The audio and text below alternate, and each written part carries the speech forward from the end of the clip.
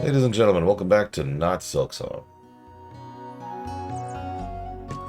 Something I find funny, and this is not an ask, is Silksong is like hilariously unfunded. Nobody's been putting any money towards Silksong. So, demi-humans? What do you monsters want from us? Excuse-moi, geezer. What kind of attitude is that? I'll kick your derriere to the moon if you come on Links Comica. Freak.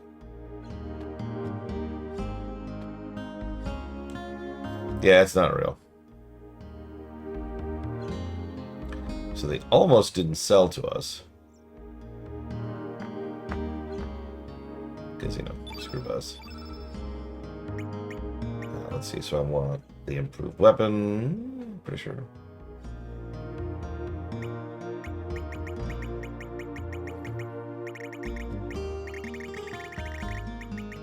Is that it? Just the one?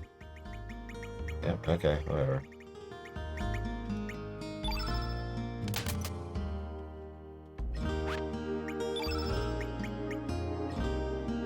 Just the one there.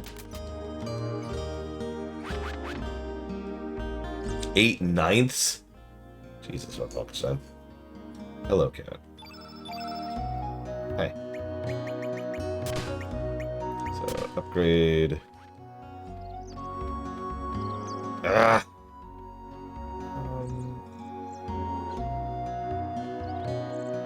Remember the lady we helped with her poetry? Well, I went the wrong way to talk to her. God, I hate this freaking guy. Listen, demi-humans are disgusting. We'll actually talk about that later. Much, much, much, much later.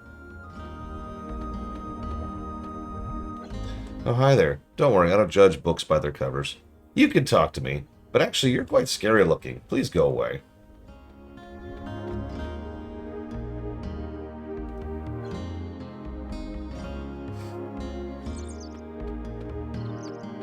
Yep, humans are bastards because they look down upon the lesser races. So, here's our mother.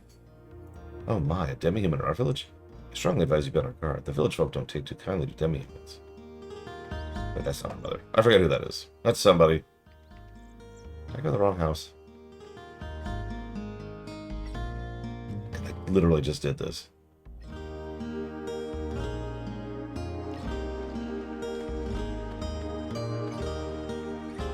No, that's her.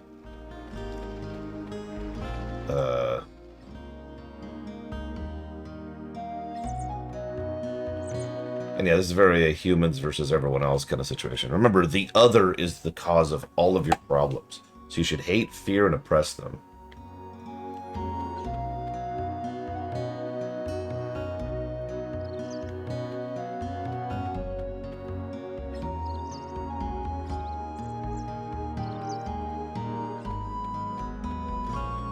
These are, well, spoilers, but there's a defined explanation for who these people are. In fact, there's two such explanations.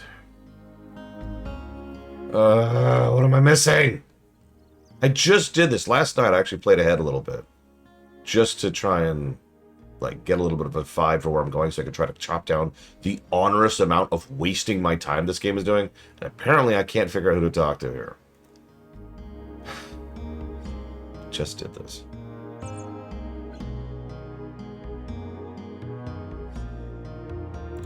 Right, of course going to town is the wrong answer. How stupid of me. I'm sorry, this game is legitimately pissing me off at this point. I was talking about it last night to a friend of mine. I was just ranting. So hang on, we're going to use the astral amulet. It doesn't work.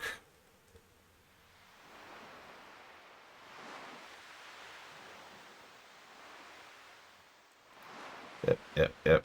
Doesn't work. Of course it won't open. It's a missing piece to this world has been found. There's nothing we can do. You are now just an unwanted piece. Very interesting. What are you going to do now? How about we go explain the situation to your mover? I think that's supposed to be mother. Your mother, Anyways. So now that we've done that necessary trigger, script trigger, we can actually progress and go talk to our mother again. This freaking game. Stop wasting my time. I don't care about anything else. The fact that you're wasting my time is what's pissing me off. Who might you be? What? What'd you just say? You're Sarge? Please explain to me exactly what's going on here. Explain.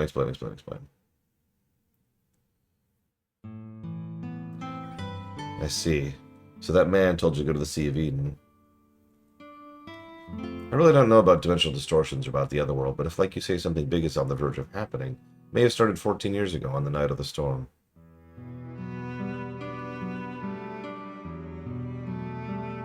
That night, your father Wazuki and his friend Miguel sent out to sea despite a storm. It was an emergency. They were swallowed by the high waves and lost consciousness. When they came to, they found themselves inside the Dead Sea. A place where no living creature dares enter. I don't know what he saw or what happened, but that incident changed your father. And your father's friend Miguel, that was Lena's father. He never returned. Back then, that place wasn't called the Dead Sea. It was called the Sea of Eden. And that was 14 years ago. To repeat myself. You the ones everyone's talking about? Higher radius. No, this can't be. Are you Lynx? You're still alive. Step outside, Lynx, for I too was once a valiant member of the Acacia Dragoons.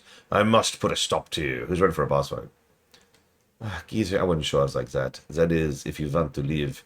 But do not underestimate the power of Monsieur Lynx. One blow and it's off to the other world with you. Silence. Now step outside. Okay, or we could fight here, I guess. Sure, whatever.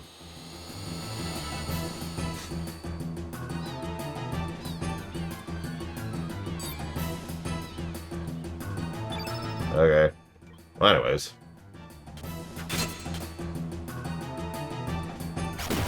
So Jay Palmer made a comment that the music in the game so far sounds very wallpapery. And I agree completely. And that makes me very sad.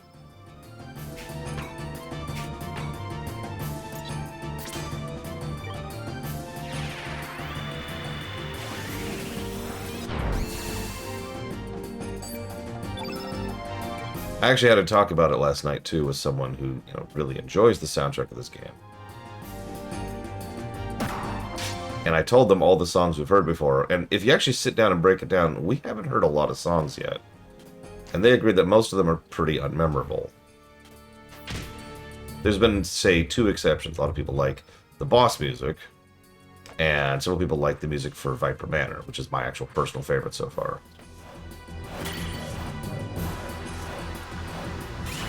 But yeah, all of the bangers that people bang on about being incredible in this game, we haven't heard any of them yet. Oh yeah, and the opening theme, which is whatever.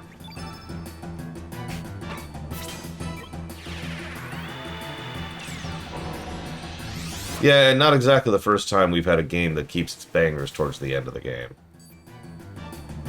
I do contest the idea that that makes this one of the best soundtracks of all time, because if it was, it'd probably have good music throughout, like FF6.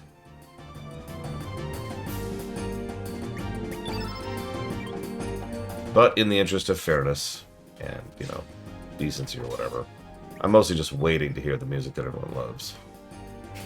Because we apparently haven't yet.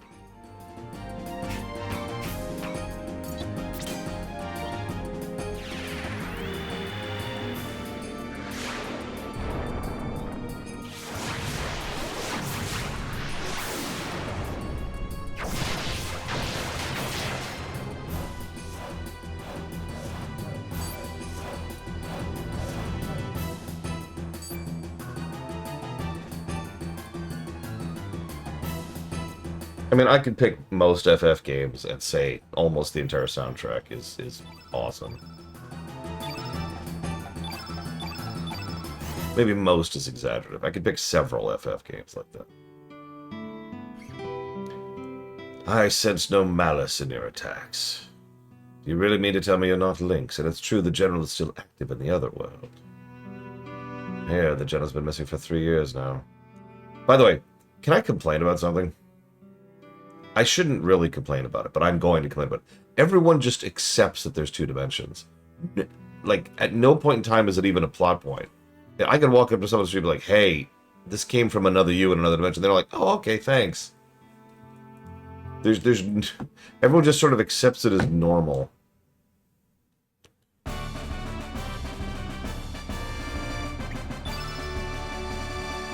Yeah, the player knows there's multiple dimensions, so the characters know.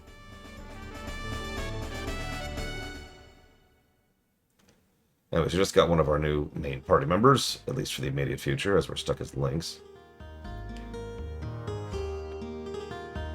Yeah, like, on the one hand, I don't exactly want, you know, Cassandra Truth. I hate Cassandra Truth. But on the other hand, everyone just kind of takes it. Like, yep, another world. Got it.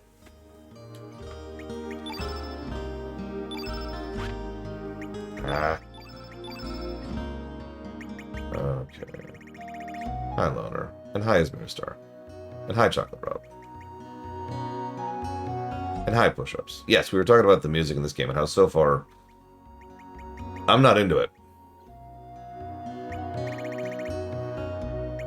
Not as a negative thing, more as a surprised thing. If that makes any sense.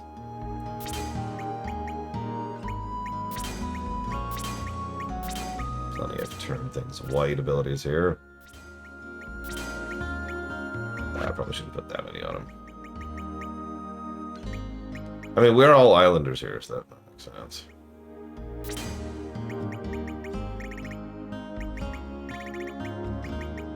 Oh, man, I really wish that there was a better sorting feature for this freaking system.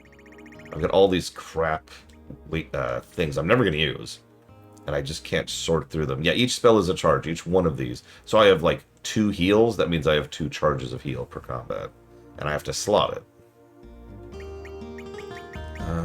Sure, we'll put heal.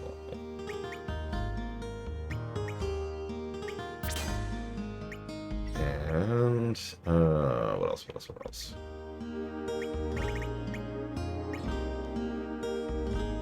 Alright, put that.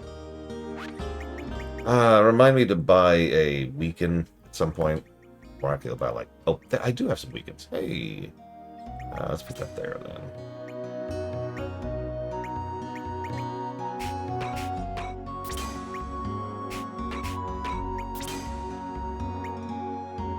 They do recharge after combat. The spell... I still don't like the field system, but I kind of like the spell system. So I think I should give it a negative. No, unfortunately, I am actually going to give a negative, and that makes me sad, because I do like the system. What I do not like is the implementation.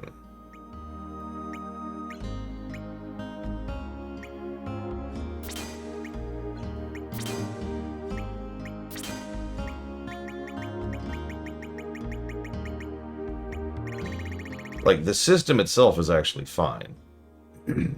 You have slots, you put the spell into slot, you get 1 spell per round, unless it's an item, in which case you burn the items in order to keep casting that same spell. Cool, I'm with that. Now, what I don't like is, first of all, like I said, the menu for sorting through these things, which is terrible. There's a reorder thing, but, like, this is not as helpful as you'd think. Look at this. Like, this is sort by color, right? It's green, green, green, green, green, green, green, blue, blue, red, white, white, black, blue, red, red, like, no. Okay, well, how about by attack first? Okay, so here's all my attack spells. I guess that's as useful as it's getting. And here's the supplemental, like... And yeah, then each characters also get their own unique spells, and it's like, it's just irritating to sort through.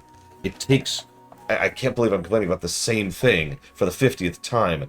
For the 3rd game in a row, I think, at this point. No, 4th game in a row, excuse me. It is frustrating taking so much time just trying to accomplish something. I'm not even gonna do it. You know, I don't even care. I don't even care.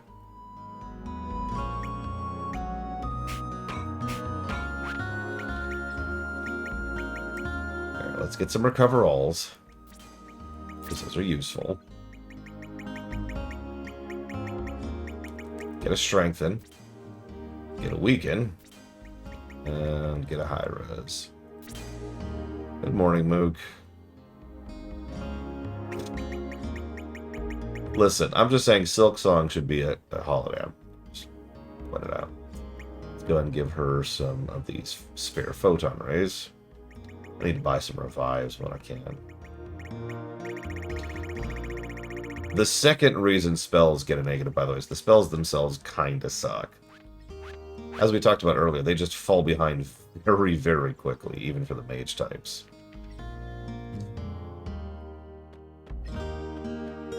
Honestly, given how difficult it is to use spells, you know, you get one spell per slot, per combat, and getting the actually good spells is a huge hassle.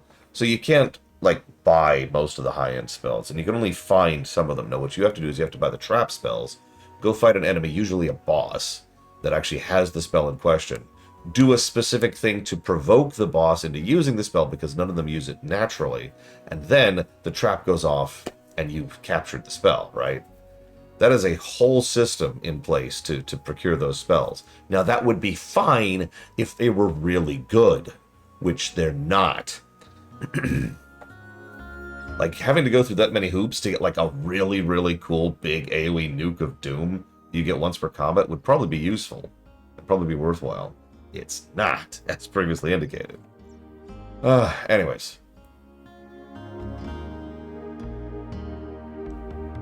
Okay. Let's make sure that Radius is equipped.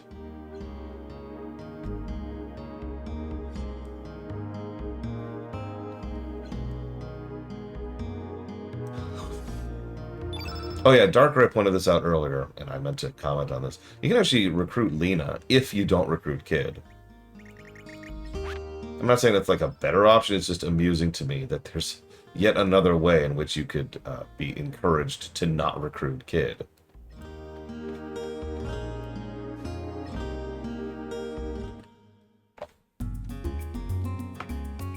Hi, Random. Thank you for the sub, as always. Are you going to be playing Silk Song? Along with the rest of the world? I actually don't know, Mr. Red. I know she's not as good as Kid, if for only the reason the fact that Kid has a steal. Xenoblade 3, Mother 3, Donkey Kong, and, Are you going to be playing Hollow Knight, then? Excellent.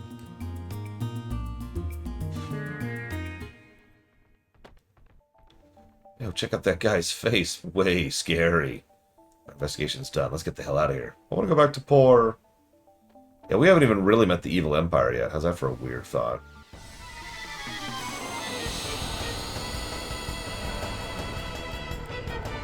Hey, Mr. Floyd. Don't worry. When BC comes out, it'll mean something. I think you got that, Random.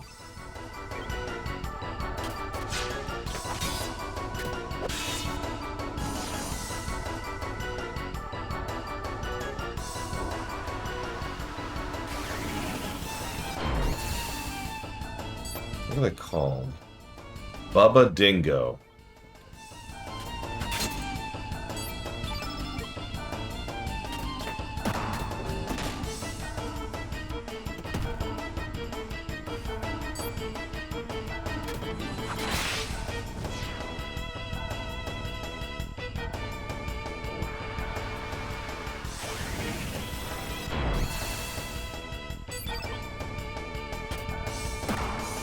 It is a very mixed game. There are several aspects of this game that are legitimately cool, interesting, and fun. And then there's parts that are time-wasty, aggravating, or just straight up badly designed.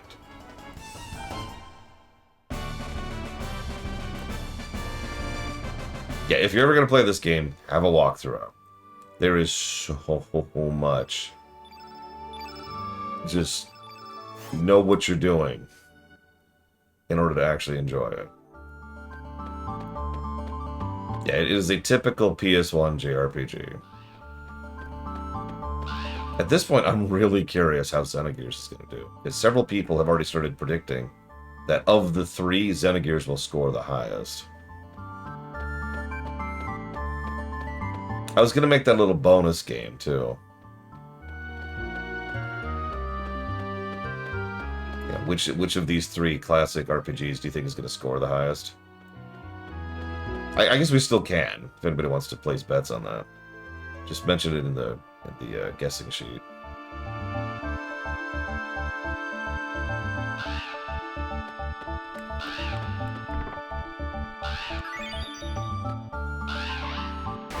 Which of the 3 am I looking forward to the most? Well, considering all 3 of these are the I'm dreading it block.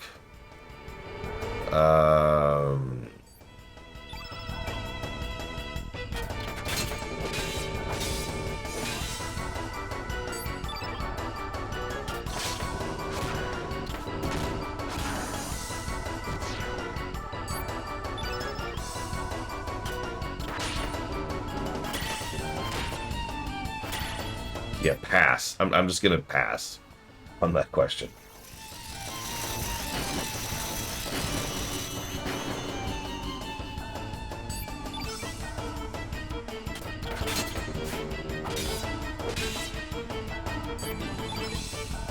I love how Lynx hits like 3 times harder than everyone else. Which one am I dreading the most? Xenogears.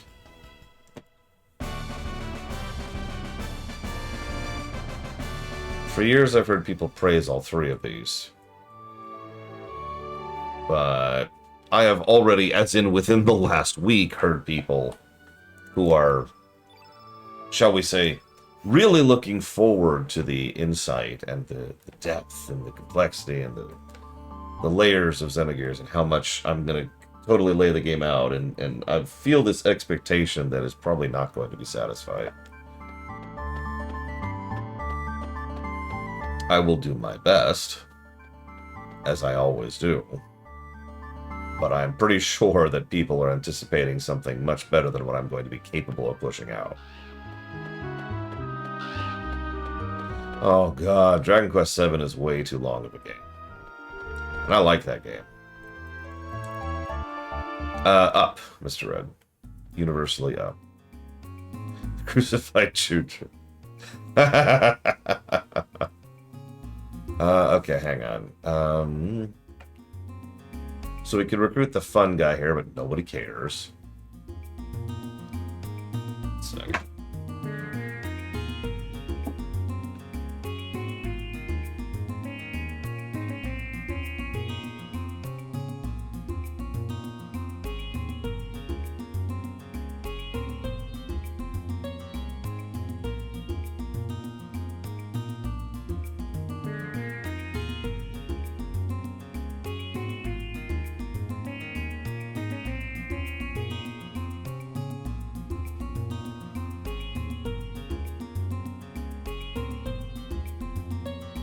Chill Pangolin. I gotta run. Oh, I could have recruited the skeleton a while ago. I'm actually deliberately skipping most of the recruits. In fact, from this point onwards, I plan to skip every recruit that I can. So any non-mandatory recruits or recruits that don't have some substantial use, I'm just gonna skip right over. Nobody cares.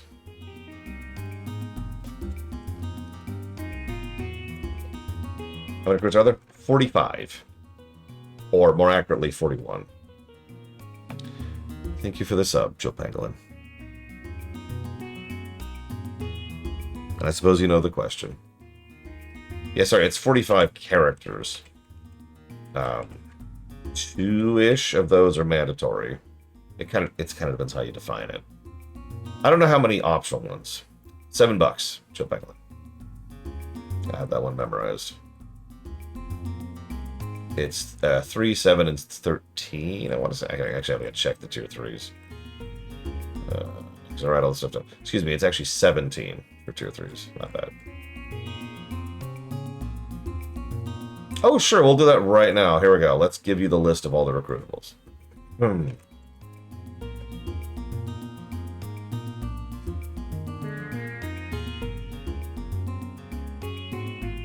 Sarge, Riddell, Starkey, Stina, Pip, Doc, Kid, Zappa, Orcha, Matcha, Miki, Draggy, Greco, Janice, Lynx, Guile, Lucia, Harley, Mojo, Skelly, Grobic, Nikki, Marcy, Korcha, Fargo, Lena, Irenes, Pierre, Oralha, Karsh, Rasley, Radius, Glenn, Sprig, Turnip, Neofeo, Van, Norris, Viper, Zoa, Poshul, Fungi, Mel, Leah, Snaff. There you go. Boom.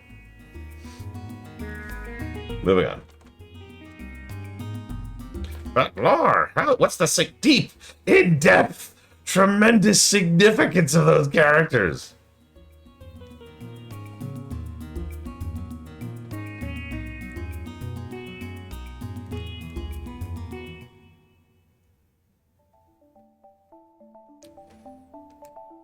We're pretty good about it for the most part, push-ups. And yes, my plan is to not spoil anything until we're there. Usual rules, right? Don't spoil until we're already past the point of spoiling. How dare you have the nerve to return to this town? Get out of here! Looks like the young'uns are an unwanted guest here, too. Humans are very selfish, non. To think they used to bow their heads down to curry favor with Monsieur Lynx. They're always searching for someone or something to lay their blame on. You mean to lay their blame on? No, I said what I said. Oof.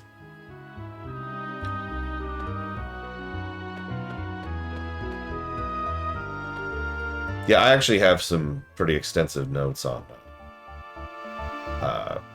Xenogears. Not as extensive as in Chrono Cross. And frankly, it's mostly because Chrono Cross's plots, all three of them, are substantially more confusing and weren't designed to be connected. Whereas Xenogears is one reasonably cohesive plot that had issues in implementation.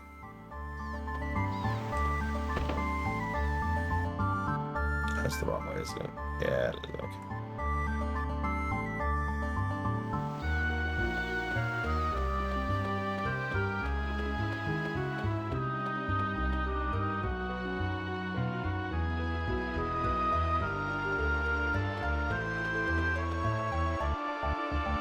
This way, I think? I'm trying to remember.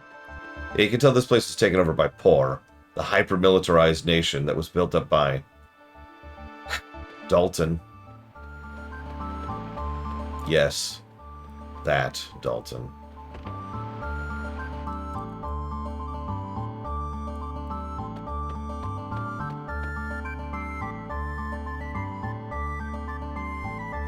Aye, that should do it. This here forge has always had a fire since olden times. 'Tis sad to see it without a blaze.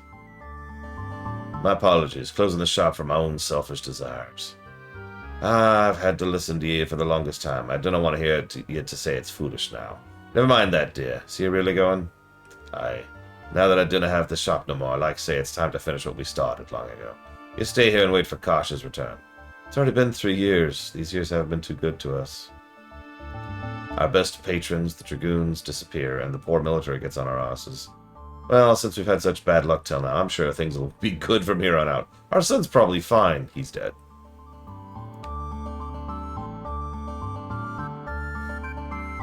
Now, you're probably wondering why I'm bothering to recruit these assholes.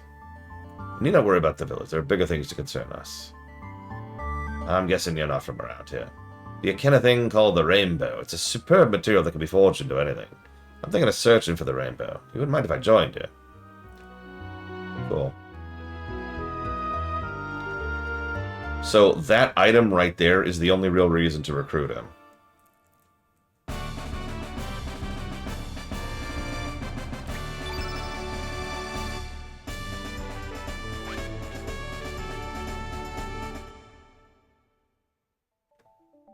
Call me anytime, guy.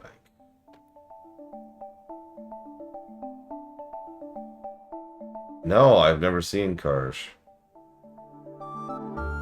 It's tough having a son as a knight, or a knight as a son. You never know when he's going to come back as a as an armor, as a ghost in an armor. God. Okay, there we go.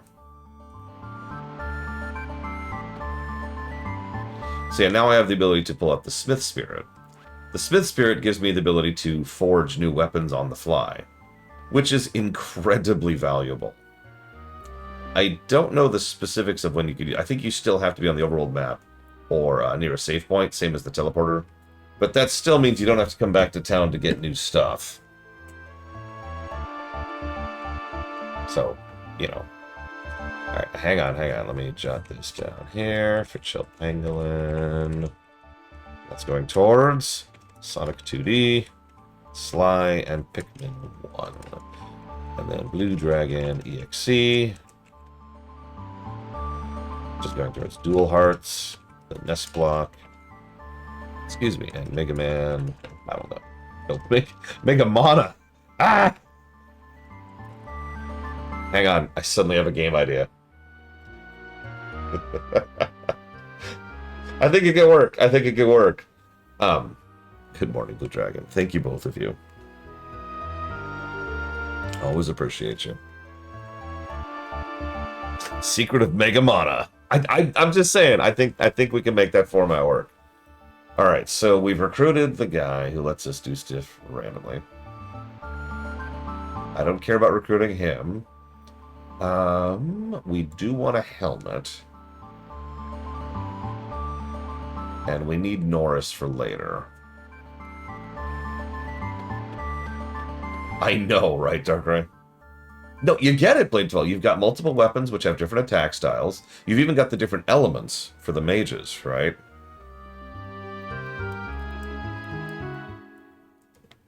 I'm just saying, I think those formats could fit.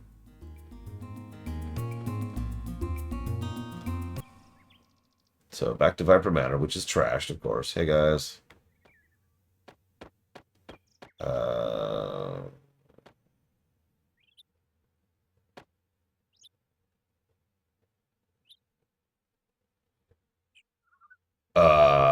Okay. So here's the problem. So far, this walkthrough has actually been really good to me. It's one of the old GameFAQs walkthroughs, so, you know, made with care by someone who gave a damn. But now it's just telling me I have to go in through the well. I'm pretty sure the well was one of the other two paths to get in here. I don't know where that is.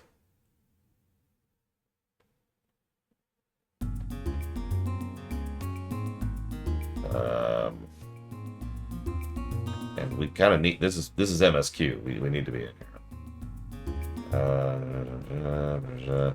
Okay, let's try this. Let's try this. There might be a plot trigger we haven't hit yet. And by might, I mean totally certainly is, because this is one of those games where you have to talk to someone to progress. Okay, so docs.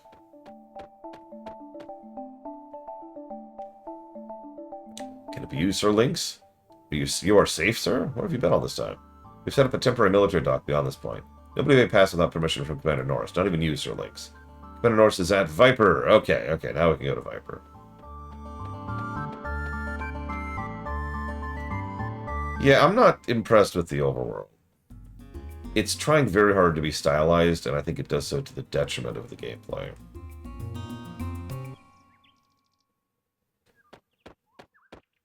And now we can enter.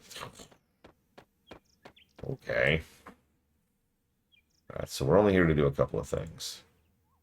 We could recruit Draggy at this point, but we're not going to do that.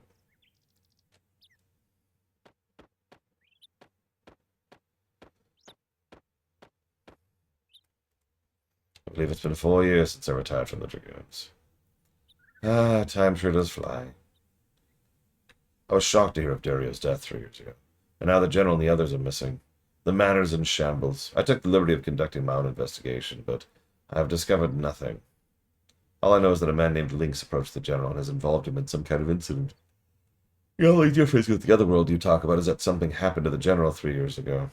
I just hope this Norris fellow knows something. I know nothing. I was not involved with the plan. I do not find it amusing. Right.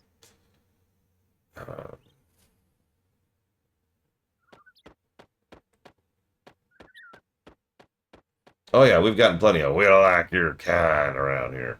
I honestly, I know this is going to sound weird. I wish they'd lean into that a little bit more. For reasons that I won't talk about for like another 2 days. Hello, Zara.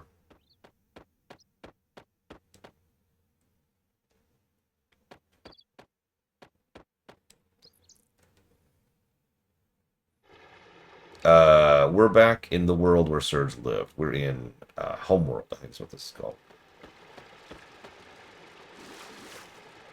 So Norris is in the basement. Please enter through here. Okay.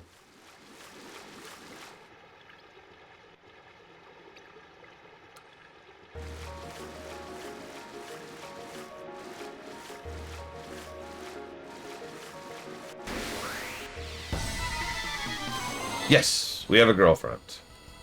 And good news, she's into cats. Bad news, not like that.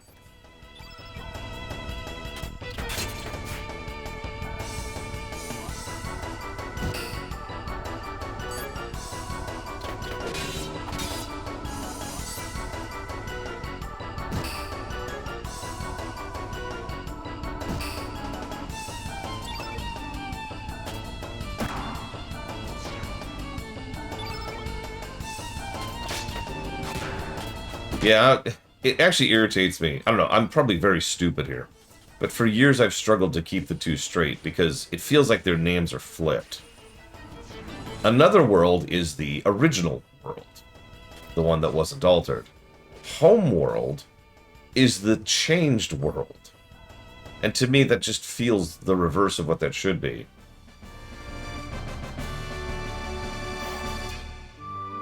Another World is also the Keystone World, which... let's not even get into that right now. Yes, but I'm not Surge, Playful. Literally, at the moment.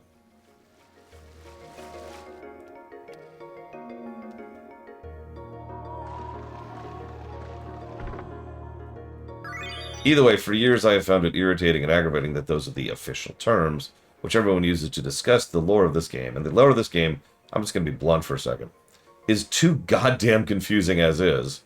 So adding nomenclature issues on top of everything else just was not something I'm a big fan of. But yes, Another World is the original world, aka the Keystone World. I should say Dimension, it's a better word for it. Timeline is barely even accurate.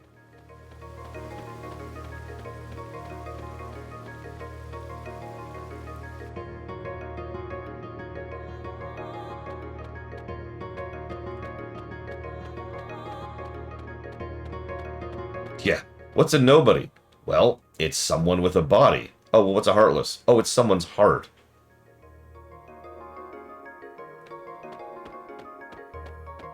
I'm not making that up. That's actually what that means. Ah!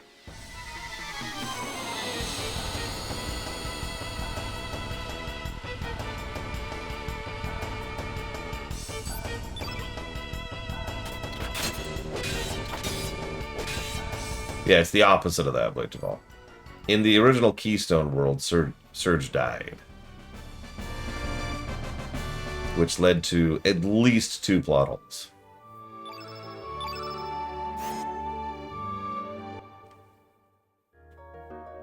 We'll get there. Yeah, I heard Cookie Sambas. And I have to admit, that amuses me more than it should. I don't want to be mean. I know people want to play their Silk Song. But still, that's funny.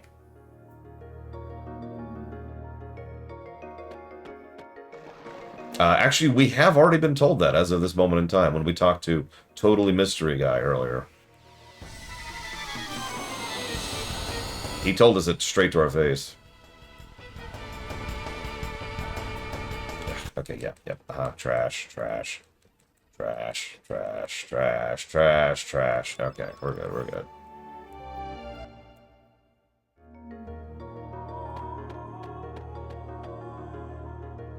Absolutely, Blade Javal. Random Mystery Guy knows what he's talking about. God dang it.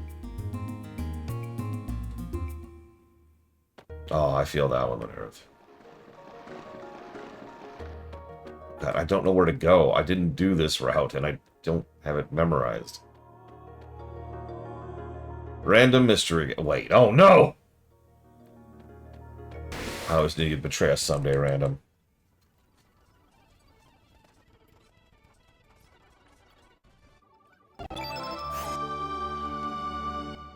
Thank God for fast forward. Oh, and if you're wondering, yes, I do add time for when I fast forward. It's admittedly estimated, but it depends on how often I fast forward. I haven't been fast forwarding a lot. I think I'm going to start doing it more because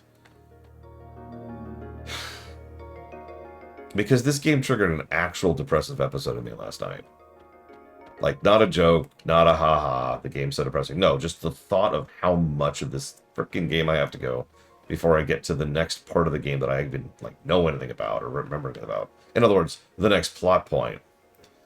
Thinking about just the sheer quantity of crap I still have to slog through and how long that's going to take got to me.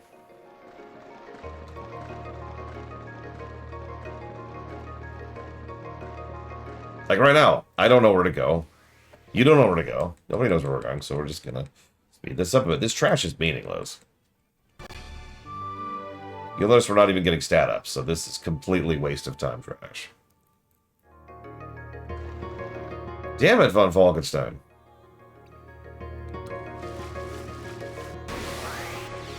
Oh, away.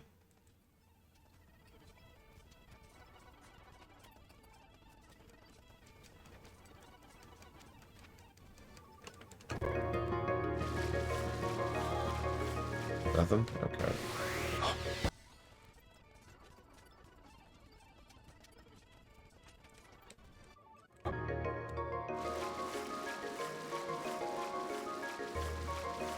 Like, this is pure trash. Ignore the fact that we literally are past our item budget at this point. Or, excuse me, our stat budget.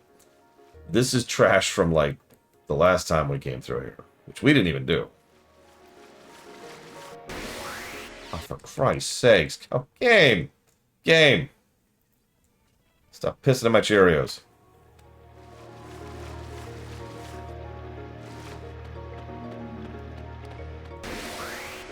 Okay. Whew, you saved me. Please accept this as a token of my appreciation. A mushroom. I'm not doing that quest.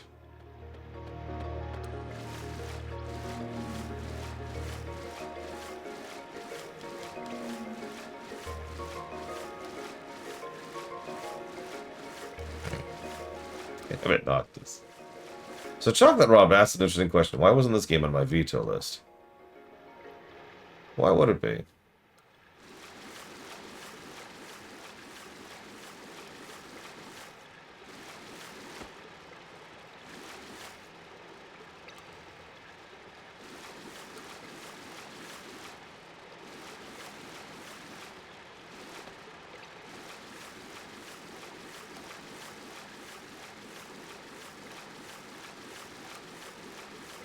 Okay, so this guy clearly says, Sonoris is in the basement, please enter through here. Based on where we came from, which is this door, and the way he's facing, he clearly wants us to go this way, right? So, like, where's the way forward? Might have to pull up a fucking map of this place.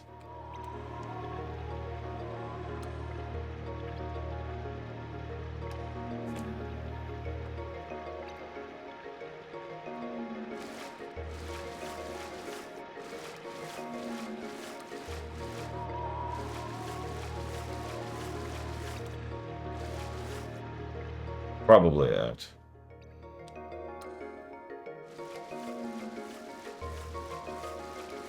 These enemies don't respawn while you're in a dungeon. If I leave the dungeon, they respawn. But if I kill these and stay here, they're staying gone. But the door he's facing is where I came from. I mean, okay, hang on. Let's be thorough. God damn it! This is your fault, Darker. You did this on purpose. I knew it. I knew it.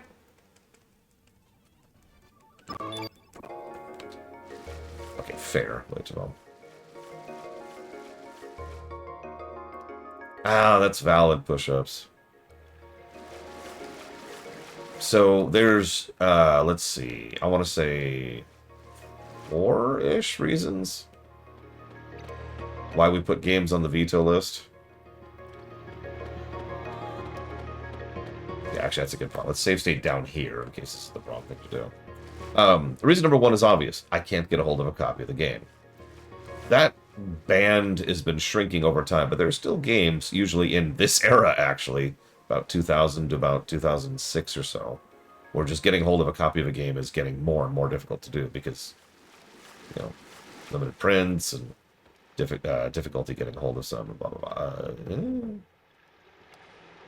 You gotta be kidding me.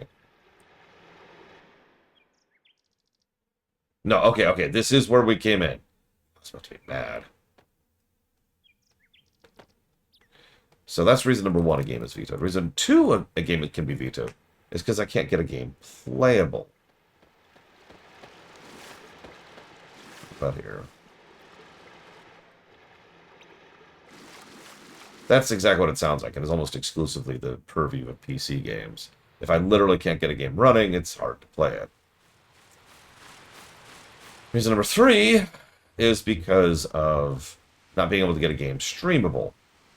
There are a small, very small band of games which I can get into streamable, playable state, but I cannot get it up on OBS.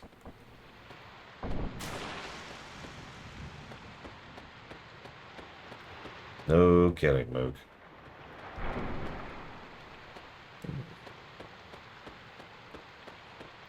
The last and final reason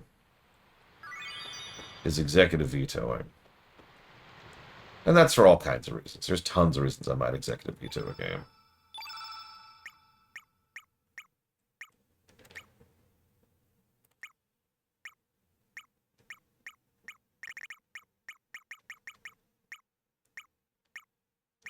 That's less defense than I would think. Still gonna do it. Yeah, horror games are executive vetoed. PlayStation 3 games are executive vetoed at this point. That's a new one. That's new as of this year. Anything Harry Potter is executive vetoed. I don't know, I guess that's kind of it.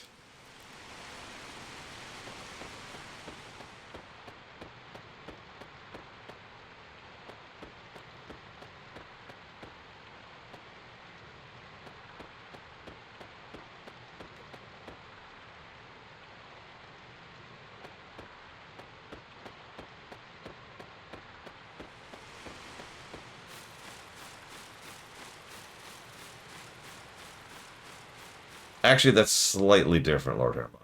Porn games are forbidden. The forbidden list is much smaller and much easier to understand. Porn, physically painful, mobile games. That's it.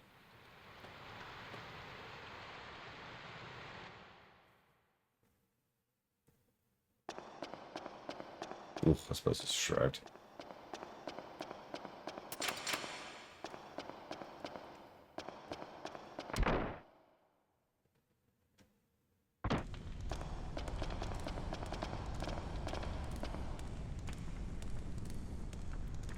Sir Lynx, it's been a while, sir. As you can see, the matter's in shambles. Still on the side of the General or the others. We're still investigating the area, but it appears the frozen flame is not here. Sir, are you really Sir Lynx? You seem different than I last remembered. You are correct. This man is not Lynx. Excuse me, sir, but who might you be? I am Radius, a dragoon, although I have been retired for 4 years. So you're Radius, one of the former 4 divas. Good morning, Cinematic. Hope your day is going well. It's an honor to meet you, sir.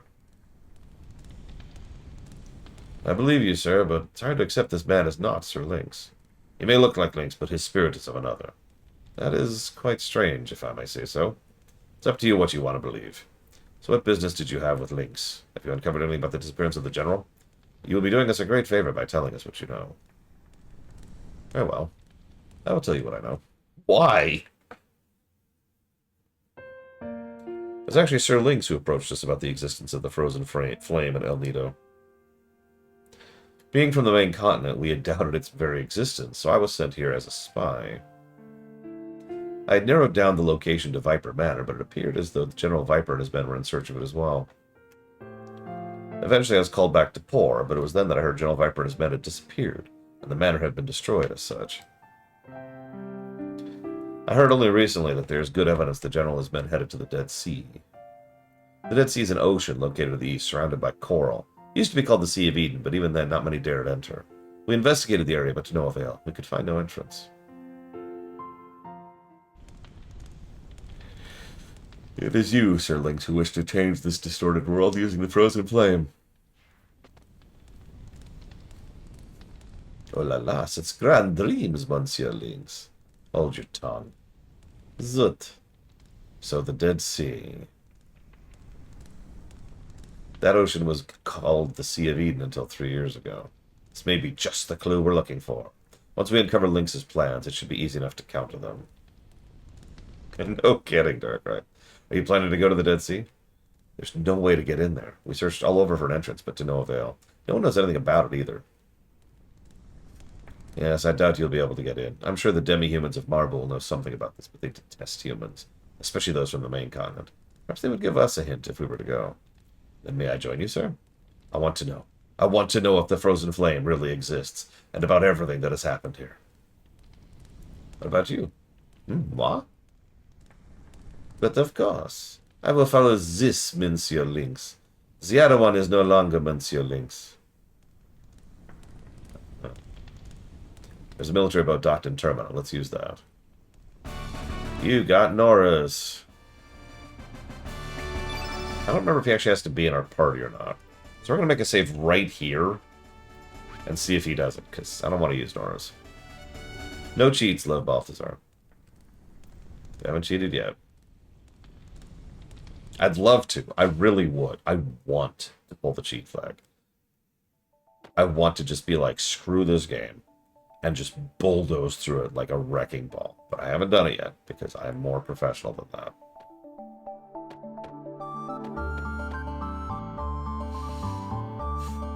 Alright, boop.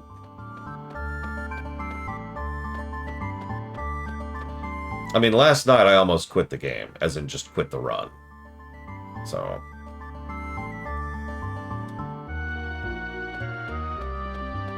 think of that what you will. What controller are you using? Push-ups on your Switch.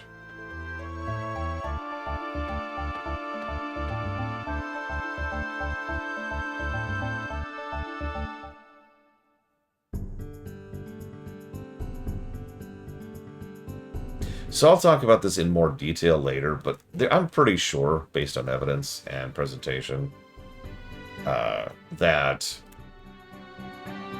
there probably wasn't supposed to be a mainland in the original story of this game. Or if there was, it was just going to be a vague mainland, and that's it. I mean, even the stuff about poor, that just screams Control R, you know what I mean?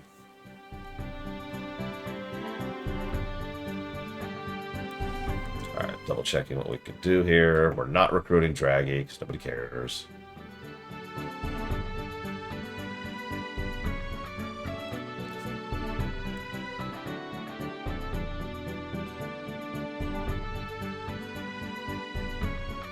Well, it is expensive push-ups, but I'm told the Switch 2 Pro controller is a very good controller. Except for its D-pad. Not impressed with the D-pad.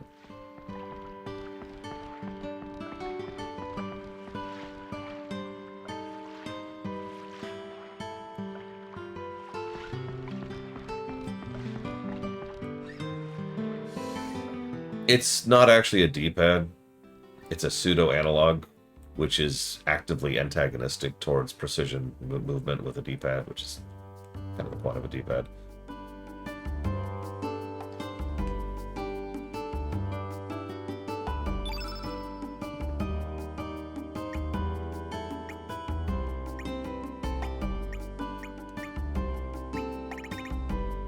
Diminish.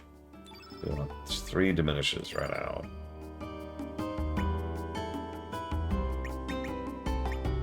Let's see.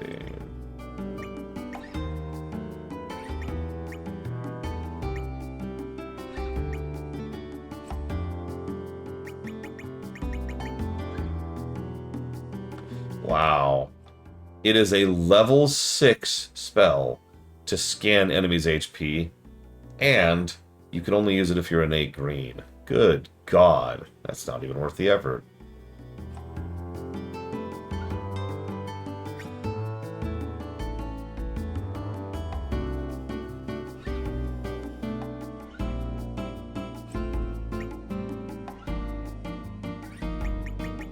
No kidding, Dakota. Jesus. we can probably afford these now. And we can, barely.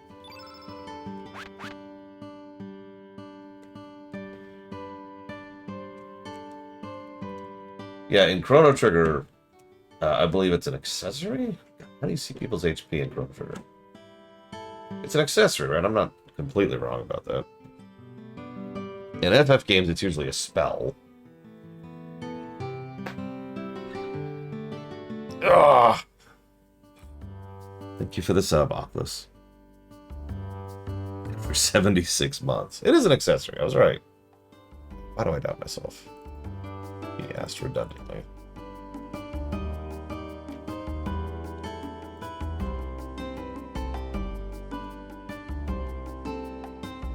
So that's going towards Vermin Type 2, Manor Lords, and Dawn of War. Done. And thank you again.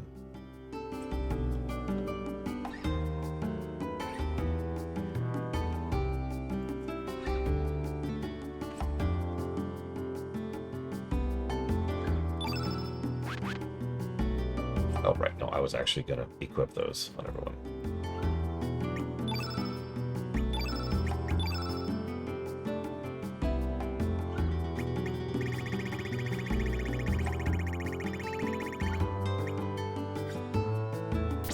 God, that's a high-level spell.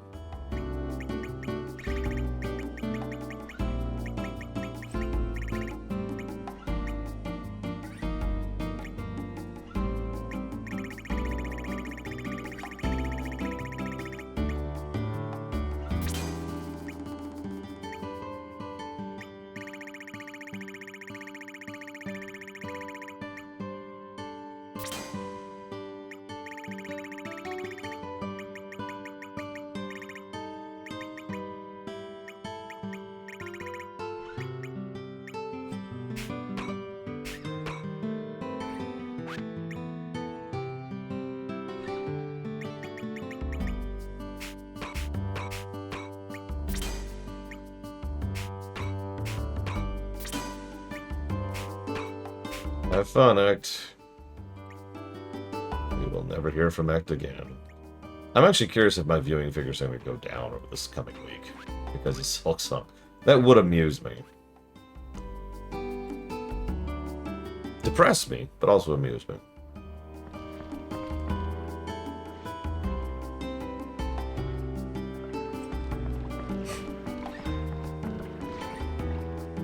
Hello, cat. Hi. Okay.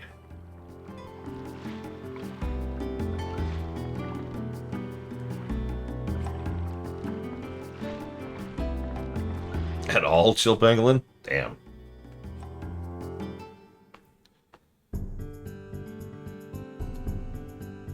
Alright, let's see. So I don't care about recruiting Starkey, so we're just going to skip that.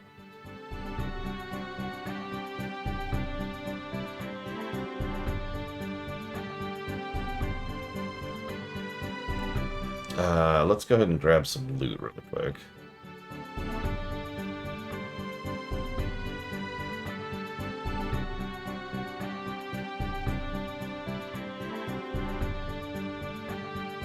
Oh god, screw the Microsoft Store. I've had enough of that for a lifetime.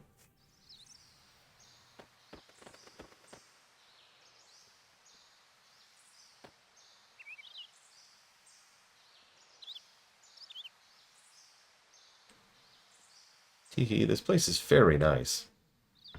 So there's the resistance ring.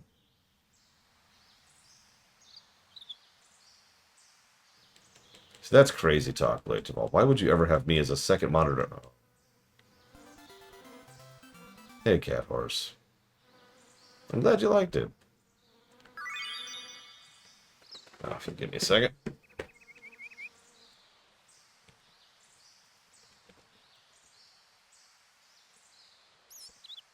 Going towards the Rift Breaker, Steam World, and Factorio. Thank you, as always, Cat Horse. Enjoy Silk Song.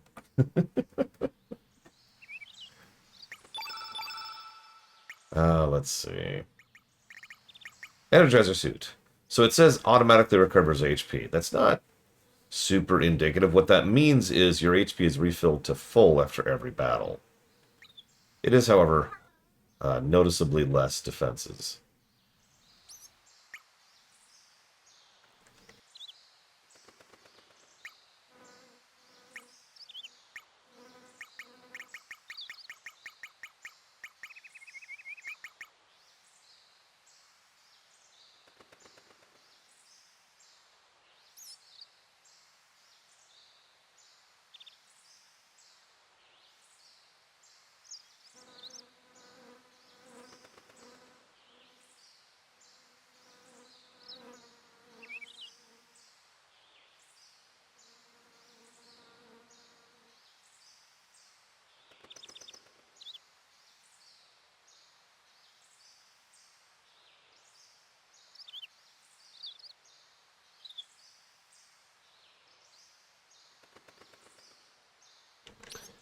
Um, so that ring there decreases the time status effects last. That sounds cool, right? Several status effects don't have a duration. They last for the entirety of combat and out of combat. They just stay there forever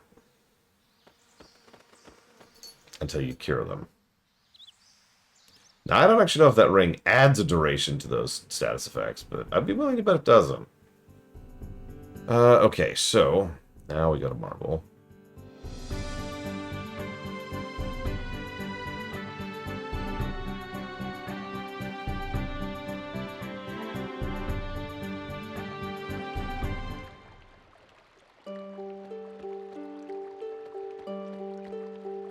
Ignore the ghosts.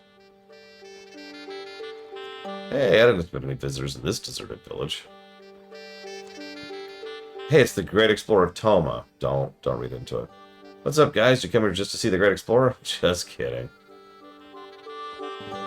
Get out of the way. Ignore the ghosts.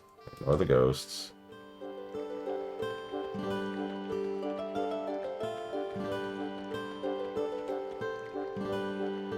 So I want to ask about the Dead Sea. The Dead Sea, nobody would dare approach that place. I don't know the details, but I've heard that the place is cursed by the most hideous dragon. Everyone's afraid of defying this dragon god, but being the great explorer I am, I plan to make an expedition there someday. Oh, you want to know how to get inside? Rumor has it there's only one way. Death's Door. The entrance is out there, somewhere. Unfortunately, even I don't know where the door is. You might know. Oh yeah, why not ask the sage aboard the cruise ship? Okay, well, there's our next plot coupon.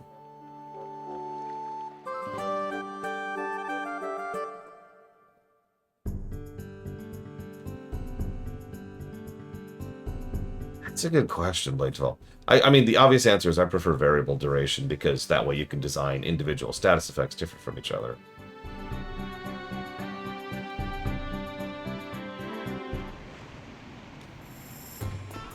So welcome to the luxury ship, Fargo's luxury cruise.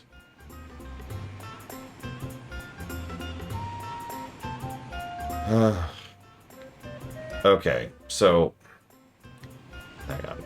We need to do this in a pretty specific order here.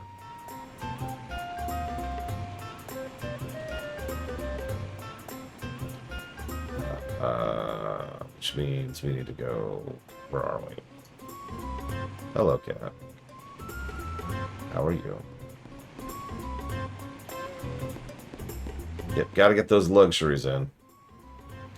It's women! Alright, Magical Dreamers. Can't wait to see Nikki's concert. The ship you're looking at belongs to Nikki. He tours the world on that ship. Oh, Nikki, take me with you. You know, this part, you have to do this ship in a very specific order to progress. And not it's scripted, right? It's the same thing we've been running into the whole game. Hit this part to interact with this part. I'm sorry, I didn't mean to move away from you. I know. Alright, so we need to go... Hang on. Here.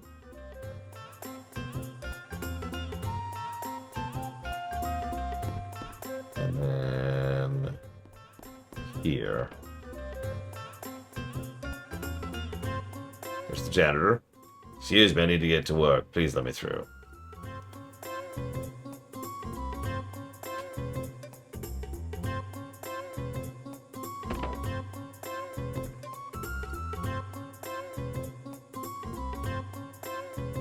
I have to mop the floors. Let me through. Alright, go. Don't slack off.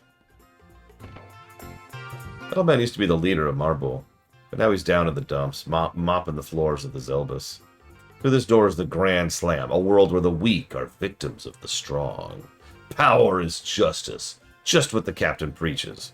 Anyway, I'll let you through if you get the captain's permission. Okay. So now we go to Fargo.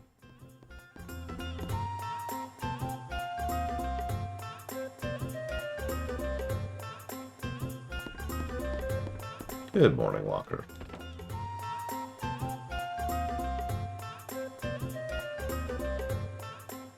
It's been quite some time, Irenaeus. You've grown up. Fargo, you have not changed at all. Although I don't know how to say that A.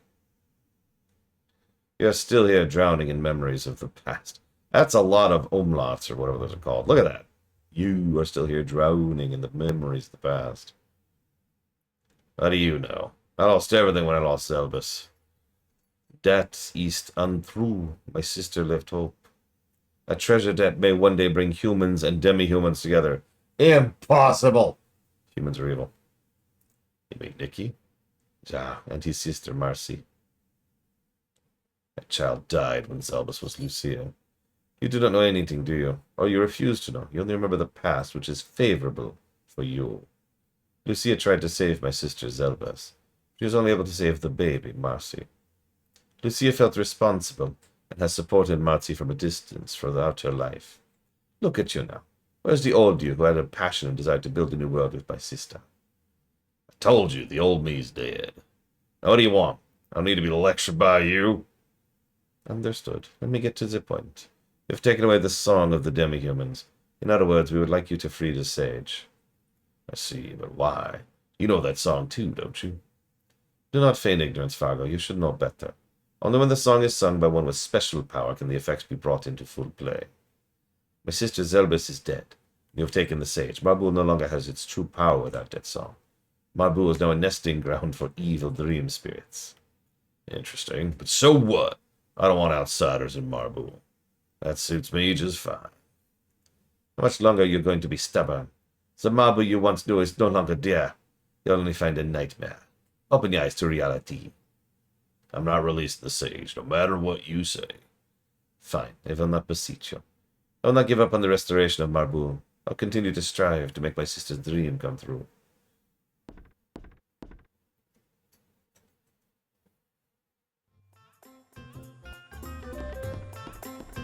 So now we talk to Fargo. We'd like to get through to the Grand Slam. Oh, Grand Slam, huh? So you're out for blood. Tell me, where'd you folks come from? Marble. What? Marble? What are you doing here, anyway? We're looking for the Sage of Marble. Well, well, well. Sorry, but there's no one of that sort aboard the Zelbus. Plus, I don't want strangers ruining my fun on my ship. Sorry, can't grant you access.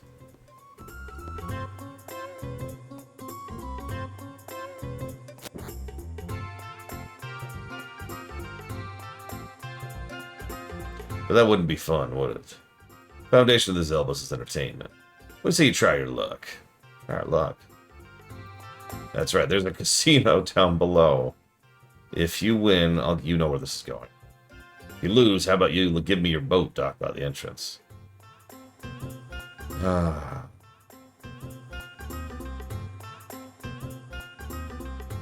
meet you at the casino. Don't check it out now. Now here's the good news. It's impossible to win. Thank God.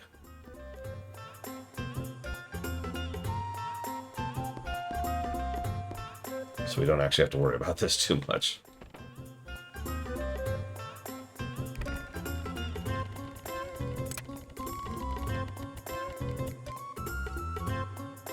No, not again. Give it up, old man Snuff. You don't have what it takes. Just keep doing your shows, that's all. Nuff. One of these days I'm gonna slap your dirty face with a wad of cats and get the hell off of this ship. Well, look who's here. An old man built up quite a debt from this casino, so now I own him.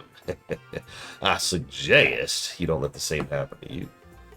Excuse me, everyone. May I have your attention, please? I need to have a private game with these folks. Would you mind leaving us alone for a while? I'll clear any debts you may have. Are you serious, Captain? Did I stutter? All right. Captain is good. Better watch it. Take it easy on him, Captain.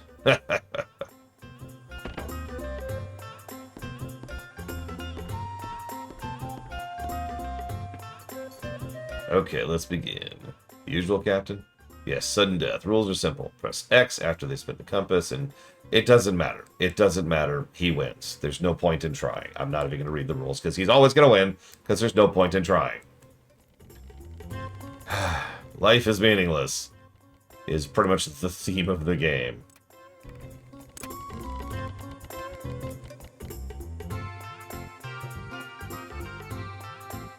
You've got a ways to go before you can beat me.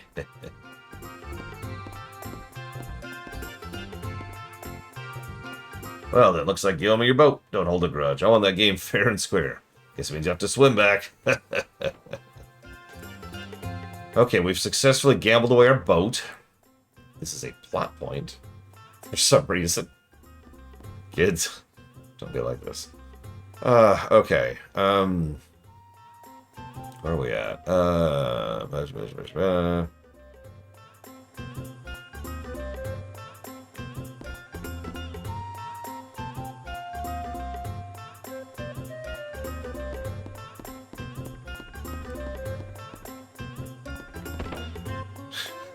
Just, you know, one thing I am looking forward to in Xenogears? It's the dumbest thing, but I am unironically looking forward to it. Sand ships. Hey, don't go up there.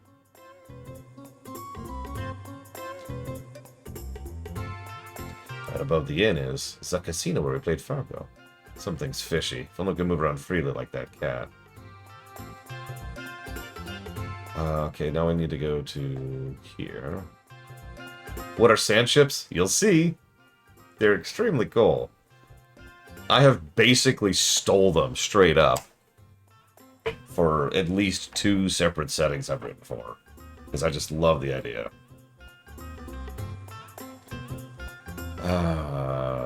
This way.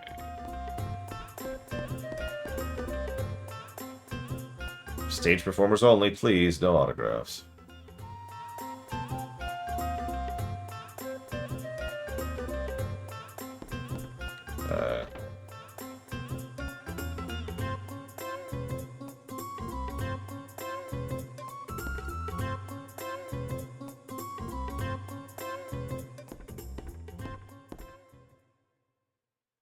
Ladies and gentlemen, welcome to SNEF's Fantastic Magic Show. Is anyone in the audience who would like to volunteer for the next treat? How about you, young lady? Ooh, me? It does seem like fun, but you're not going to slice me in 2 or stick knives into me, are you? Nothing to worry about, young lady. You're in good hands with SNEF. Now please step up to the stage. I have no idea. I haven't seen Avatar. Sorry. Or at least I haven't seen that part of Avatar. Now, what's your name? Jill? Let's start off with something simple. You're going to walk on air. Feeling lighter, very light. 1, 2, 3. Eek!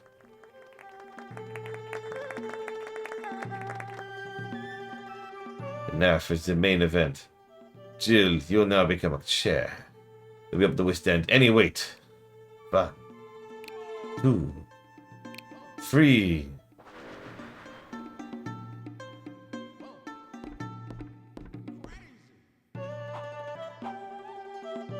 See? No strings. She's even able to support a fatso like him. That's mean. Okay, it's about time we brought Jill back.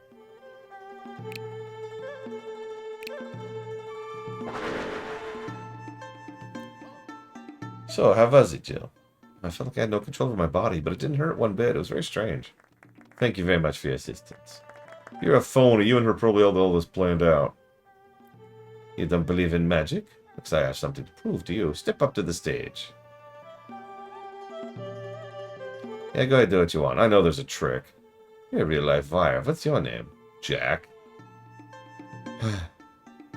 Well then, Jack, seeing as how restless and irritated you are, here's one of my favorite tricks. I'll turn you into a cat. I call it cat on a hot tin roof.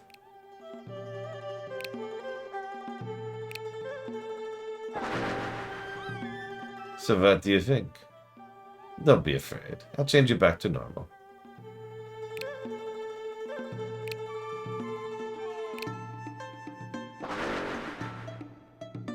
Do you believe me now, Jack? Thank you very much for your assistance. I hope everyone enjoyed the show. But for today, goodbye. Wow, it's a cheap and terrible show. In-universe. Okay. Well, I guess we'll just leave. And then go back in.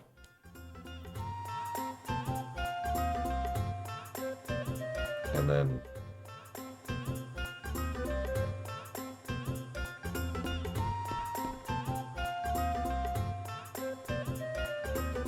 And then something's wrong. Something should have happened there. Haha.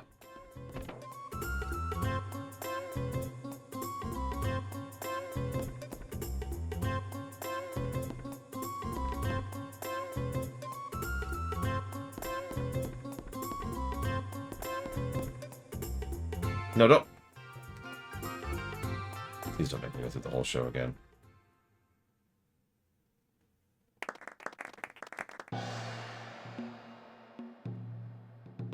Okay, now here we go. Us, yes, please turn us into cats.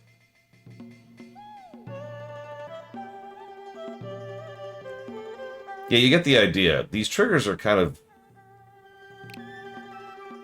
moon logic-y, if I could be blunt. But if you just explore everywhere, you'll eventually run into them, because, you know, you have nowhere else to be or do or go.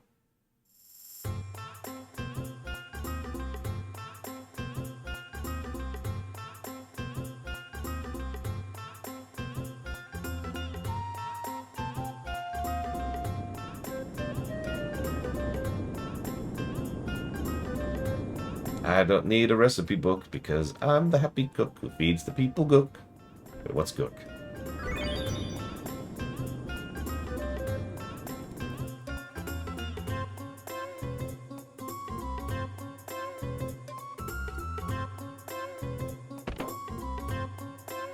I like how we can just, you know, walk through doors as cats.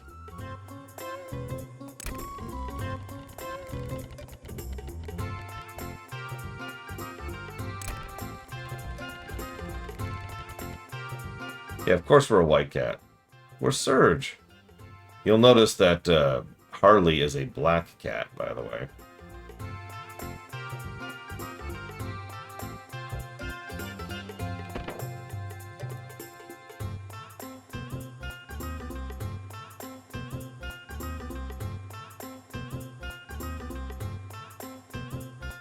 So yeah, there's the extremely obvious magnet. Look at that! It's...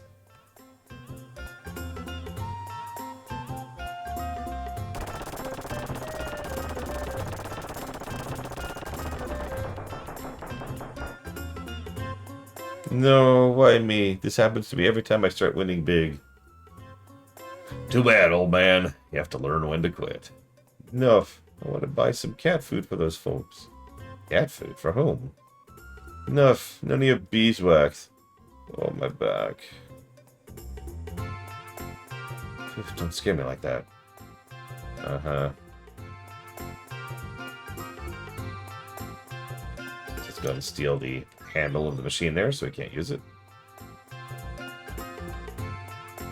I do love the logic chain here. Like, let's run through this really quick, shall we? So we go to a ship. I don't actually remember what. No, we're here to see the saves. That's right. So we go to the ship in order to talk to a person. We find them almost immediately. However, they're in debt to the local casino lord who is cheating. So we ourselves lose our ship gambling against him, proving that he's cheating. At which point we have to go watch a magic show twice in order to then be able to get turned into a cat. Oh, sorry. I missed the step where we have to see that the inn connects to the casino. Then because we have to see that scene. Then we have to go watch the magic show twice, get turned into a cat, go back to the inn, go upstairs, watch how they do the cheating, steal the device they're using to cheat. Who wrote this module?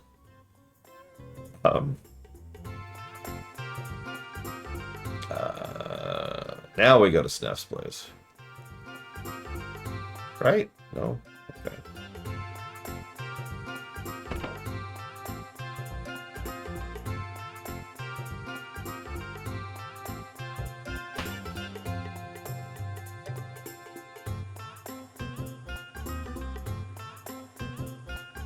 Get me worried sick. I had to lie down a bit because I strained my back running.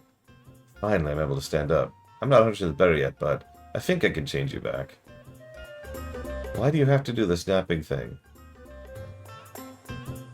I have to start off like that. Anyway, it helps me concentrate.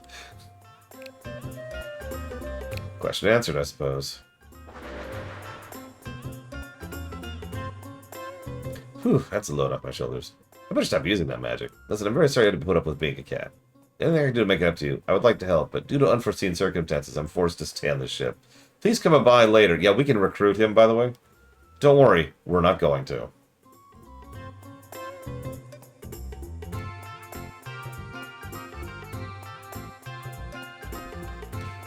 Okay, so... back upstairs.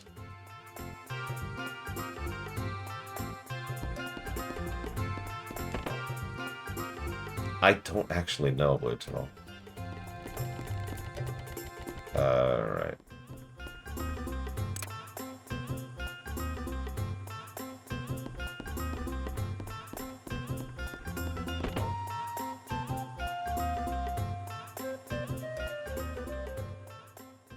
I can't allow you to the Grand Slam.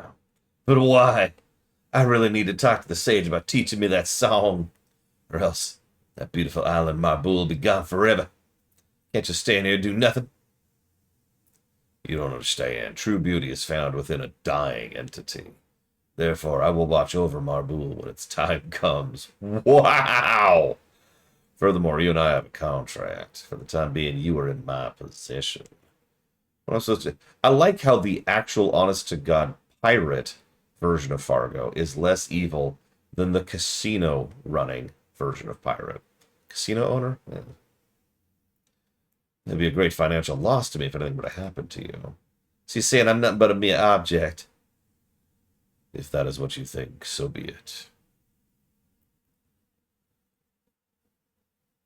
That dressing table looks exactly like my mother's. It's even that scratch I made when I was a child. Wait a minute. Could it be that you're my father? The gentle and caring father I used to know? You're my father, aren't you? But why are you participating in such dubious acts? Am I having a stroke? What? You have been here for how long? Interacted with this man for how long? And just all of the sudden, it's like, oh, you're my father. I can tell because of this dresser. What? Also, I love that line. You're my father, aren't you? But why are you participating in such dubious acts? Yeah, you remember in Deathloop when we could kick people over ledges? I'm just saying, I can just get right up behind Fargo. Boom. I am no longer the father you once knew. I lost everything. When your mother passed away, when your mother, Zelbes, passed away, myself. Laugh at me all you want. Pity me if you wish. But remember this, Nikki. Man is not as strong as you think. Father,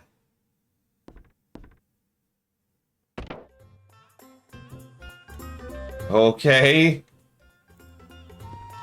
Well, anyways, you want to gamble your life away? Folks want to challenge me again? You know you can't beat me. Oh, really? You folks never learn. I'll meet you down there.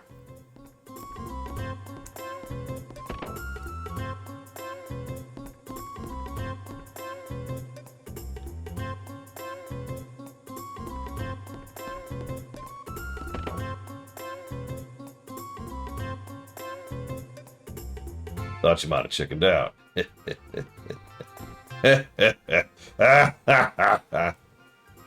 I'll go first.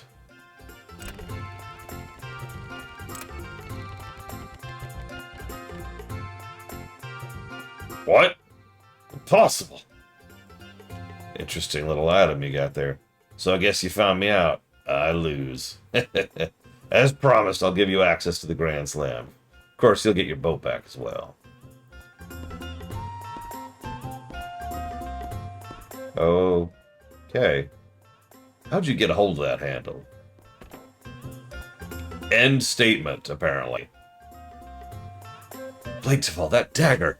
That dagger is the proof that I've been cheating all these years. How did you get that? And then I immediately leave. Oh my god, I'm starting to remember why I don't remember any of this part of the game.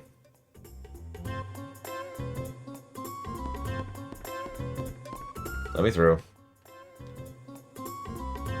Yep, it's boss time.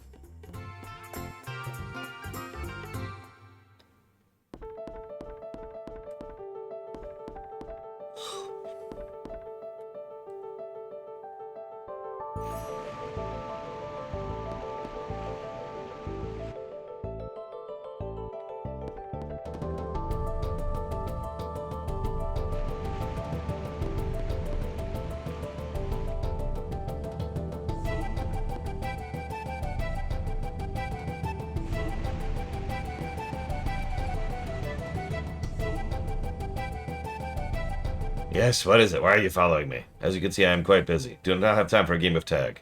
Where is the Dead Sea? Tell me where the drugs are! The Dead Sea? Why do you wish to enter the Dead Sea? Do you realize humans have stolen our land, along with our legendary treasure? What does that have to do with anything? Imagine if I walked up... Excuse me, sir. Do you, know where the nearby ice cream store is? Do you know that the humans have taken and corrupted our homes? Okay, but the ice cream store, right? Like, it's the one with the sprinkles, the really, really good sprinkles. Humans will do anything for profit, no matter the cost. The demi-humans aboard this ship are living proof. We have lost all sense of pride, with no dreams of tomorrow. We just cling to the mercy of humans every day. Why must we demi-humans lend a hand to humans? What will you do if I refuse? Will you go as using brute force? Yes.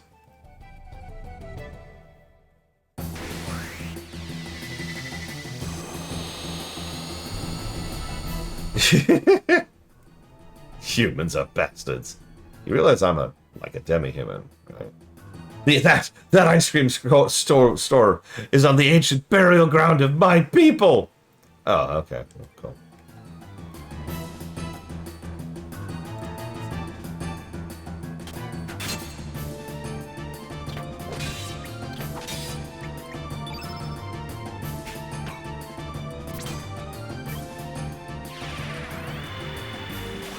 And yeah, there's plenty of humans enslaved here too, but no. By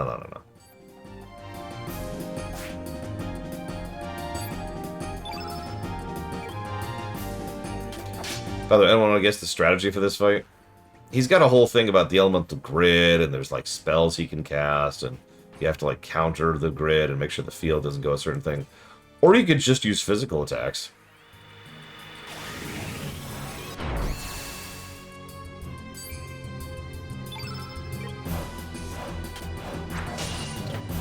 This is going to be a recurring trend for a lot of boss fights, by the way. A lot of boss fights. Most of the boss fights in the game will not change from the strategy you're seeing me use right now.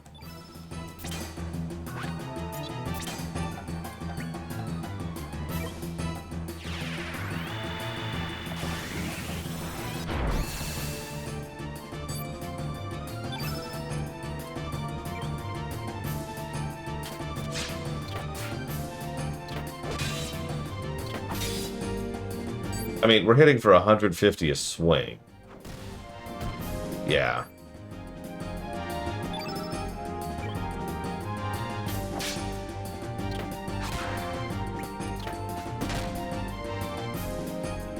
Oh god, maybe Duck Cobra, I don't know. That would be funny if he's actually looking at Doc Coburn like, aha! You're pure evil. Just to make sure it's not completely red.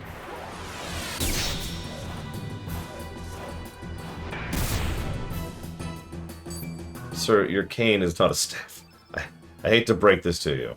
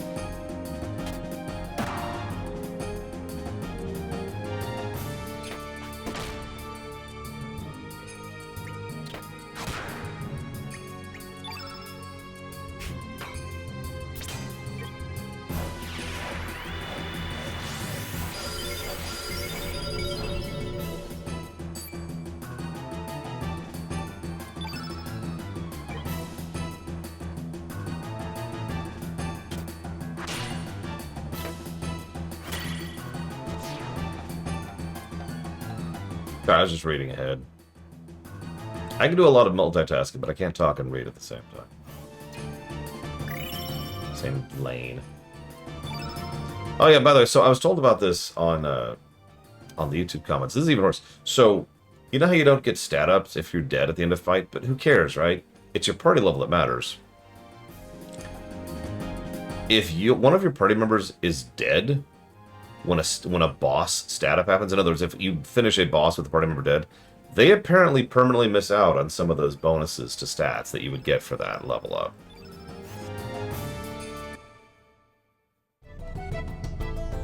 I need to do my due diligence and double check that, but if that's true, that is its own separate negative, because that is horrifically punishing in a game that has no other way to make that up, other than just New Game Plusing again. I sense you are quite serious about entering the Dead Sea. Could it be you are carrying the burden of fate for the human race? No, for all life forms.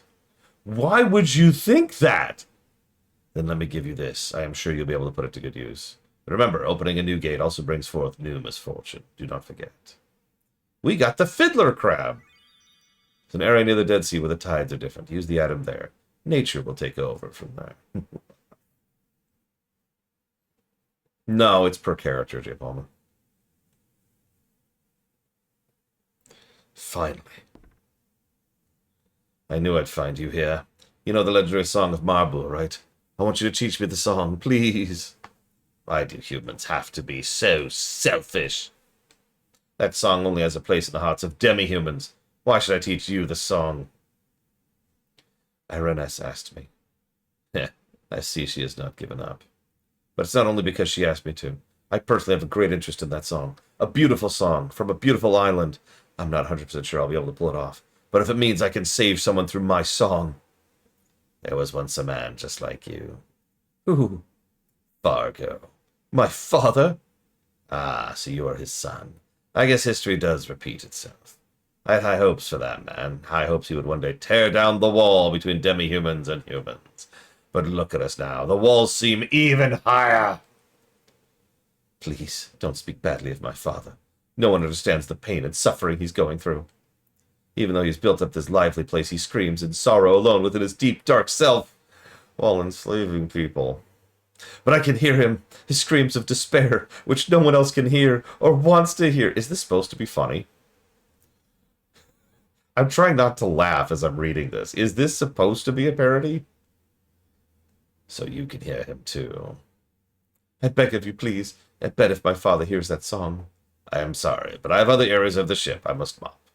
But while I hum myself a song. Then I saw the way you fought back there. I've been looking for tough guys like you. It'd be an honor if we could talk inside my ship. Yeah. Do you hear the voices? You hear the voices, my brother? Alright, so that's a whole side quest, which I don't know if we're going to be doing. Oh, no, that's the side quest we have to do. Would anyone like to guess why we have to do that side quest? I say have to.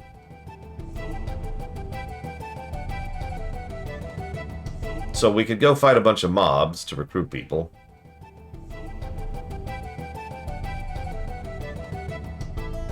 Anyways, moving on. Progress for the main quest. Nope. The voices tell me to. I mean, they technically do, but no.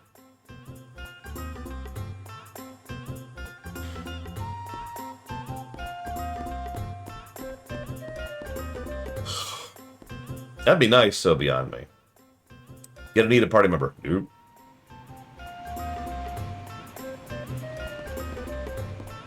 That would be very funny. Ah, what a life. I have absolutely nothing to do. Do you envy me? No. You're just jealous. Alright. No, the reason why is in order to craft rainbow weapons, which are the best weapons in the game, you have to do this side quest. I want to stress that you actually can get the materials for crafting rainbow weapons, but you do not gain the ability to craft rainbow weapons without doing this quest. I actually already have a rainbow item on me. Which is not there, of course. Are they in accessories? Why would crafting items be an accessory? They are! Anyways, yeah, rainbow shell right there, see? So I actually already have one of these stupid things. There's only a finite number of them in the game. In any given playthrough, I should say. Obviously, New Game Plus is how you get more. Please talk to me. Okay. Oh, whatever.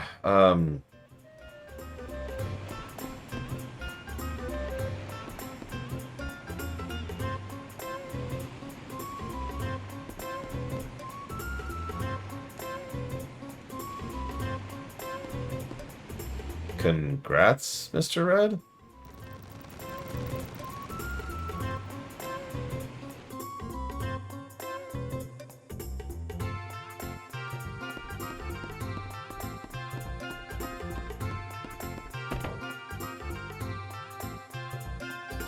I almost always get the 3 helms in my first playthrough. I get the dresses later, because I need multiple dresses after all. That's Nikki.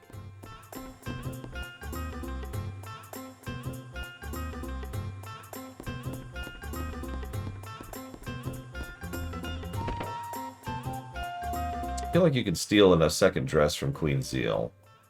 And I know you can steal another helmet. Rockin', I knew you'd come. And now that we're all here, here's my idea. How would you like to save an island with a song? Ha! Think before you speak, Nikki. You've got to be out of your mind. No, I'm serious. According to Arenas, the island of Marbleu is infested with monsters. Their only weakness is a demi-human song that the sage knows. While we perform our gig near the island, these people will exterminate all the monsters. That's the plan. Of course, you'll help, right? Of course. Rockin', I need help. I should get other demi-humans on this ship to play backup instruments. It'll be difficult for humans to play the proper notes on our song. Because, you know... I mean, you could just tell. Look at the demi-humans. They have so many more digits than we do. Don't we have to bring this ship over to Marble? Our ship's chained to the Zelbus, you know? Plus, we have that contract with that Fargo guy. We can't just leave. Yeah, I know. I don't intend to go with our ship alone. We don't want to disappoint our fans aboard the Zelbus. The only hurdle left now is to convince my Fargo. I'll leave that up to you, Arenas. We have to concentrate on setting up the gig. Hey, you know, this is starting to sound interesting. It's almost like a test to see how far we can take our show. So you with me on this, Miki? Great, let's get ready for rehearsal. Thank you for your support, Sage.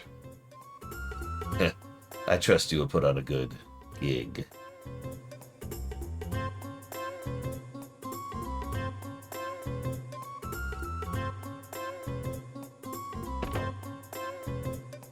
Excuse me, I would like to join your party. I mean, we seem to have involved you in quite the task. If there's anything I can do, I'll be happy to join you. remember if we ever need her, but let's not screw around with that.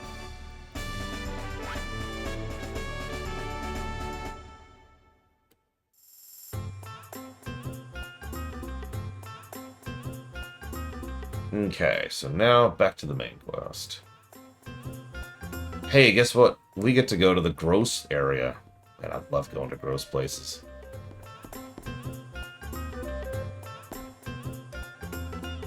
Yes, it did, Playtall. They've been doing that this whole time, adding accents to the such and such joined if it's an accent that character speaks. Like one of them joined cha instead of joined you.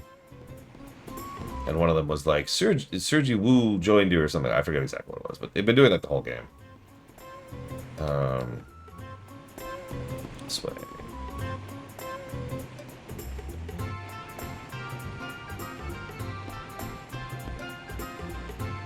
Yeah, Harley's was Frenchy. French-esque.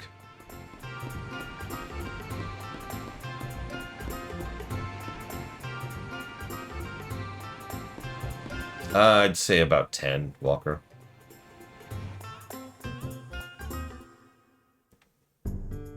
That's an interesting question. How many other RPGs have a really bad ratio of worthwhile party members to total party members?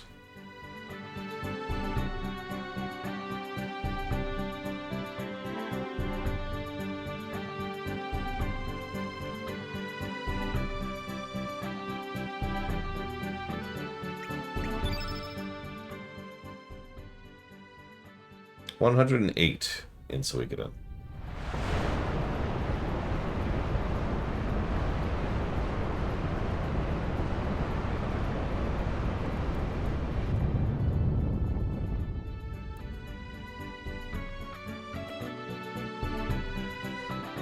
Alright, now we can just walk right in, right?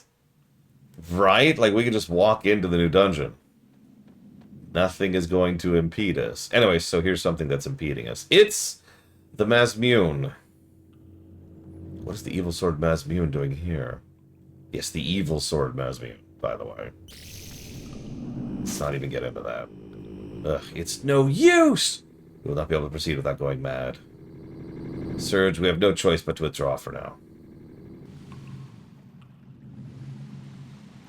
The path appears to be blocked off by that sword. He must already be in there.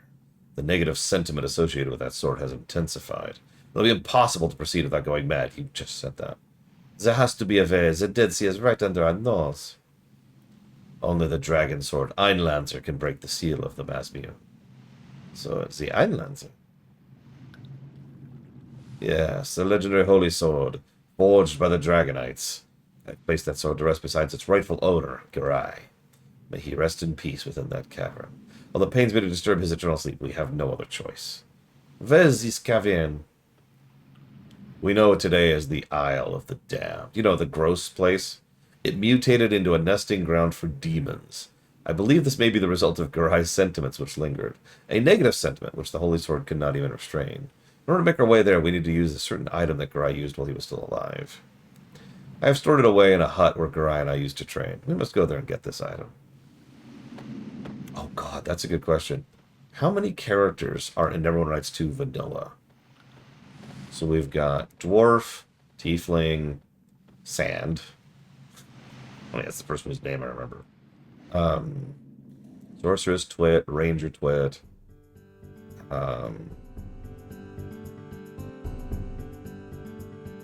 Halfling Twit. Construct, yeah. Chandra.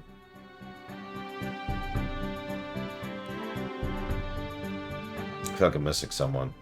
In fact, I feel like I'm missing a lot of people. But yeah, no, a lot of those party members are just not worthwhile. Okay, so I don't want to go here, but whatever. Negative for gross. Moving on.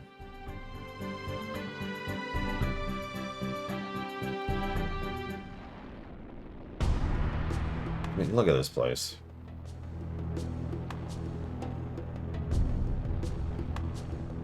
No, Dakota. Different music.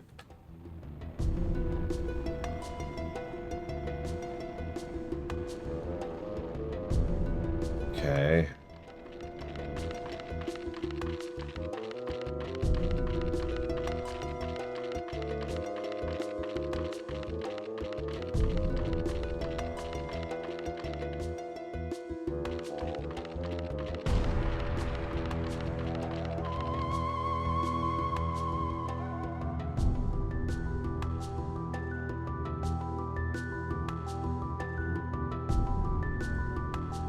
Yep, even the steps sound gross.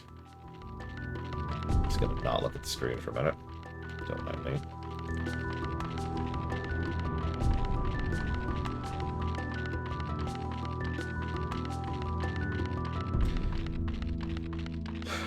You know, the more I play this game, the more it makes sense that this game has nothing to do with Chrono Trigger. Or at least, was not intended to. So much of this makes so much more sense with that mindset. Like, I don't mean this as an insult, but it's just another JRPG. With the usual approach to quest, side quest. We've got our target, we've got our main villain, that's Lynx, who we're following. You get it.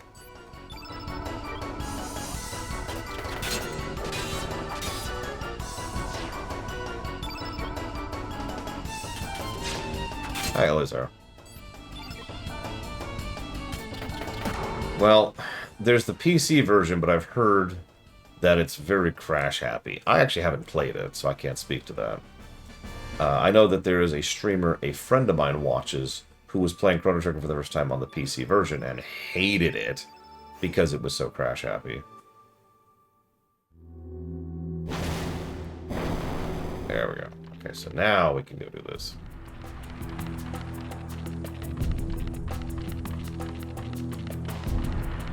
Yeah, like, it's... You get what I mean, right? I don't even mean this as an insult. It's just another JRPG.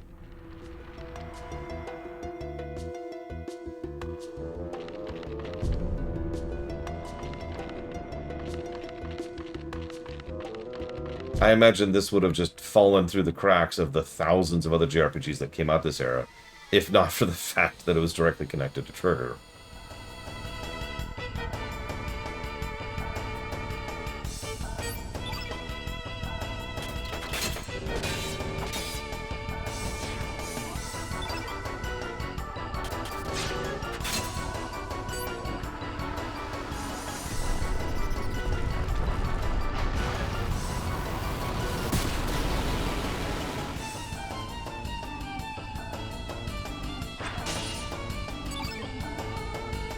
Yeah, actually, ditto, Blade of All.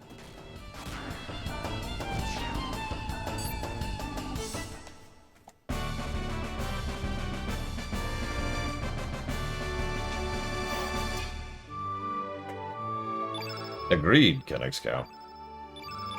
I've said it before, like, I don't think this game is made better. Oh, okay, that's a bad way to put that. I don't think the marketing side of thing matters, per se, but I do absolutely think that the game is literally a worse game by virtue of that connection. Come on, over here. Over here. No? Okay, come here.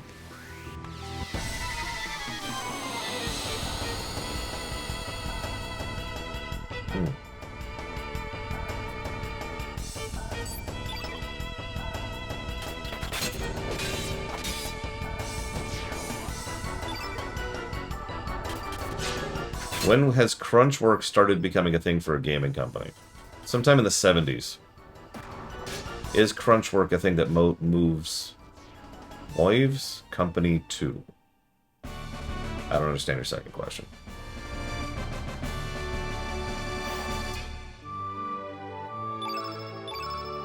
At least we're still getting stat-ups because we just fought a boss. Oh, movies crunch like crazy. You kidding me? Movies abuse the hell out of the people who work on them.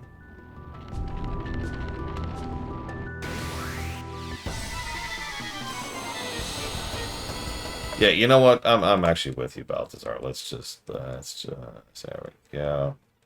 Because trash in this game is trashier than even your typical JRPG trash. Hi, Giga. Hi, BB Good Fate. Was that seriously not close enough? Do I have to have it, like, right on the door for it to work? Yeah, so I'll tell you one of the groups that tends to get it in the worst when it comes to crunch. It's the 3D effect studios. Okay, like right here. 3D effect studios get burned into the ground with regards to crunch in order to smash out the special effects that go into films. Oh yeah, construction work is pretty bad about that. There we go. Okay, hopefully that'll be worth it at some point. Probably wasn't, but you never know. Oh, no, no, no, no, no, no! Yeah, it's actually one of three major reasons why special effects actually have gotten worse looking rather than better.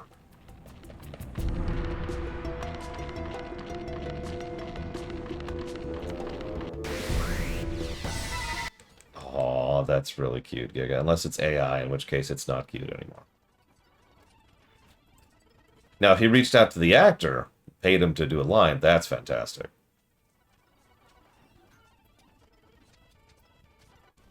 There's a whole website where where stars and celebrities can go and be like, hey, hire me to, like, record a quick video or record a quick audio for you. Cameo, that's it.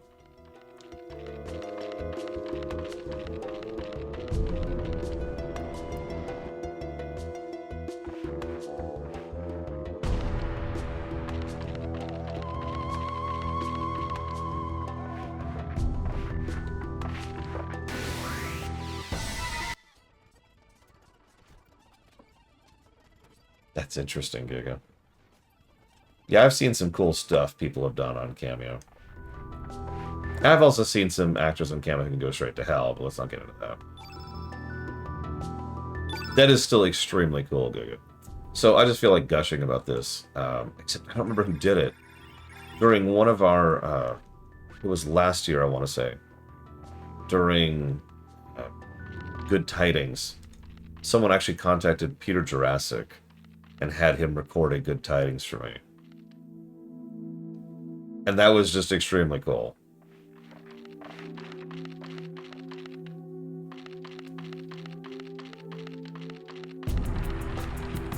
Some of you are probably thinking, who the hell's Peter Jurassic? He played Londo Mollari in Babylon 5.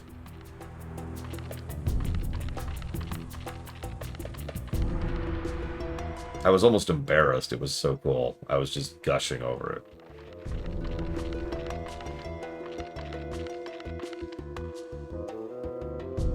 Jurassic is still alive, I'm pretty sure. Shouldn't say that. It's been a long year and we've lost a lot of people lately.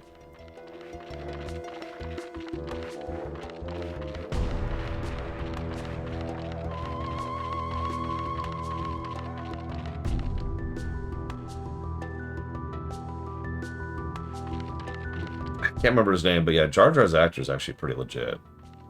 It always irritates. I hate Jar Jar as a character, but I will never put that on that actor. Dude put his heart and soul into that.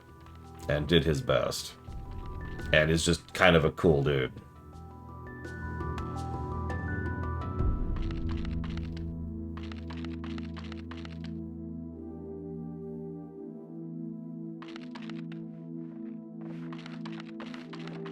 How do I use the mirror?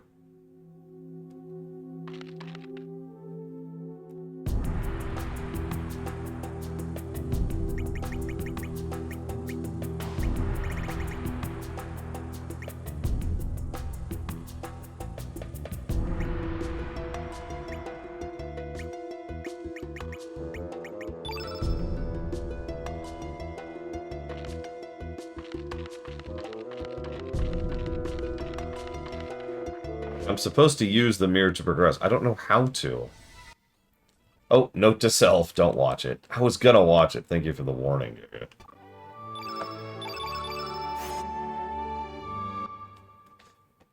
Oh god, if we stopped getting stat-ups already, I wasn't paying that much attention. Ahmed Best, that's his name. Ahmed, or I'm actually not sure if I'm pronouncing it correctly. Ahmed Best? Something like that. I just wanted to say, Giga Pudding, on this day, that I am secretly the main character's mother in Dragon Age Veilguard. And also, happy birthday. How do I do this? Okay. It was impossible to get because Surge's team lacked a keepsake. What's the keepsake? What keepsake? Oh, god damn it! We don't have it yet. Of course we don't. It's my fault. I'm stupid. I'm dumb. I'm worthless. The world would be a better place if I died. Yada, yada, yada. Let's go. Let's go, let's go, let's go, let's go, let's go. I'm already sick of this place.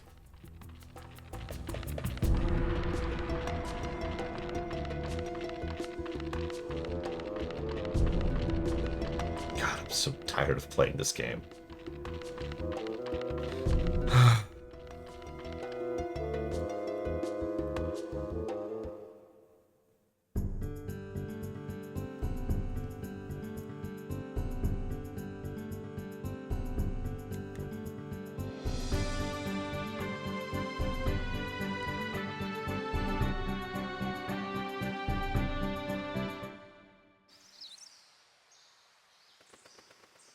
Dario's father, Garai, and I used to frequent this island for our training. By the way, have you noticed how we don't matter at all and our main quest barely matters for anything that's happening? Enjoy this guy, he's our next boss. See you around, Giga. Humph, you're always a half step too slow. And you have a habit of turning your wrist when you swing down. I can read your every move. You're about the only one who knows that, since we practice together so often. And I thought I was a genius. Yeah, right.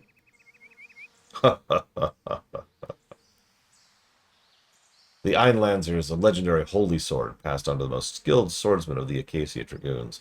It belonged to Garai before Dario took over the title. He was a magnificent dragoon. Could this really be it? The Sword of Legend. The Mazmune. My word. Leave it alone. There's something wrong about this. What could be wrong? This is a legendary sword. No, don't touch it! See, Garai? There's nothing to fear. Perhaps not. Let's go. No use hanging around this eerie place. Oh, whatever, Giga. Oomph. Oomph, I say. Oomph. The Mazmune, the sword is cursed with hate and sorrow. Anyone who lays hands on it will be overcome with negative sentiments and driven mad. Enough talk from an old man. Just wait here a moment.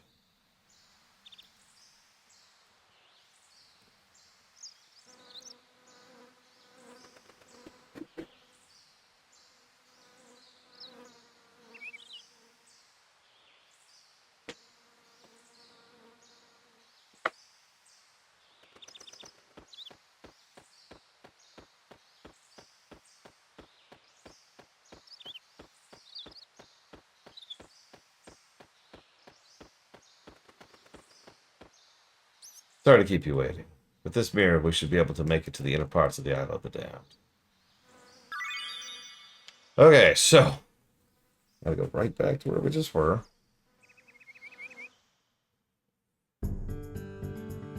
Imagine living right next to the Isle of Bone and Blood.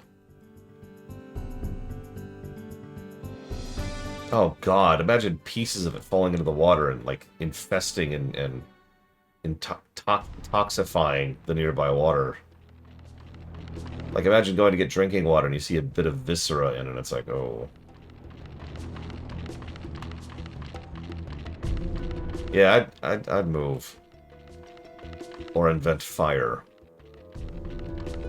I'd bring the flamer. The heavy flamer.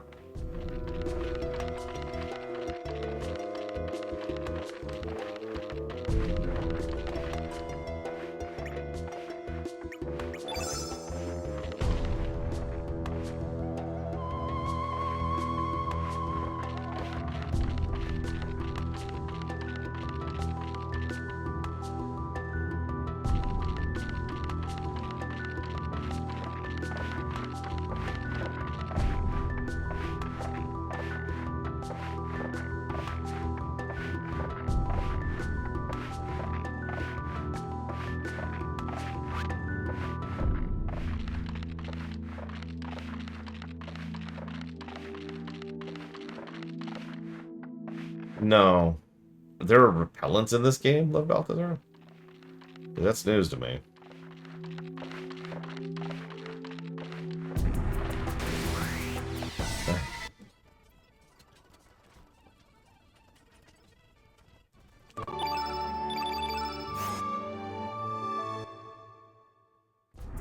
Yes, natural order is the right way to be. Yes. Okay, so supposedly this is the correct way. But this just leads here. What, do I need to do it again?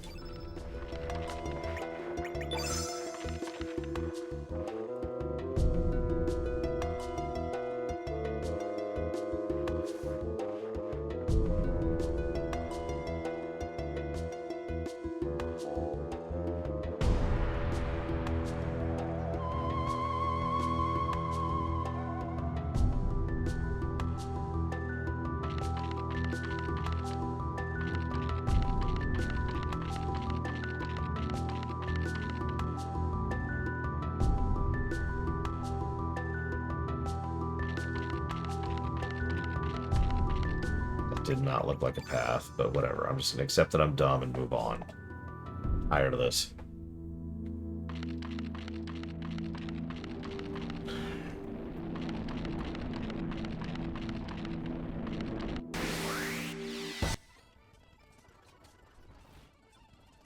Hey Ross, at least you don't have to hear the battle music over and over again. Radius is dead.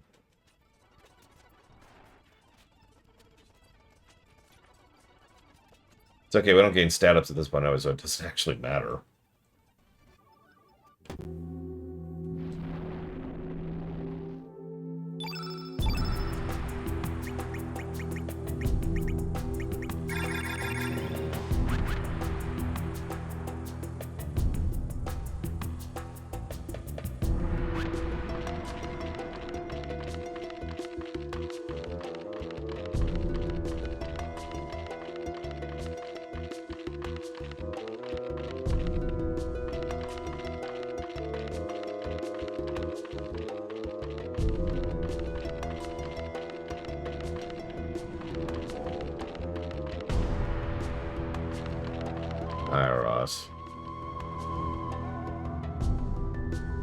This guy's 2,000 health. Oh my god, so I'm going to spoil something for you. I've actually already peeked ahead a little bit, and by that I mean a lot. That is a crazy amount of health for this part of the game. Okay. Wish me luck. Radius, Lynx, Harley. May you all rest in peace. No, Garai. Nearly a day passes when I haven't looked back on that day. I was overcome by the power of that sword.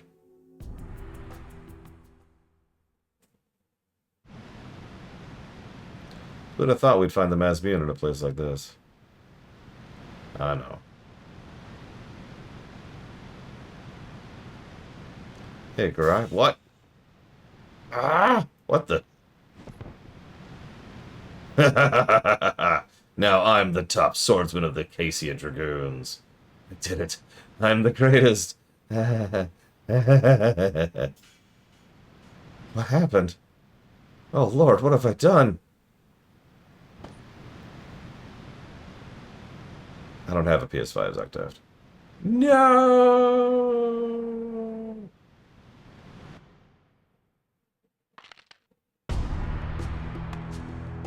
I know I lost my sanity because of the sword, but I must admit, the sword is not entirely to blame.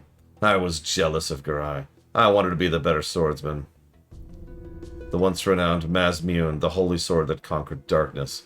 Could it be merely a tool for murder?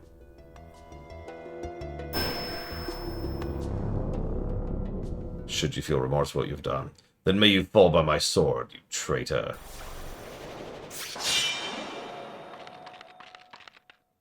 Listen to me, Garai. We need the Einlancer to seal the cursed evil sword. Then express your intent to the Einlancer, as a true swordsman would do. Defeat me! In order to believe in what is right, must one suffer pain and sorrow.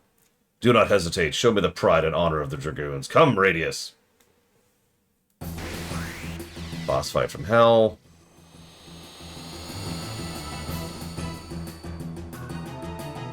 You know, if we had Glenn in the party, this would be a great moment, because Glenn can wield Iron Lancer, and it is the second best weapon in the entire game. And you can get 2 of them and dual wield them.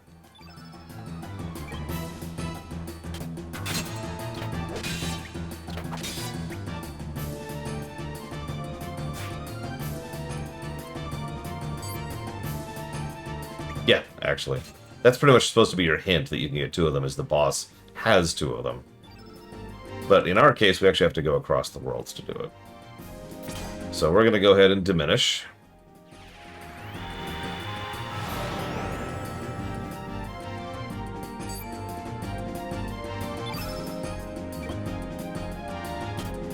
Look, it's not my fault he's tall. Why are we shooting him in the crotch?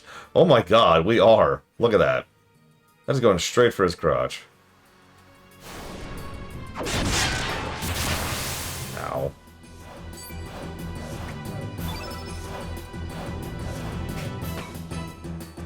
I guess that's true. Not weaken. I want strengthen. Should have armored your crotch, buddy. I'm going to make sure you never have kids. I already have kids. I'm going to make sure you have no more kids. I have like 3. God dang it. Look. This is going to hurt, okay? Just accept the pain.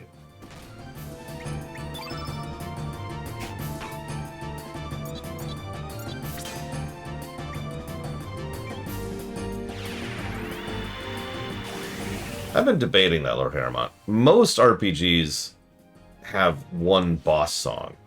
At least of this era. And that doesn't bother me, because usually the boss song's badass. Or the boss fights are short enough that it doesn't really cause any issues. I don't know, what are we feeling, crowd?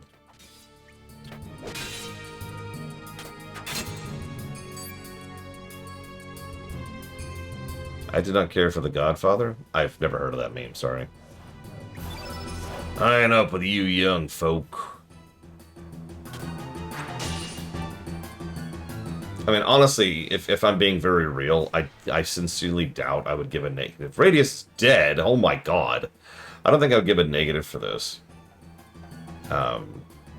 If anything, the negative would be for the fact that boss fights just take too damn long. Because, yeah, this feels more like an absence of a positive than anything else.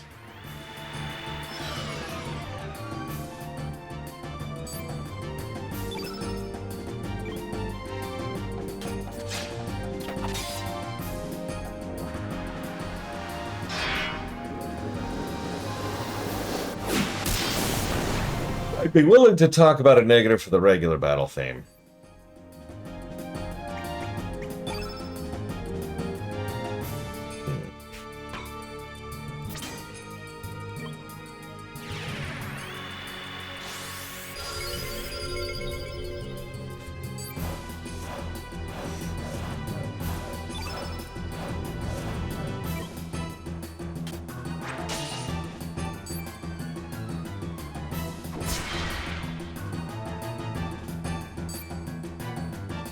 I wonder what HP he's at.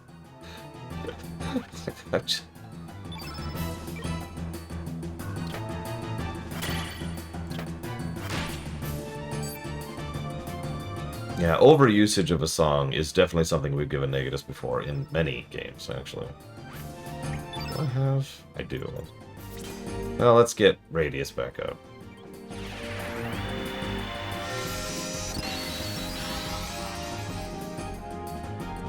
I mean, I can actually use a specific example of this kind of situation. Over in Persona 5, there's a song, which I actually like, and is a good song.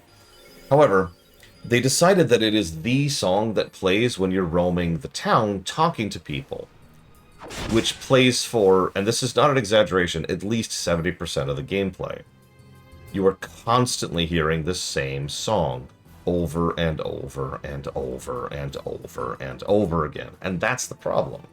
The song's fine. It is a good song. Once I got past Persona 5, I was able to listen to it and actually enjoy it. But during the game, I had to start, like, blocking it out.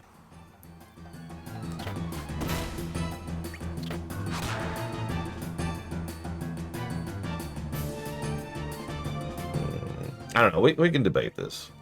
Like I said, I'm willing to listen to any thoughts on that. Let's... Not sure what I want to do, actually. Let's keep attacking. Right in the crotch.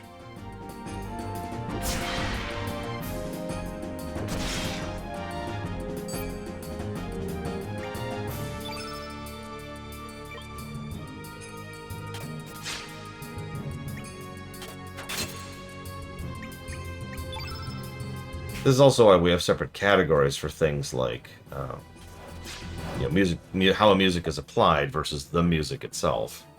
Is, those two things are very different metrics.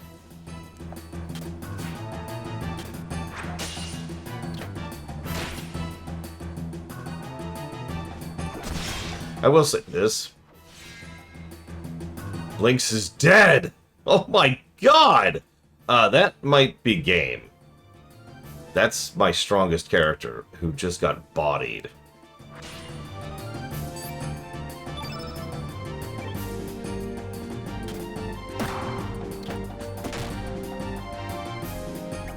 He is low on health, although I don't know how low, because I've never figured out exactly how low that is.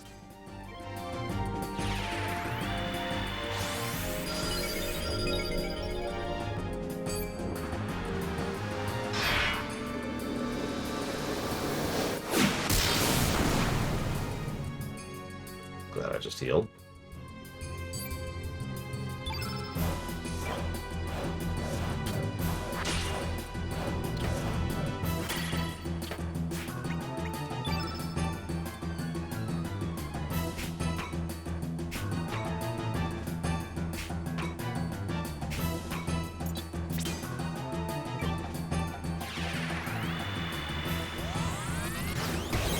He's right there, Lord Haremont.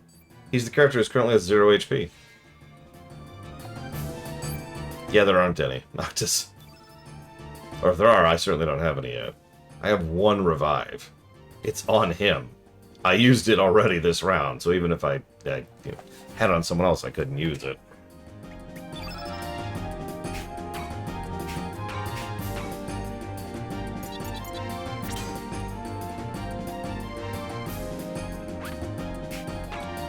I'm lying. I have a revive right there.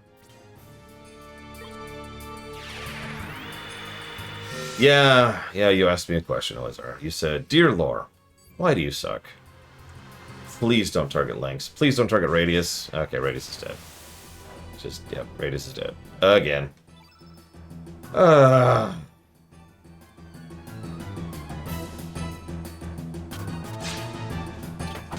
Okay. And I think Darius just missed out on some stats. So that's cool. Thanks, game. I don't share the popular opinion everyone else seems to have. Yeah, I don't like the Beatles.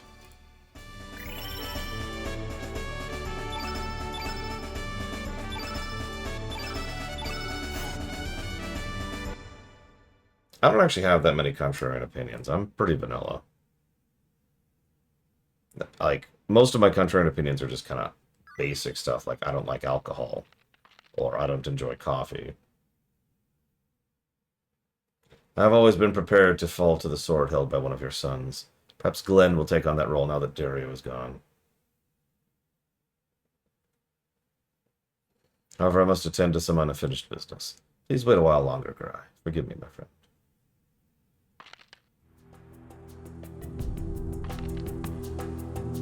Yeah, I think doing evil for the sake of profit is bad. That's apparently a really rare and unusual opinion.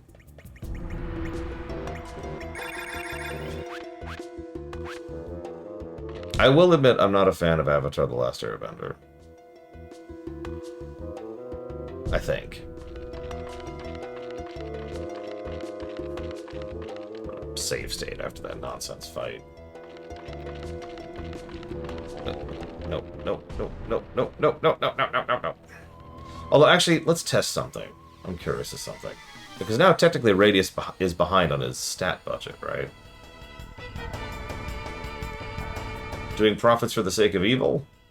Making money for the purpose of causing evil. I'm sure I've read that book. Demon corporations? Yeah.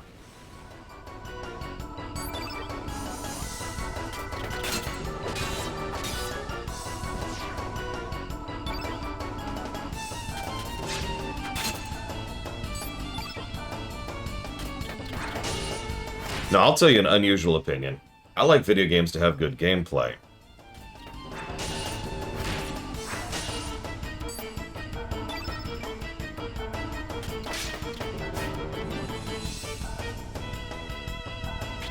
A comment I heard, word for word, 2 days ago, from one of my own viewers, was, nobody cares about the gameplay of Chrono Cross or Xenogears, so just cover the story.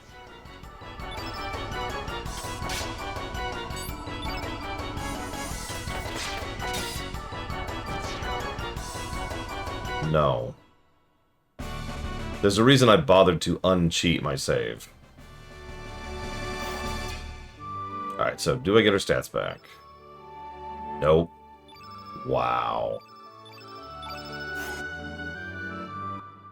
Yeah, Radius is just behind in stats now because of that.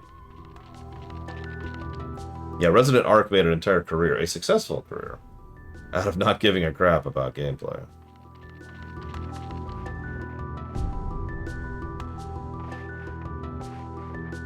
Hell, I received a lot of pushback when I first started the reviews about actually caring about gameplay. No, I'm dead serious. Like, it wasn't even more like a, you know, what's wrong with you for liking gameplay or anything. It was more like, I mean, you don't really go to an RPG for gameplay, or nobody is really too stressed about how good or bad the gameplay is in RPG, and blah, blah, blah, blah. And it's like, okay. I mean, yeah, several people in chat right now actually are examples of exactly what I'm talking about.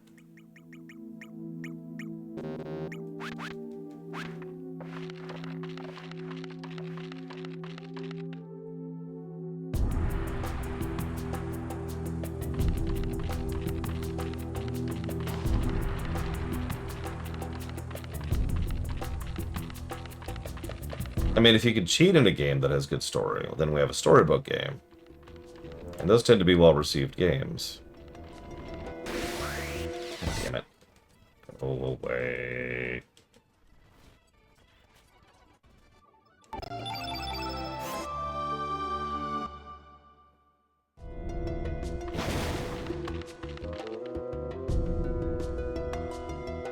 I suppose that's a good point. Maybe I should rephrase my sentence to people don't seem to care about a gameplay as much as I do. Might be a better way to phrase that. Oh.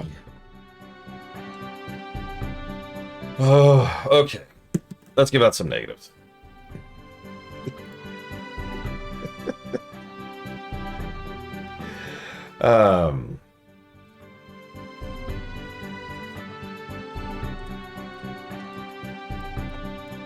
Oh, what's the name of that stupid ship we were just at?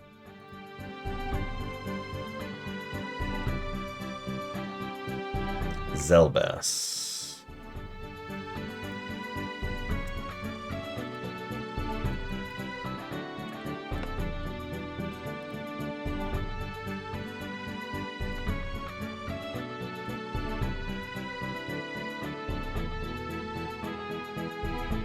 That's another thing, actually. I've heard the same pushback, pretty much the exact same pushback about me caring about story in games that aren't story-focused or story-heavy or whatever. You know, like me wanting an actual, honest-to-good, good story in a Mega Man game is something that gets me some eyebrows.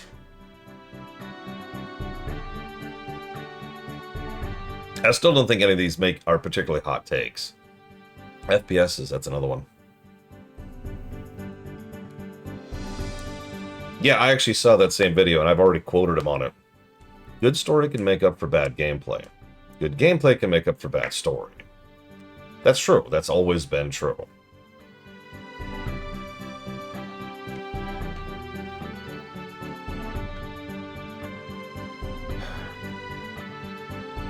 I mostly just find it irritating because of the kind of comments I get, that's all. Because, you know...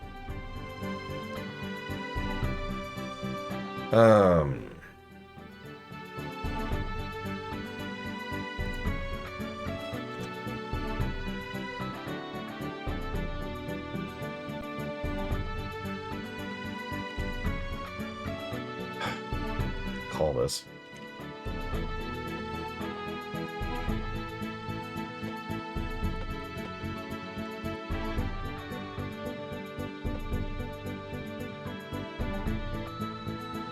Yeah, we'll get Karsh eventually, and then we'll kick Radius out forever and never bring him back.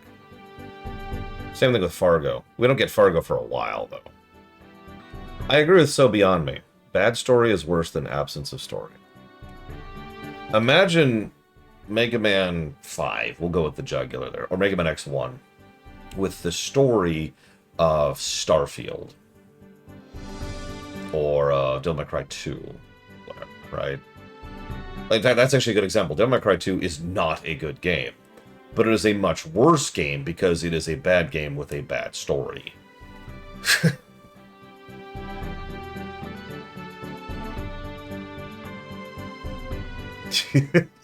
Like, just... yeah.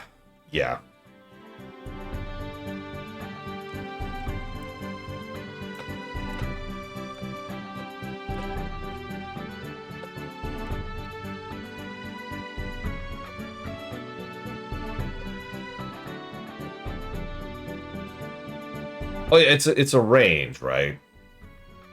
Because at a certain point, like let's say there's a game with really good story and a really bad gameplay. Like everyone has their limits, right? So at a certain point, you're like, this, I'm not willing to go worse than this on the gameplay axis. That's a bit much. Ow.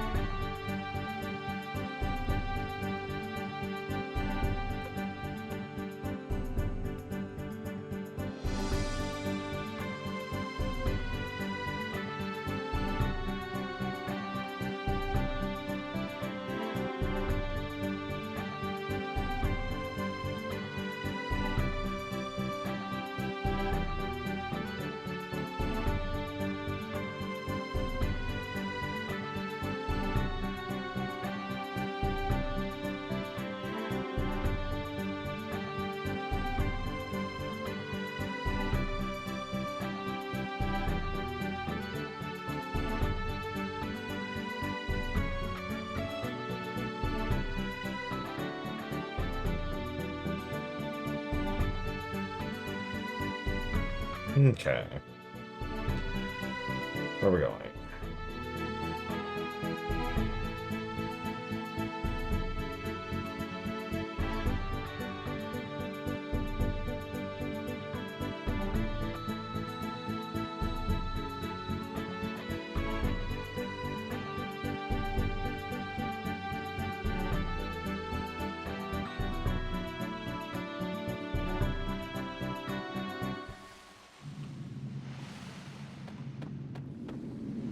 And I have to go ban push-up. There we go. Oh, Garai, we shall use the holy powers of the Einlanzer. I wish the Einlanzer was a spear. That'd have been cool.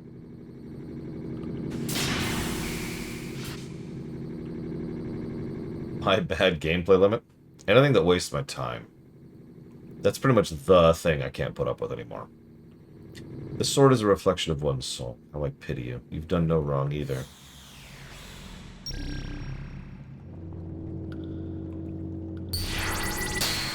I do play WoW. I enjoy every minute of it. I just hope that one day that sword will be freed of enmity.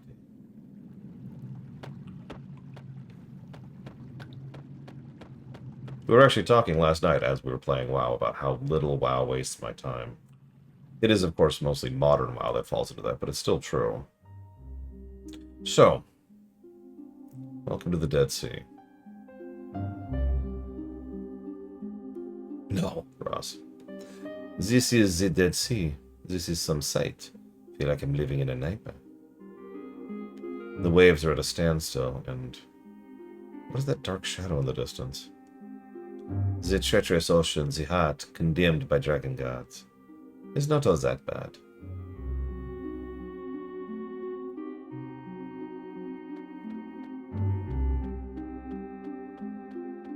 Nice place.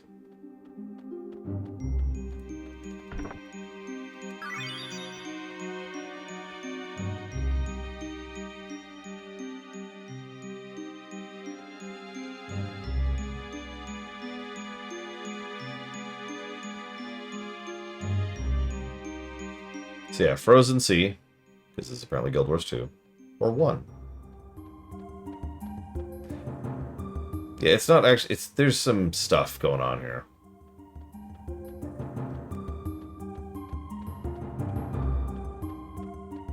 FF16 did this too. It's a cool aesthetic, I don't blame them for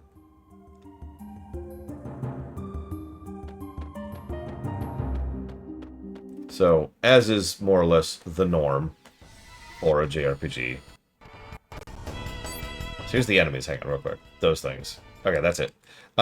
We've got super advanced sci-fi stuff, because, you know, that's been the norm in JRPGs since Star Trek the original series, actually.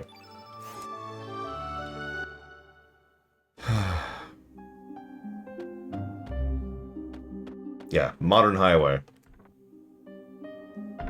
Actually, full end capsules, that's really funny. Sorry, I should explain that sentence briefly.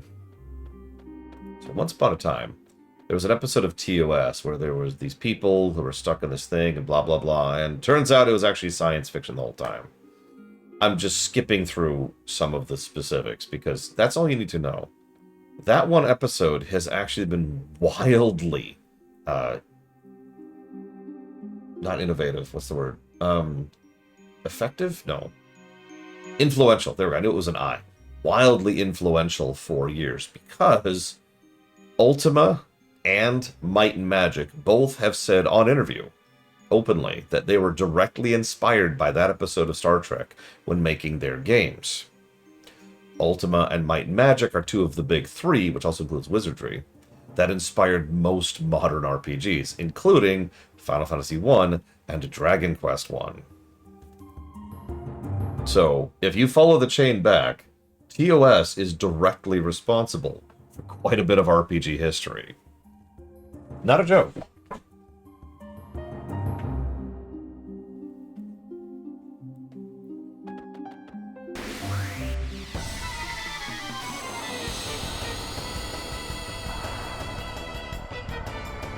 So yeah, if you ever wondered why this is such a common element to these games, again, going back to Ultima 1, Ultima 0 even, technically, Might and Magic, Final Fantasy 1, that's why. That's where that comes from. I will admit it's an interesting idea in its own right, but you get it.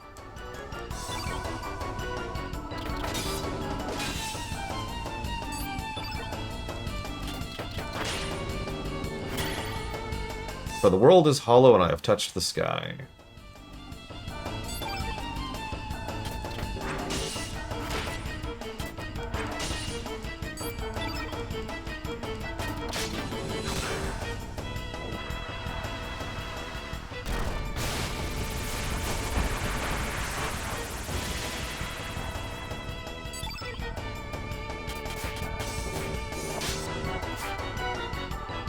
Oh, that sucks. We've been blinded.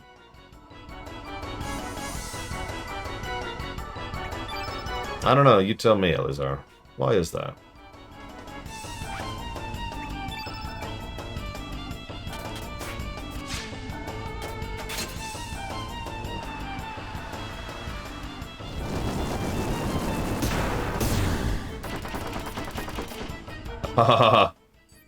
That was a hit.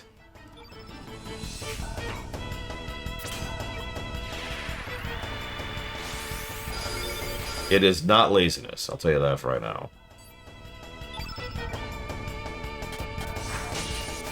Money is a more likely answer.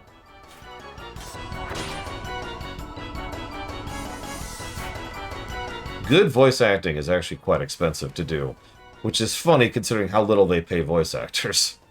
but it's still true.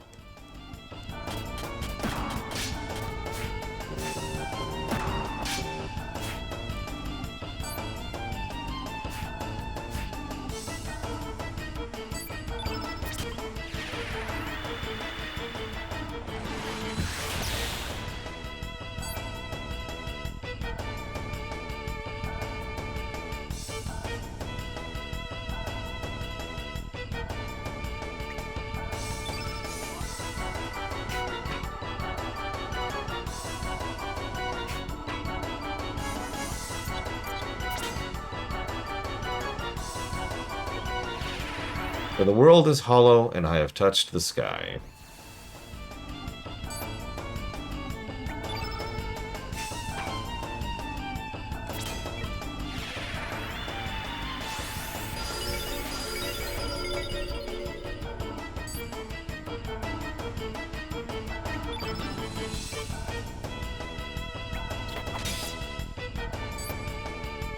Also, I find it interesting that you specifically listed Final Fantasy games as games that should have voice acting, considering they've had voice acting since 2002.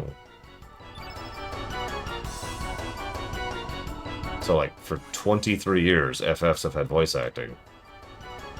I'm not sure what more you want there exactly. Blind? Okay, blind is going away, thank God. Oh, God, don't even remind me off the deeper end. Yes, FF10 was their first foray into voice acting. And a colossally disastrous one. I'm not even talking about my opinions of certain elements of the voice acting. I mean, literally, it was a disaster. They had so little of an idea what they were doing. And there were bugs, and there were hardware issues. It was a whole thing. That's true. FF9 does have voice acting now. Plug, plug, plug.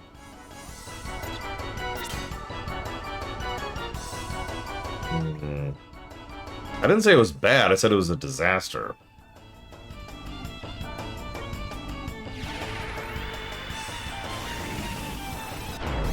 Now, Pokemon, that has no excuse. FF7?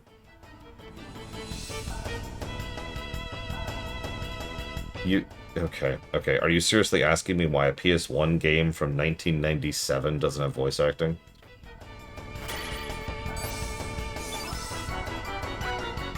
Someone do me a favor. When did Legacy of Kain come out? The first one.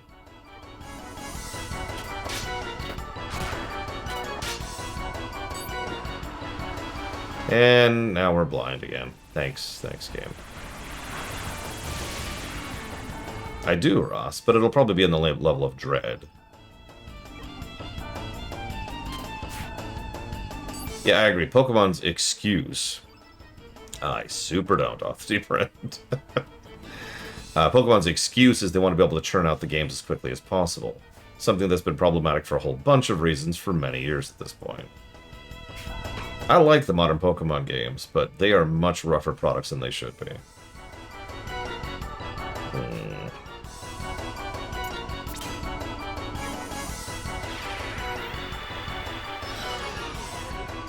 Lack of polish.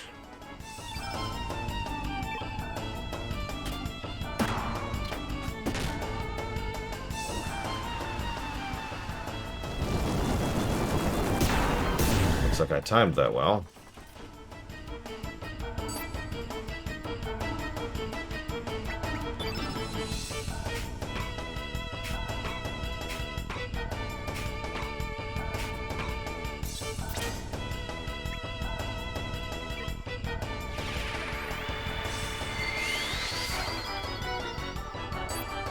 I mean, let's be honest. The real excuse for Pokemon is they want to make their release windows for merchandising. Because Pokemon merchandising makes way more money than the games do.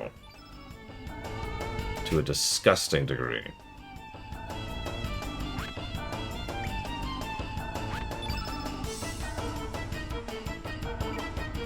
Yeah, I already gave up on that one. Congrats. 1996. Alright. So we can formally say that 1996 was the very first time that voice acting was taken seriously in a video game. Unless there's something else I'm not thinking about after that, which there might be.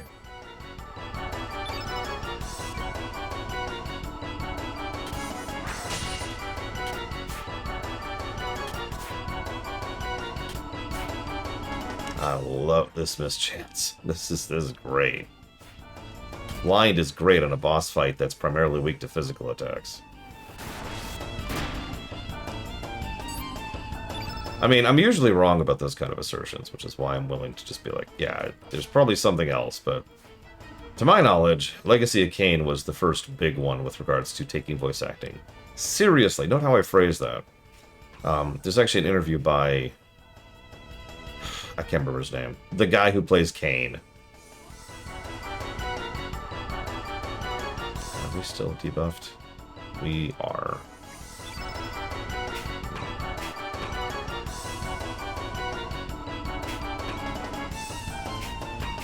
Yeah, it's just heal. What's his... Who voices Logain in Dragon Age Origins? Simon Templeman. Okay. There's an interview by Simon Templeman where he flat out admits that he was not considering voicing for a video game because elitism and because culture and because snobbishness. And then he actually read the script and he talked with, I can't remember her name, the woman who wrote the script. And they made it clear that they were trying to do an actually serious story and blah, blah, blah, blah. And he was sufficiently impressed by that, he decided to go ahead and sign on to the project. By the way, this random robot has as much health as the dude we just fought. Oh, that's cool.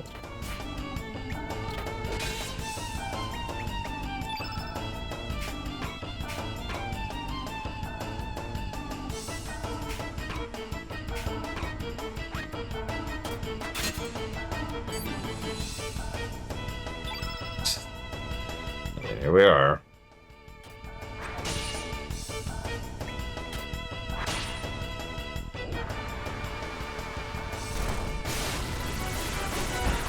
If we're gonna go down to the level of counting lines of lyrics in a song, then FF6 actually manages to predate One Winged Angel. I do not count that, for the record.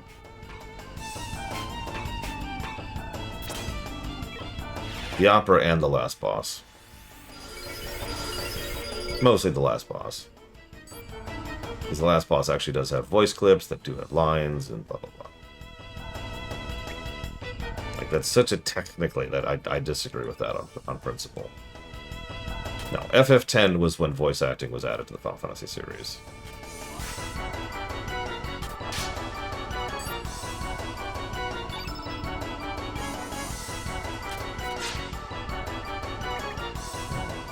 No, I'm just going to keep attacking, honestly. Ugh. How much health does this thing have? God damn it!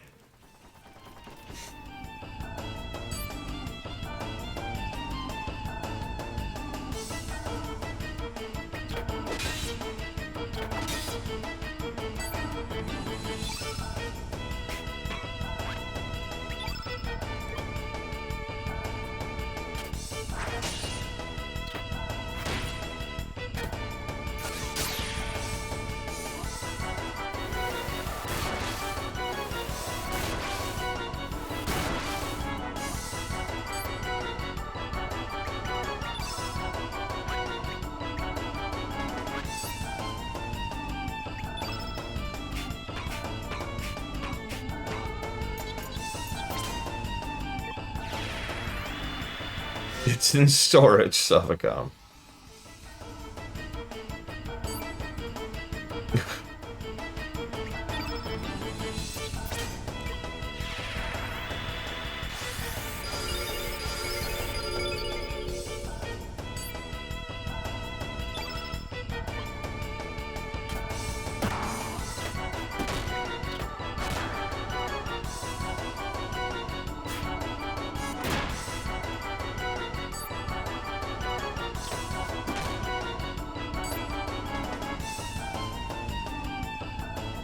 Sure. So, the way you could tell your target is the camera will slowly pan over to it, but it's also in the lower left. Now, I'm going to go ahead and admit that I'm an idiot, a moron, and a worthless fool. Because every time I do that, I have to pause for a moment and wait for the camera, because I'm like, okay, who am I targeting? I don't know why, but that lower left thing just isn't in my brain. So I wait to see what the camera's pointing at to see who I'm targeting. Especially since, you know, buffs are one shot, and then you lose that buff for the rest of the run, so I don't want to waste my buff on something that I can't actually benefit from.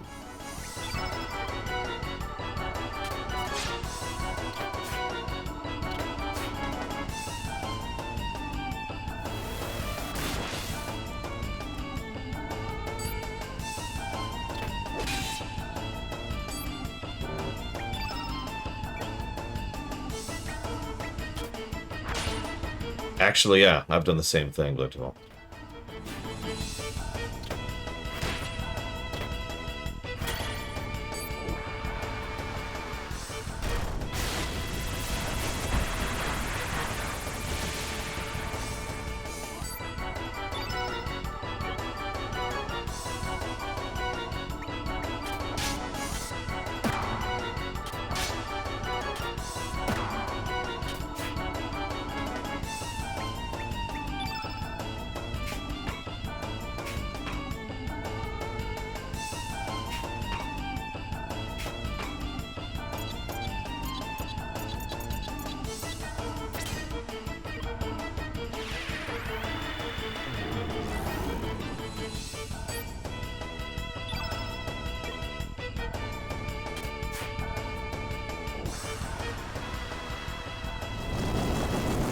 Of course he targets my lowest health, lowest defense person. Of course he does. Why wouldn't he?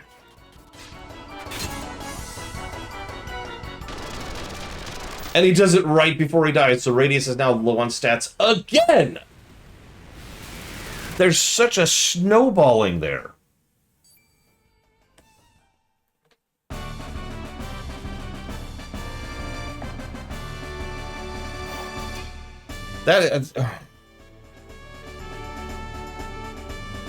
Wow, look at all those stats Link's got. Wow, look at all those stats Harley got. Wow, look at all those stats that Radius got. Oh, that's right. Right? Like, you can see how that snowballs. You're behind on stats, so you're more likely to die, so you get further behind on stats. And there's no catch-up mechanic. I can't just go by, oh, well, that sucks. I guess I'll go grind for a bit to get the character caught up. Because there is no grind!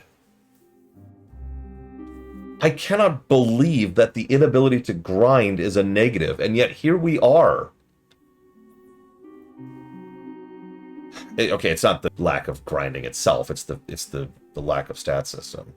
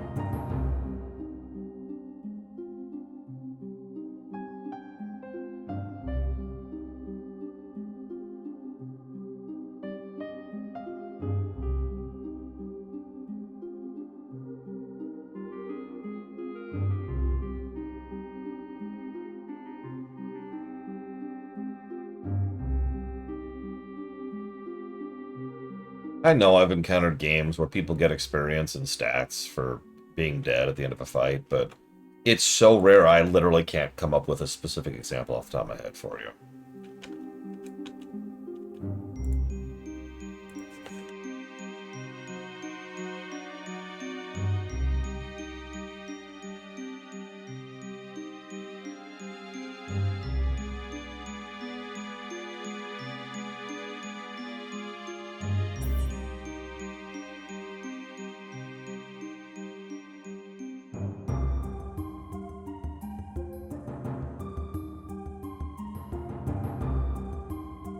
Yeah, see, that's the thing. I don't think I'm going to give that a negative, although maybe we could. I don't know, debate that. I'm disinclined to give that a negative, because that's mostly just an automatic negative at that point. I'll think about it. I'll think about it, because I've been chewing on that this whole time. However, in almost every other case, there's some way to compensate for that. Hell, NFF6 bosses don't give experience at all.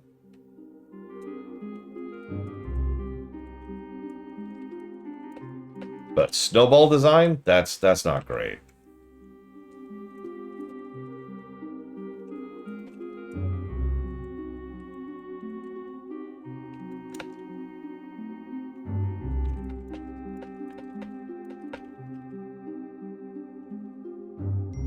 I feel like there's another game out there, and I'm pretty sure it's a JRPG, where being dead for a boss fight is really aggravating. And it's not like for experience, it's like something else you get from the boss.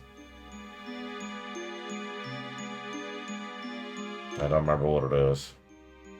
It doesn't matter. If I ever see it, I'll know it.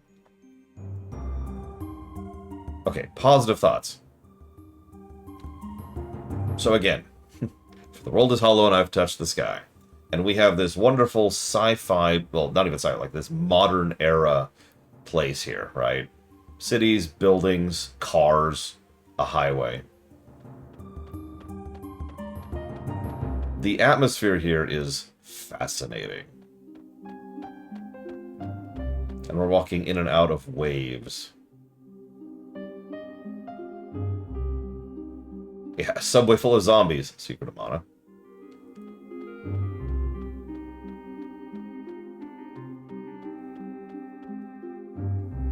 Speaking of, you know a game that completely bypasses this issue? Pokemon Shield. Sword and Shield. I'm dead serious. To my shock, that game is actually wonderfully anti-grindy. Because one of the things you get from defeating enemies is experience shards, for lack of a better way to call it. And you can just spend those on whoever you want to. And that's awesome. That is fantastic gradient design.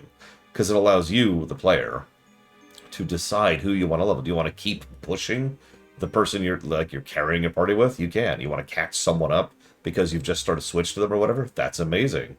If you just got a new Pokemon, you want to try them out, here you go. If you're leveling someone to get access to their new form to fill out the decks, done. It is a fantastic feature.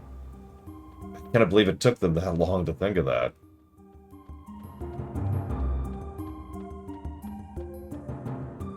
I know, right? It's not even a good episode. In fact, do me a favor. Will you do me a favor, please, Mr. Red? Could you look up what rating we gave that? Because I don't think it was very high. I should fight at least one of these things.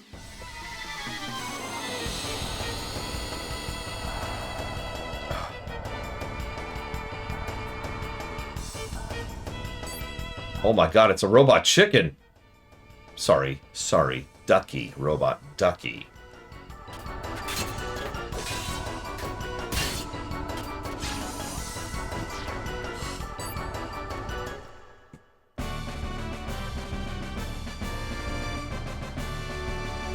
Did I really, Rose?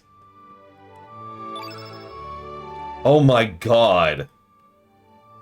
How are we that... Okay, so in case you missed that, only one person got stat-ups there, and it was Radius. Okay, hang on. I need to do a test now. So where's the next boss? Green, huh? Yeah, that sounds about right. Below average.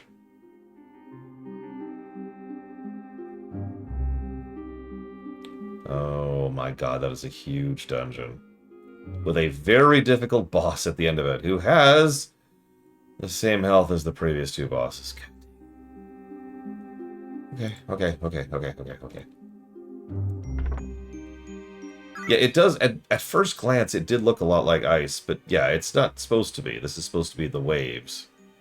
Frozen. But not by ice.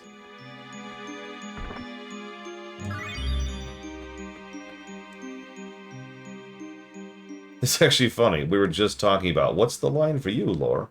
Wasting my time. I swear I don't mean that as a specific dig at this game. I just don't like my time being wasted in general. Time is rare and precious and doesn't come back. Jesus Christ, Dakota, that's horrifying. I mean, if you remember, the game we played right before this, a short game, I remind you, also wasted my time. It was actually the biggest problem with that game. It's rare I give that many seconds and minutes problems to a 12-hour game, but here we are. Real talk, that game should have been like a 4 or 5 hour game, tops.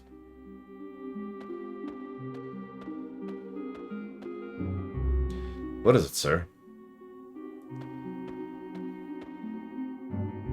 So many strange things happening here. Power source is still active. I do have knowledge of electrical engineering. You do? Let's see.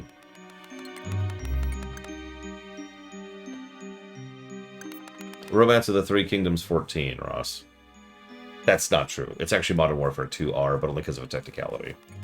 So I'm going to go with romancing as the real answer. There, the monitor should be able to display some information.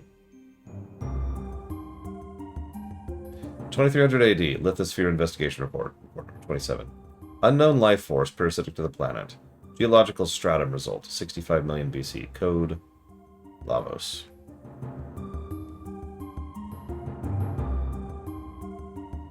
$2,300 AD, you mean a ruin from the future? Doris? Can't you download more info about this world? Yes, one moment, please. Slumbering deep beneath the crust, when Lavos awakens, this planet will... What happened, Norris? What happened to the screen? Power supply's gone out. At this rate, we will not be able to gather further information. Damn. We're so close to learning more about Lavos.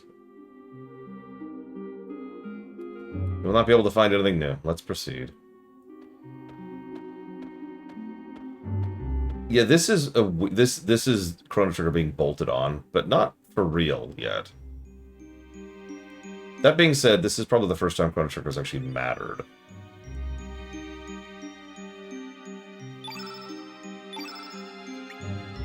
Because it's why this place is the way it is.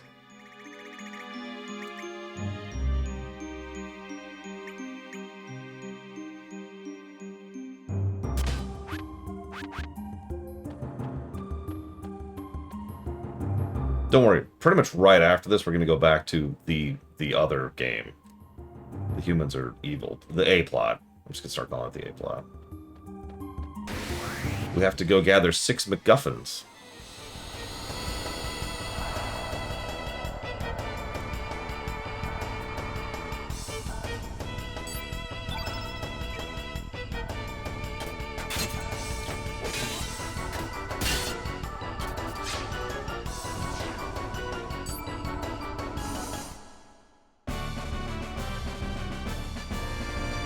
I do wonder. So, almost every part of the bolted-on plots, both of them, don't make a lot of sense and tend to have plot holes. I've done my research on the Dead Sea. The game never actually explains what's going on here. I'm just going to give that away.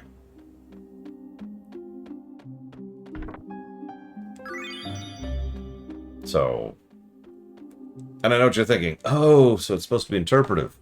Yes. Not even, it's ironically, it is not interpretive that it's supposed to be interpretive. The author, the writer has flat out stated, come up with your own story, right? Like that's the intent here. So why is this way? Who knows? Come up with your own answer.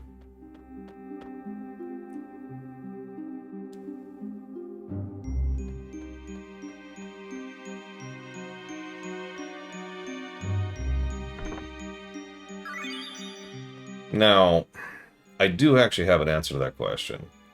It is not the canon answer, because again, there is no canon answer, but I think it's probably the closest thing to what the writers had in mind when they were designing the Dead Sea. So, let's talk about this briefly.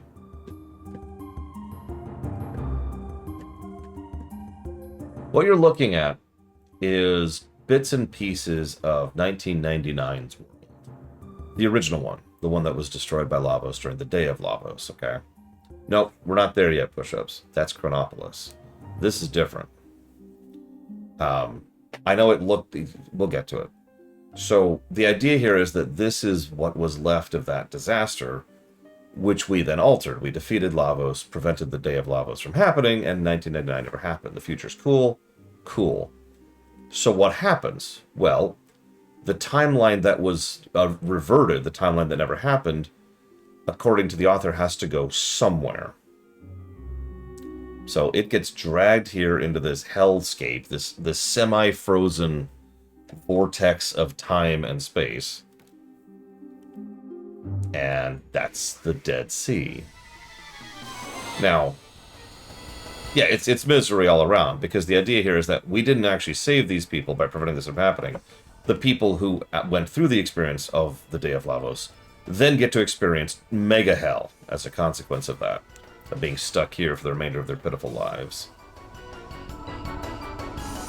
If you can even call that a life. How long this would stay, whether it would eventually fall into disarray, or if this is just like an eternal sea of misery, who knows? Now, there's some other evidence for this particular thing, because there's a few tidbits here and there, mostly in this game, that show that any time that you collapse a timeline, you know, in other words, anytime you change the future in a substantial way, one of the consequences is that changed timeline gets condensed down into something like this.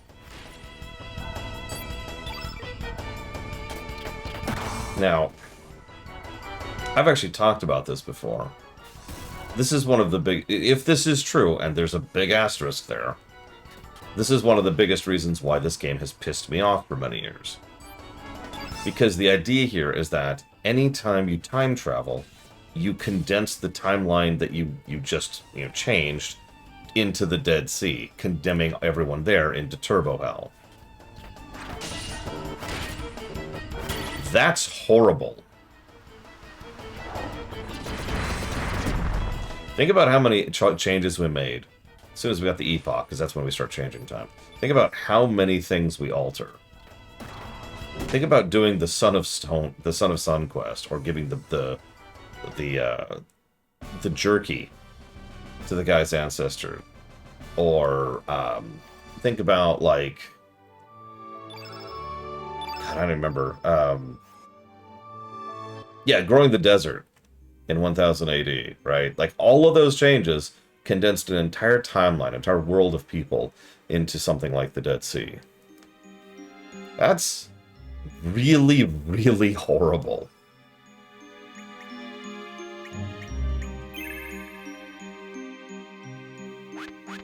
Yeah, saving Luca's mom is...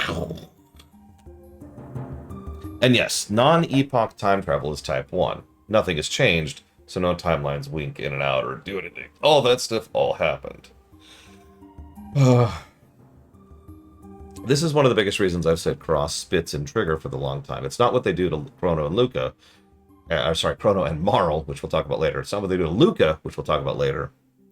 It's what they do to Chrono Trigger and the entire game after you get the epoch.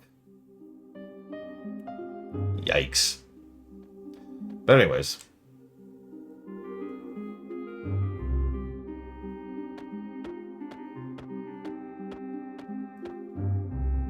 Terminator 1 is supposed to be Type 1 time travel, yeah. It wasn't until Terminator 2, and every Terminator since then, that they switched to Type 3. This must be the center of the Dead Sea. All this chaos must have spread out from here. Now you're probably thinking, so you're going to ding the game for that, right? Actually, no. I am not. Because... It's the Spec Ops The Line thing, right? Just because the author wants to spit in my face doesn't necessarily mean the game does. It's one of the reasons I've been paying very careful attention to every single line of dialogue as we go.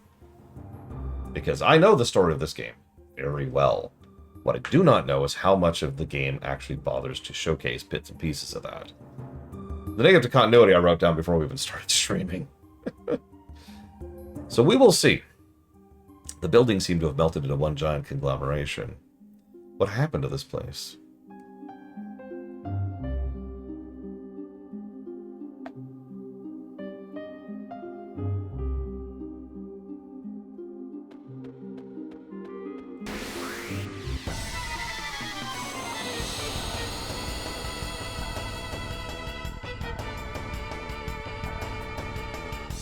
Yeah, pretty much, Ross. Now, external continuity is a thing because this is a sequel to Chrono Trigger. So it has to live with that.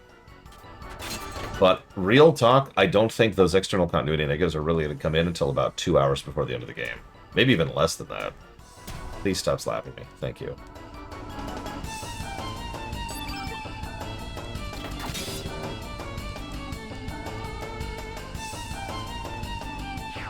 Okay, so fast forward. You know what these remind me of? There's an enemy in... This is a counterattack, isn't it? There's an enemy in FF7, Yin and Yang, who have just the slowest freaking attack animation you've ever seen. They are a waste of your time enemy, and I intend to get that individual enemy a negative, because it's very easy to run into them. They are so slow. Also, if you're going to counterattack the thing I need to do to generate element, that's kind of a dick move. Maybe they're not counterattacking. That one didn't. No, that one did. God, yes, I get it.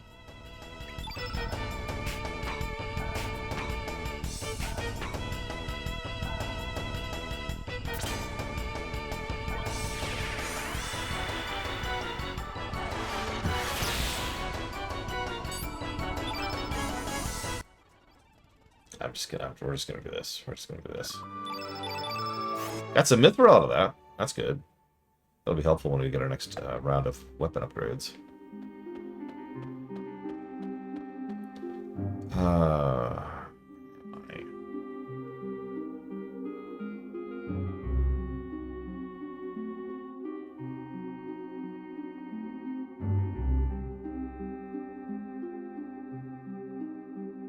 Oh, this place is huge. Okay. Okay.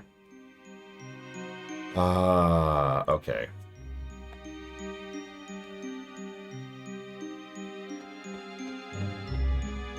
That's a good question, Ross. Can you think of anything that 10-2 does to screw over 10's story? I can think of one thing off the top of my head.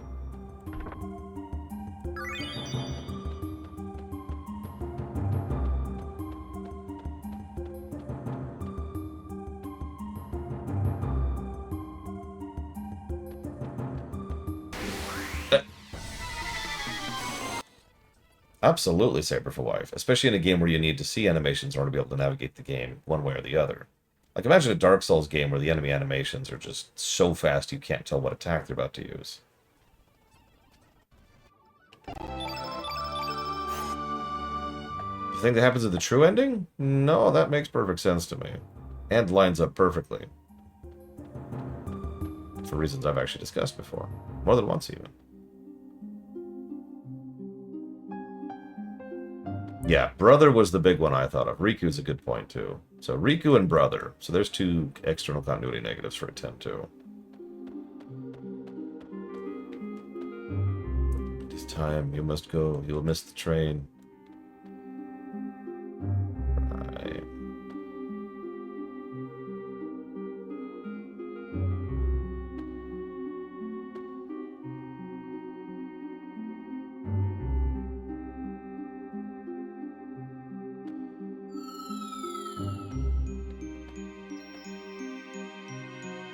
Loot it.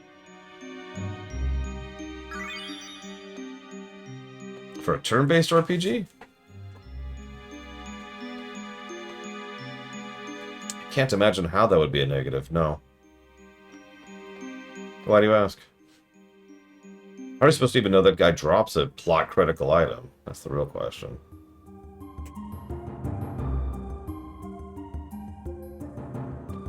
We probably want to pick that up. I'm not a particularly prudish person, too. That's a lie, I'm a huge prude. But what they did with Riku was eyebrow-raising.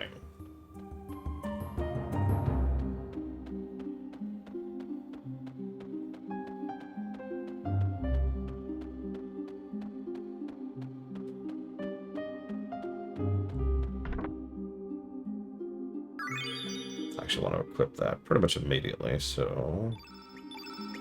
Put that on our resident mage.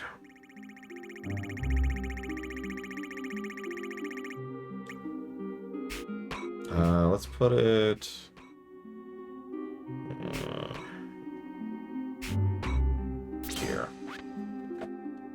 Purifier gets rid of status effects. Would have been great on that boss fight we just fought. Get rid of that AoE blind.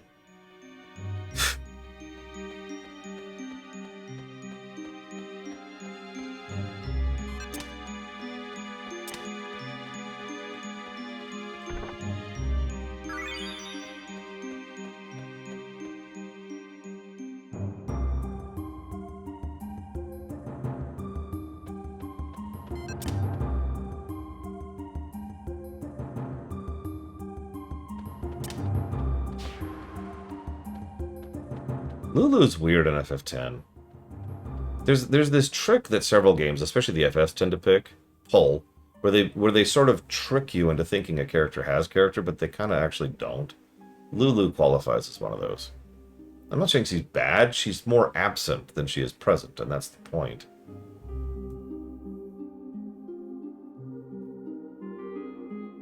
Sorry, I'm reading the walkthrough here. I don't want... This is a big place, I don't want to miss anything. Like that thing I just got. Yeah, she tends to be a bit of an exposition bot to us and to Tidus, and that's kind of it. She's got great boobs, so I guess that's something going for her.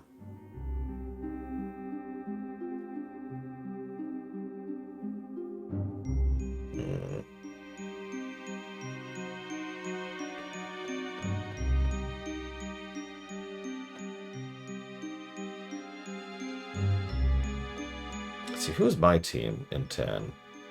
I know I usually pick Wonka because his attack animation is swift and looks cool.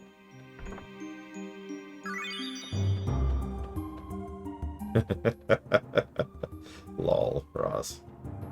Oh, Kimari. If you want to talk about the biggest external continuity positive to 10-2, it's probably Kimari.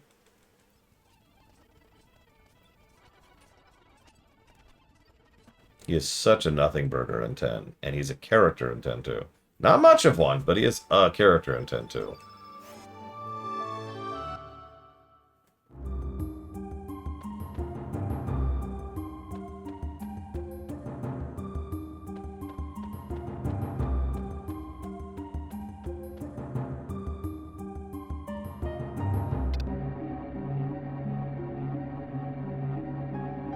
Anyway, so Wonka usually is one of my main characters. In terms of, like, just having him there. Especially at the point in time in which I can just bring whoever I want to because stats and sphere grid. I usually bring Tidus, but that's just by default. He has cool attack animation too, though.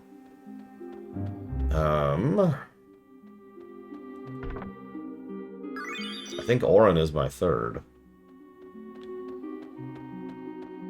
Unless I'm going after ridiculous super optional stuff, then Riku gets that slot.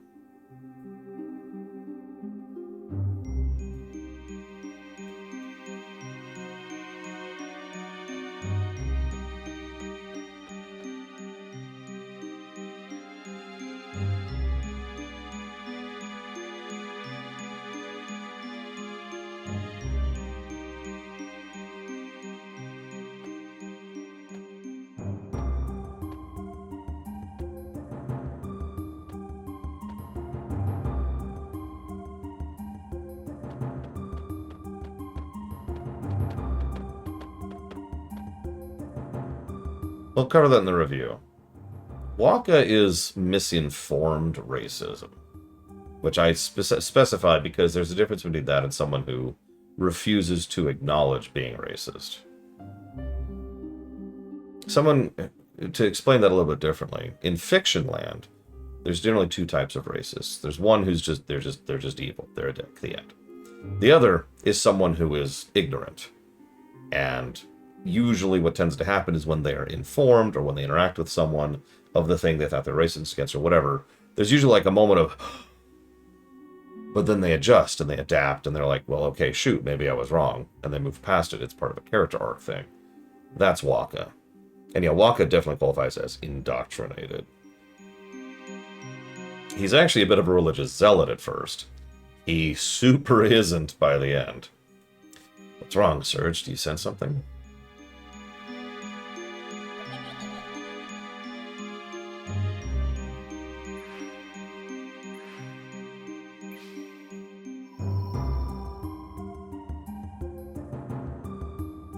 Are you all right? What? You saw a child? I didn't see a child anywhere. Nothing will surprise me here. Let's just keep going.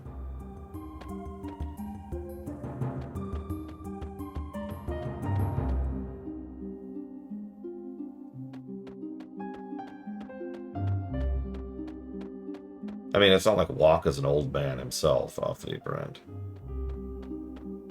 Although, I agree that if for absolutely no other reason than Waka linking up with Lulu was always a terrible idea. The only reason it's not worse is because they never develop it any.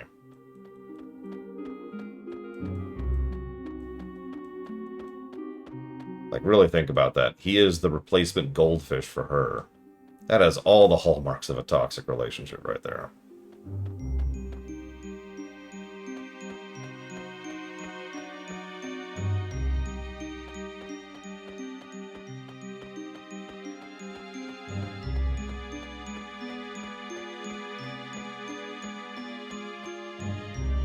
Please move. I don't want to fight you. Thank you.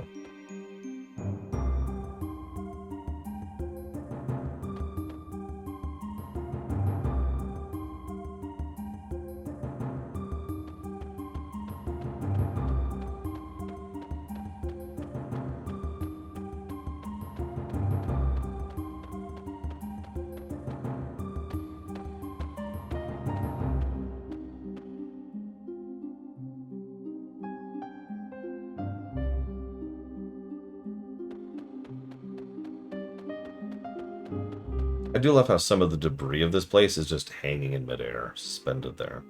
I'm inside a building yet. What is this doing here? Place is beyond me. Yeah, this is part of a plane, by the way. Only part of a plane. It's like K is part of a plane, not a whole plane.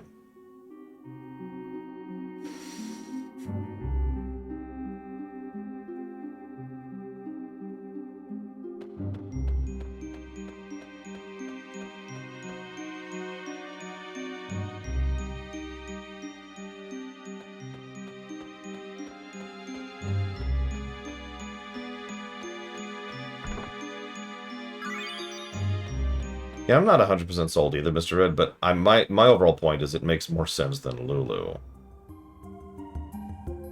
I'd be fine if there's just no romance there. Just, they're good. Moving on, right? Although FF10 certainly does feel like a baby's ever after kind of an ending.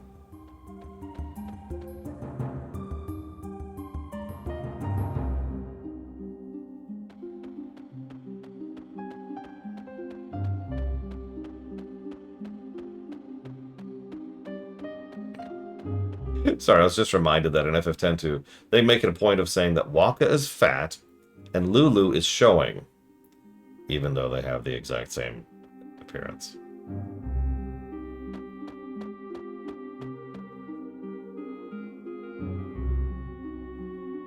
What in heaven's name is going on here? General? Miss Riddell? And Glenn and the other Dragoons? What could have happened here? It is unfortunate, but it appears they were held captive here before they died. It's too late. They are so close yet so far. No one can help them.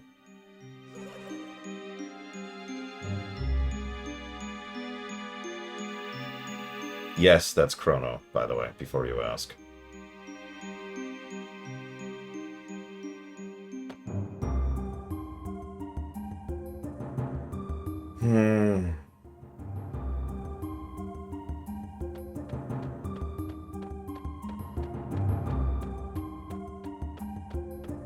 Okay, fair. Played it all.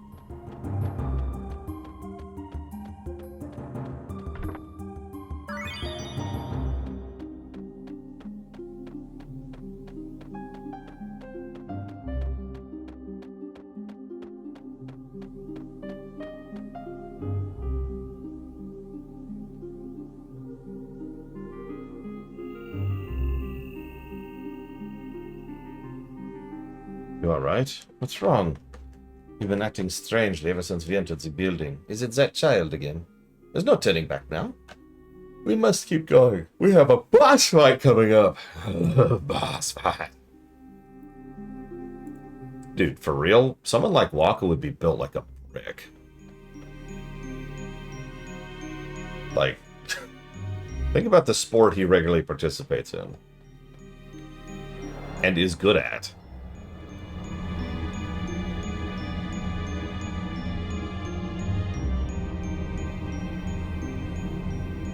Yeah, like a rugby player. You ever seen a rugby player, professional rugby player? A sunset? Have the clouds from the Dead Sea cleared up? It appears that the dimension itself is more unstable than elsewhere. It's a time and space within a structure completely different from anywhere else. Luckily, the distortion to leave this place is still here. That's good news for us. Yeah, So, save. Hey, look. It's an Enertron.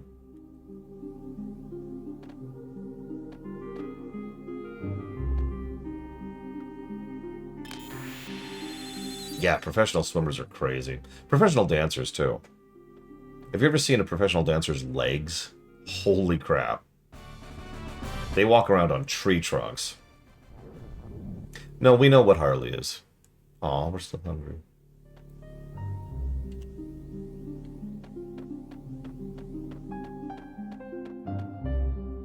So there's Chrono. Let's go talk to him. That's Marl over there on the right. That's Luca in the middle. This is actually the first time we met these three in this game. It is not the last.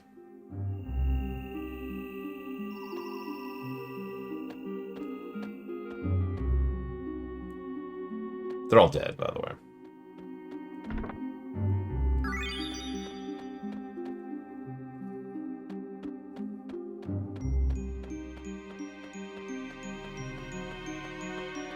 I mean, the ghosts kind of gave that away, but...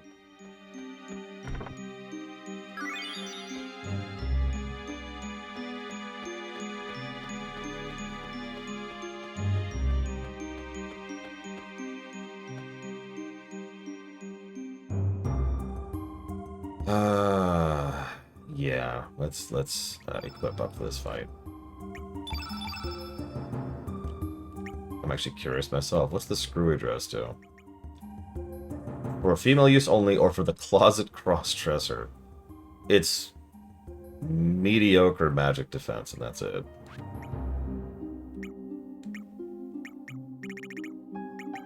I only have one. Oh, I guess that's going on you.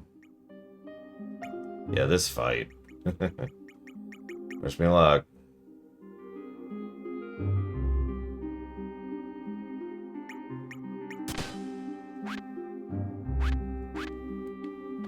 In fact, I'm gonna pop a couple of saves or so I can have a mid-battle save.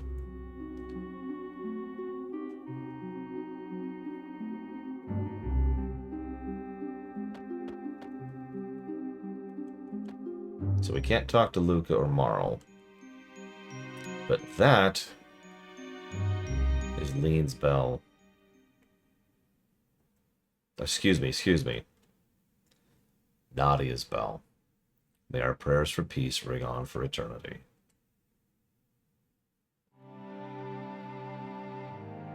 But Nadia's bell will never be heard again. Never.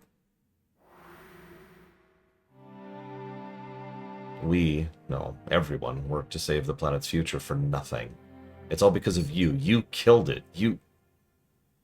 So many lives were supposed to be saved. This planet was to be healed with love and hope and dreams.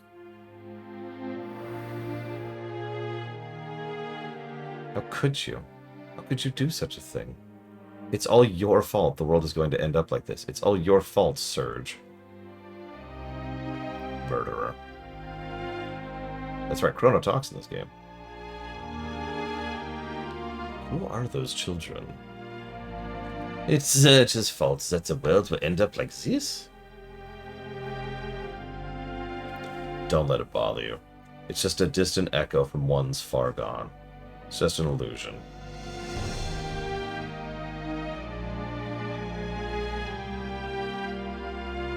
Welcome to the Tower of Geddon. Time crash ground zero. It's been a while, Surge, but I guess you don't remember who I am. I don't blame you. You're only a little child back then. I'm Miguel, friend of your father. Part of the time outside, it's been about 14 years since the night of the storm.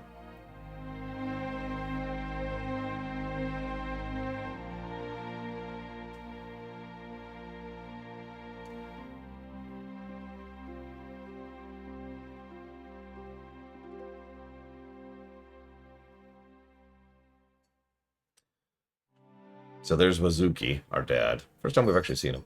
What is this place?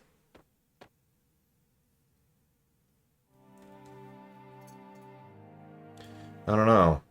I don't think we're supposed to know about it. That child. That wounded child. Bring him to me.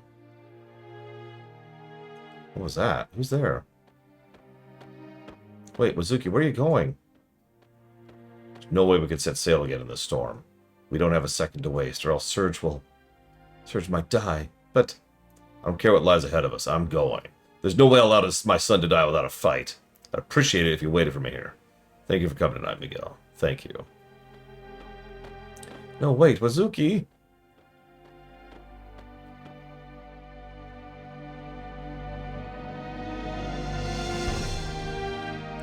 Yes, I've been here in this very place for 14 years. Wasn't like this when I got here, though. An incident that occurred 10 years ago transformed it into the Dead Sea.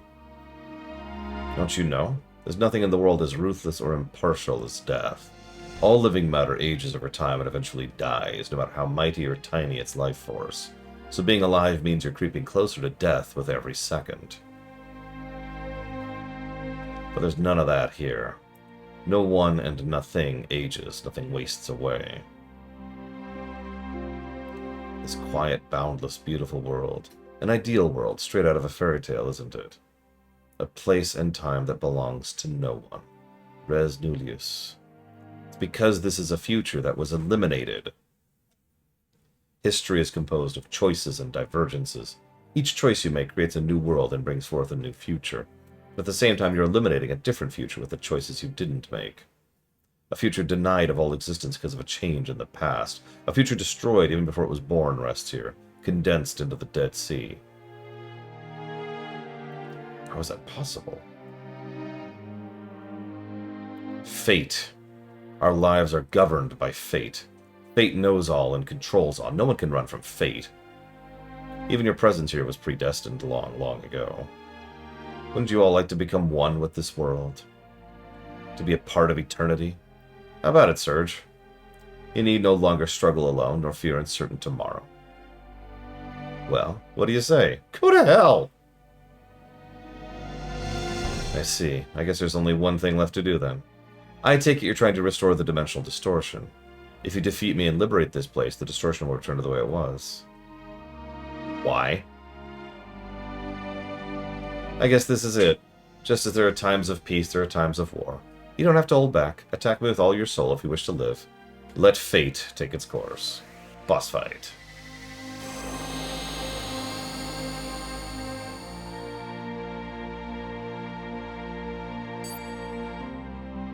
Double checking.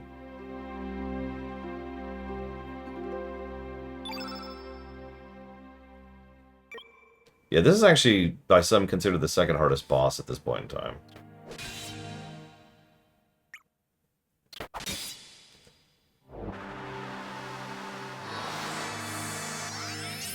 Thankfully, I just made myself immune to that. Thank you, walkthrough.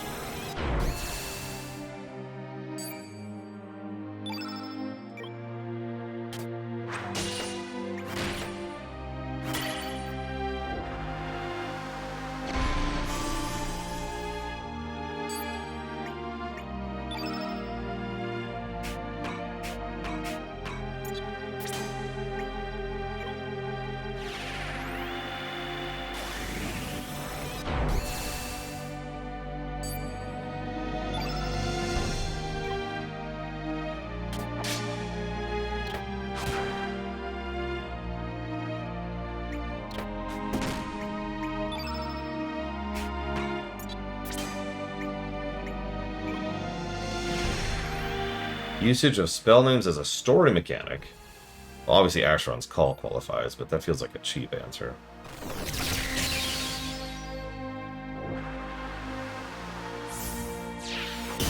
He's a friend of our dad's. Okay, he just one-shot me. Without a field boost.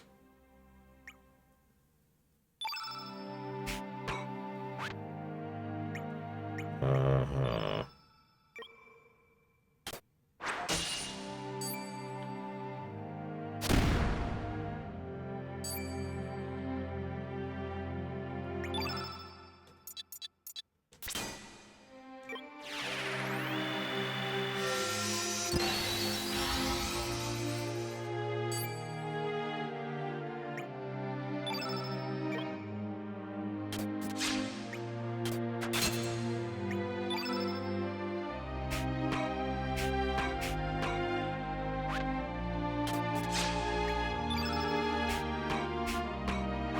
One more. Why is diminished so high up? No, he's our dad's friend. Now, I'm gonna bite my tongue a little bit. But, to my knowledge, there is no explanation for why this guy is the linchpin for the Dead Sea. Why he's so significant, why he's so powerful. Like, to my knowledge, there's no explanation for any of this crap. This is definitely one of the bolted-on story points, and it shows. He's Miguel, he's a linchpin, stop asking questions. I got a question for you. Why is Surge relevant? I'm not going to spoil why that's a question yet, but later on it'll become much more obvious that Surge is just the chosen one, apparently, for no real reason. Let's try to get some healing in.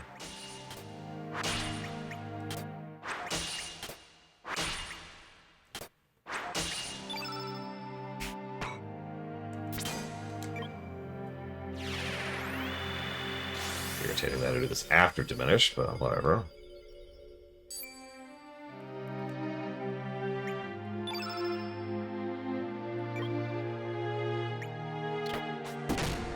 I suppose chosen one is the wrong word. No, I'm going to stick by that. He's the chosen one.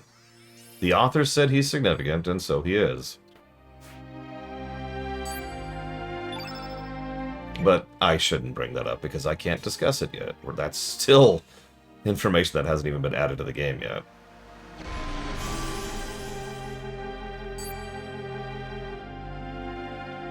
Hi, Yada. Oh, I hate the hit chance so much.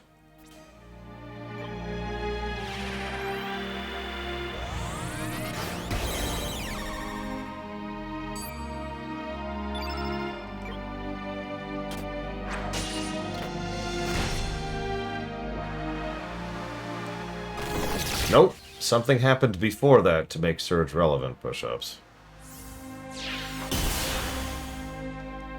Jesus Christ.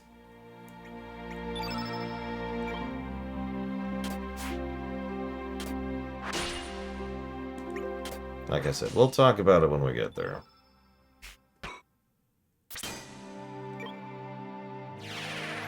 It is shocking to me how much of the so-called main plot hasn't even poked its head in yet. Even this is like the tiniest peak of what's going on. I can barely talk about anything, because nothing's really been conveyed yet.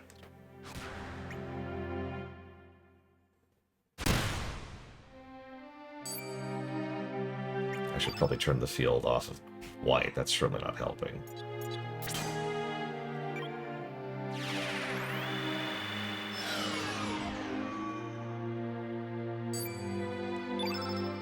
Don't worry.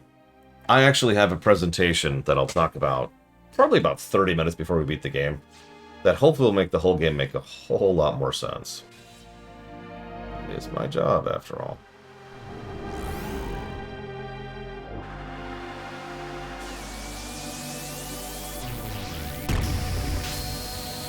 Actually, yes, Blade Javal. It's something I've been keeping careful track of ever since the last time, because I don't want to be burned by that nonsense again. And now that I have the ability to forge equipment on the fly, it's a lot less backtracking to go do it. No, I do not. I have no idea how long it's going to take for us to get through the rest of the game. It's honestly already taken longer than I thought it would, so... Shrug. Like, we should be on disc 2 right now. Oh my god, he is only now at low health. Ugh.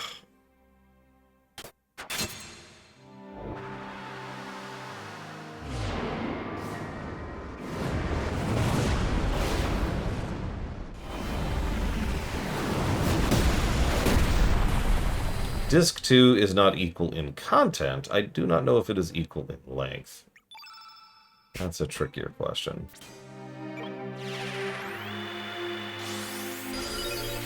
Pretty much, Blitterval. Especially since I know that there's giant swaths of not game in it, like in Disc 2. We'll see the same problem over in Xenogears. We're probably getting slowed down a little bit because I have to read the dialogue out loud, but I usually accommodate for that when it comes to my, you know, my estimates.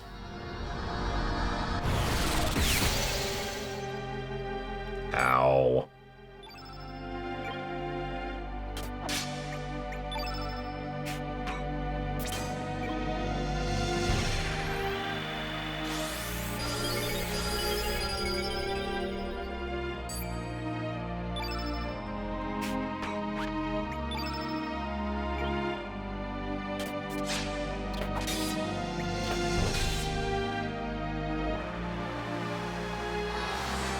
Still immune, jackass.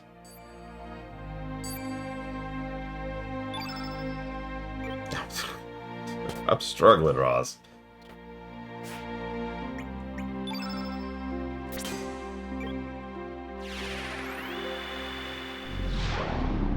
Surge had the dash ability later tool. We're playing as Lynx now.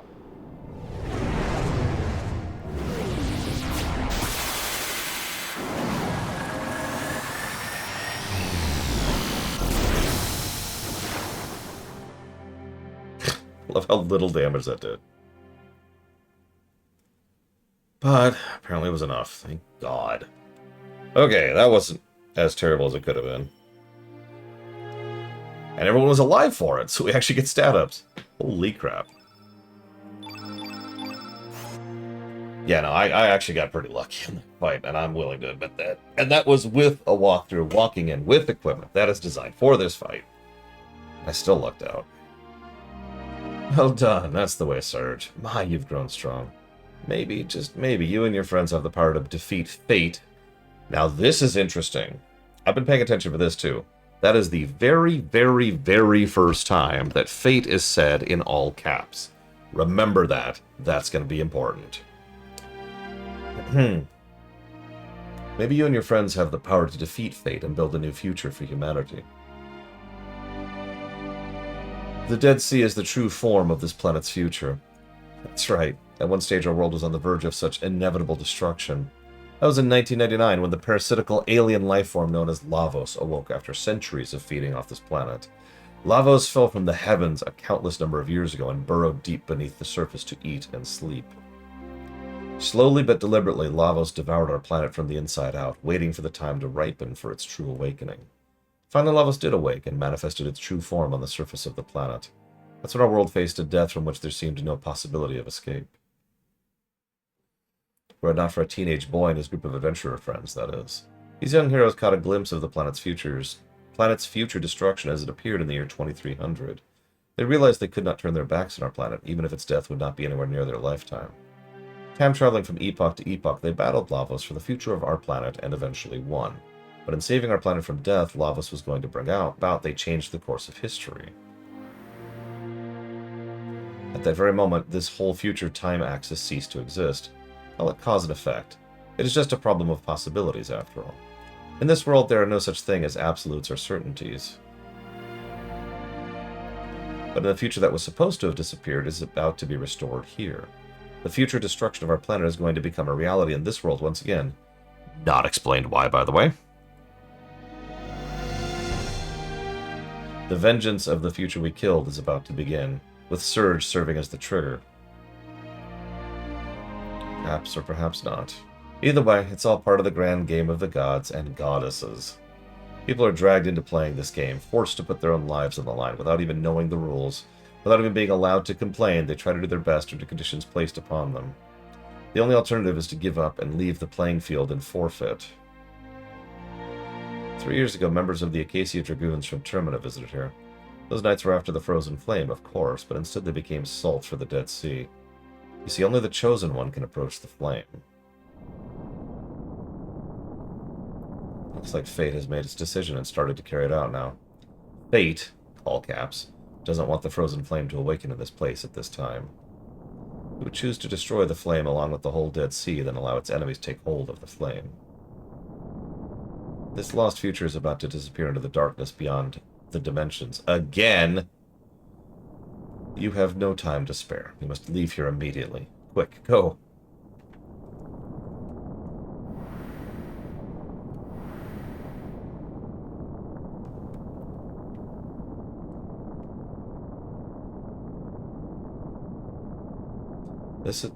I love you so much. That is why I sometimes desire to smash you to bits. Don't worry about me. You must go now.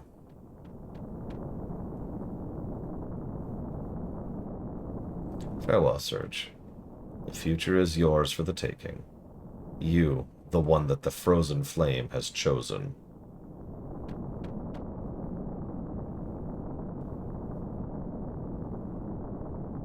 My dear Lena, may you live in a happier tomorrow. Yeah, he did. That was someone we'll meet later. We haven't met them yet.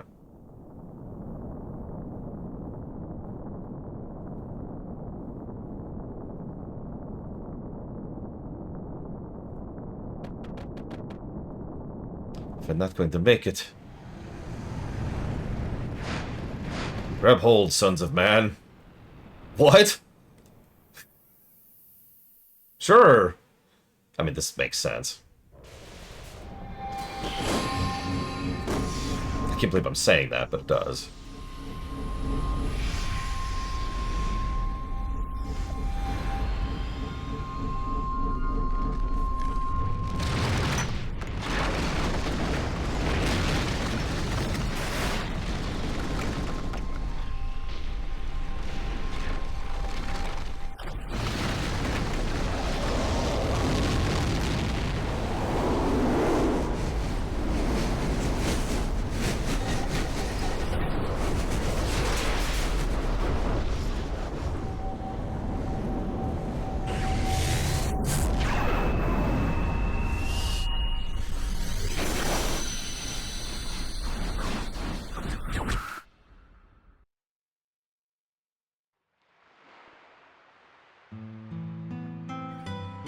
Yeah, something just used a nuke on the spot. More or less literally. Why did you help us? I too would like to witness this. How thou shalt live and how thou shalt die. If thou art planning to bring forth a new entity, prepare thyself for anguish and sorrow. Yeah, we'll fight you later.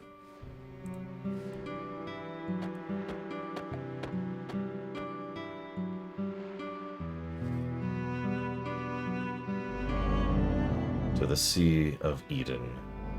If thou intend to defy the goddess of fate, speak with the ancient dragon gods who sit in repose in El Nido.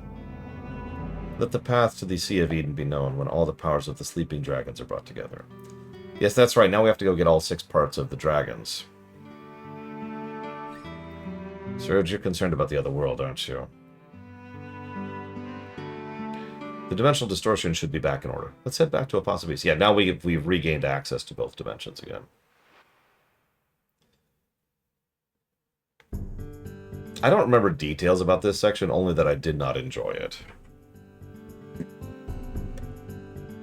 Alright. Yeah, it's padding. It's go get the plot coupons to progress. It's, you know, main plot. Let's put it that way. You know, A plot.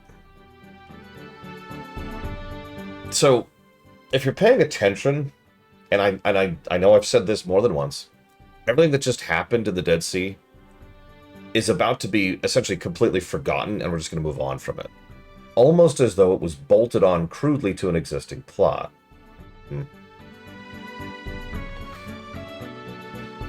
I'm dead serious. Think about this for a second. Picture the sequence of events. Okay, we've got to reach the location we're trying to reach. Okay, we go through the steps, we successfully find the thing, but we can't pass! Oh, no! Darn, the only way to get there is to go get the dragon pieces. Okay, so we go get the dragon pieces, and then we progress to the place where we're going, and then the things kick off, and so forth and so on. And if you're paying attention, I just skipped right over the Dead Sea section. Because nothing that happens in the Dead Sea section actually affects the A-plot, the Humans Are Bastards plot. It's an interesting sequence, but it has to do with the Chrono Trigger plot. It is, in fact, the first time the Chrono Trigger plot has actually shown up. We've had the Radical Dreamers plot show up. Now we've seen the Chrono Trigger plot finally show up.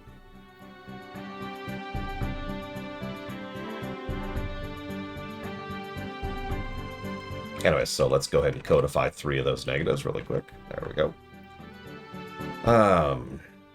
Let's add a couple other negatives here while we're here. Let's see. Let's just put those under writing.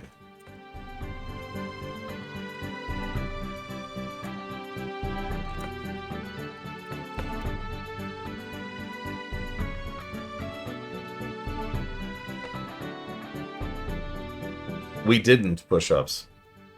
That's the best part. Remember, our goal right now is to find links in our body. That's our goal. That's the main plot.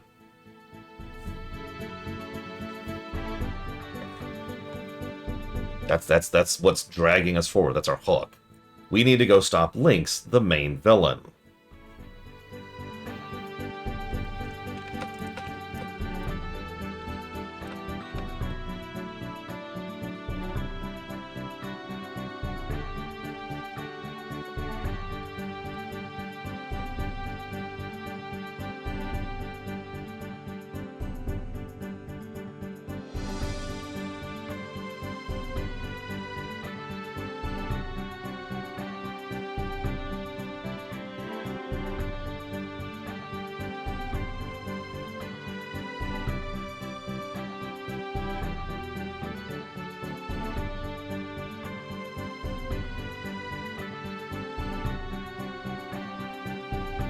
Okay.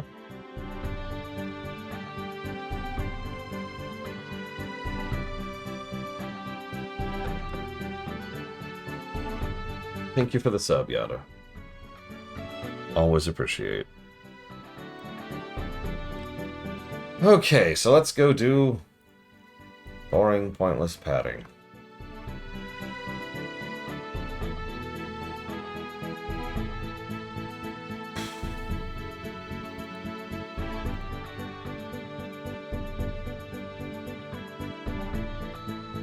I know, right? It's so obvious. Like, I've said this for years, but actually playing through the game and really seeing it on display while analytical with notes, while doing everything, it's so obvious how much Chrono Trigger is just bolted onto this game. Good lord. Okay. I need to switch dimensions.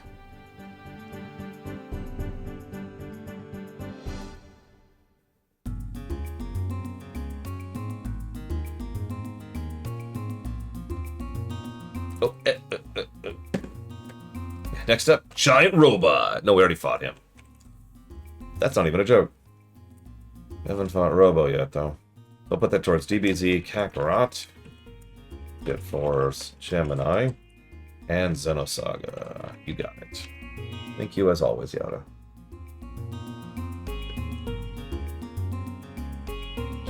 Would I consider the CT stuff padding? It's an interesting question.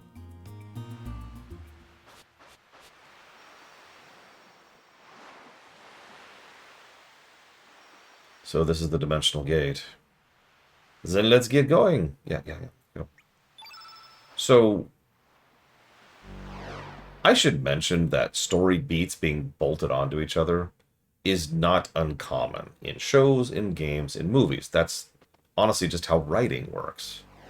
I actually have a whole speech planned about writing, which I'll give much later when I tell you the 3 plots of this game. Ah! Ah! What? Go away, shoo! Leave me alone. Huh? Huh? Huh? Huh? Huh? Right? What's going on? Yikes! Over here's the scary-looking cat man. Boy, am I in a major fix. Be gone if you wish to live. Looks like he's saying that to the kid.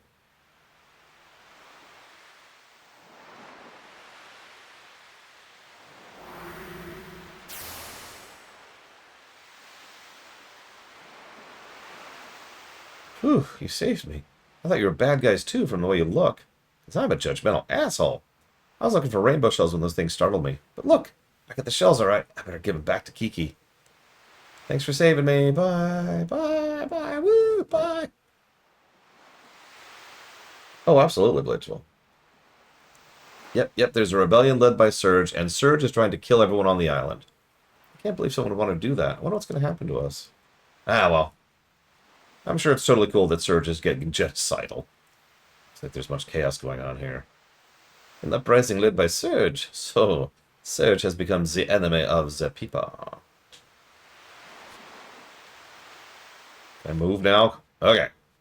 So what I was trying to say is a lot of fiction bolts things on because of writing, and I had a whole speech brand about that. But it is always fascinating when you can tell when the plot basically just pauses to go do something else and then comes back. And yeah, that's pretty much what we just did. Alright, so I'm just going to grab this. There we go. Why do I have to get the dragon parts now? Well, because we were told to.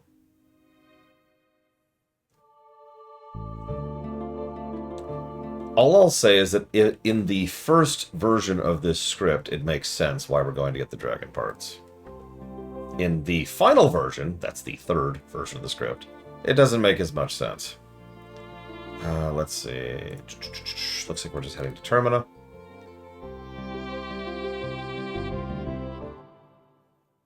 Yeah, exactly, Noctis. Execution matters. I've said that for years.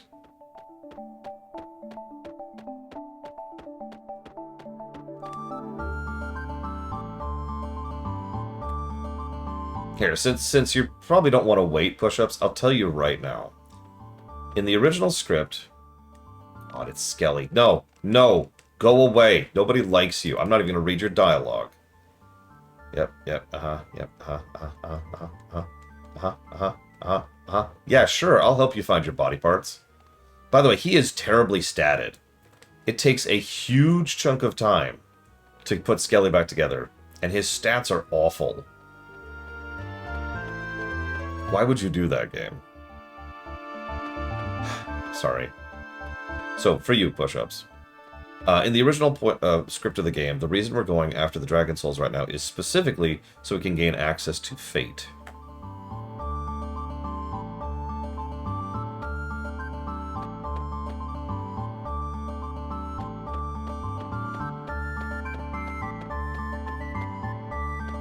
There's more to it than that, but that's all I'm willing to say right now. And yeah, let's be honest with ourselves. This is a typical JRPG MacGuffin hunt. Because that's what it really is. Even particularly... I shouldn't say that way. That sounds mean. Even shorter games have this same problem. Trials of Mana.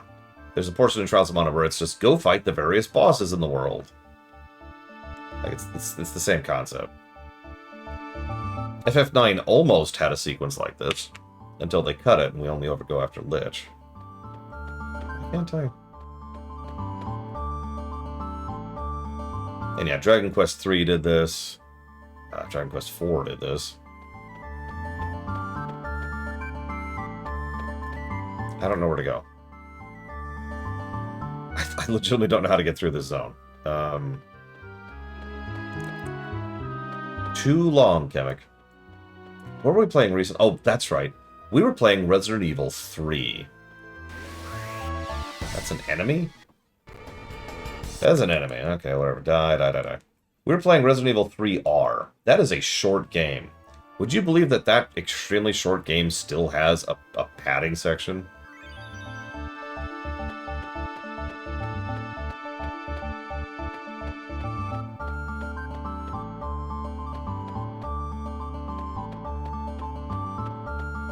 Going through the Dead Sea did reopen the way to dimensions. Yes, push-ups. No explanation how or why.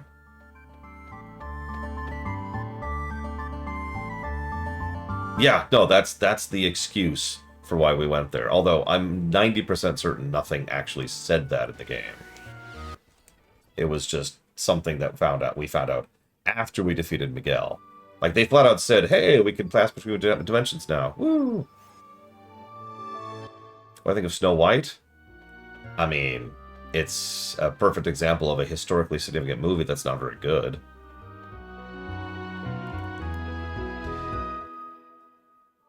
So, I'm going to get very close to spoiling something of this game, but I have to mention it. You know what would have worked a lot better as an excuse for why we had to go and unlock the dimensions and why we're going to get the dragon pieces? Harley. Like, right? But she's not really involved in this. I've actually deliberately been keeping her in my party, partially to see what she has to say about this, and she hasn't said anything, other than just being like, oh yeah, no, we're here too. Hi. I haven't played the original gimmick, so I'm not sure.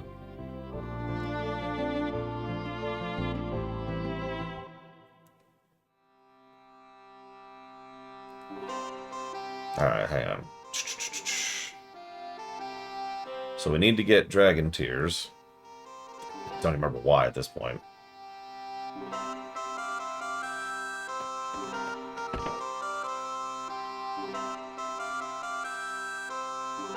What is Ramek, Elizar? Sir Lynx, you must be tired from your long trip. Would you like to stay? Sure.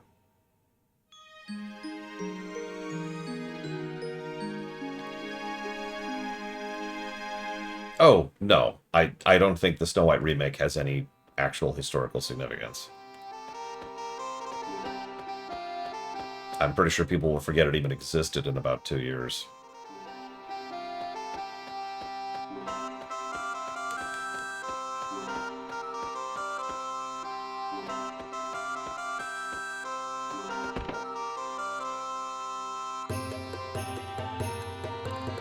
Who is it?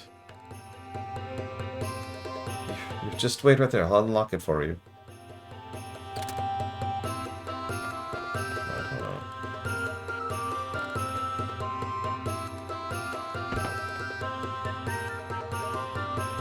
Here, go in from the left side.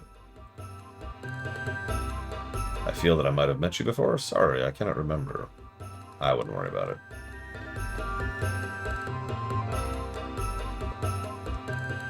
Because it's not a good film, Elizar.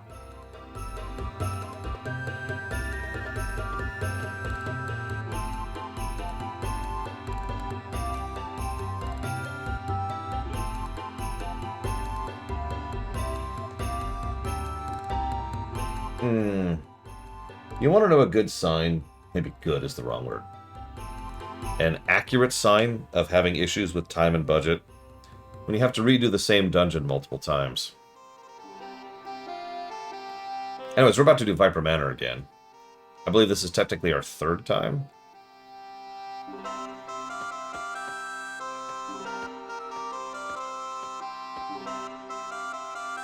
Oh, it was a very revolutionary film, 100%. It's been a while, Lynx. Or is it Surge? After we fought you guys, we also entered Fort Dragonia, too.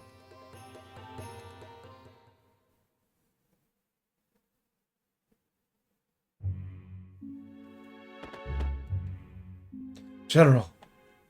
You're... Yeah, Viper lived, by the way. He disappeared. Damn.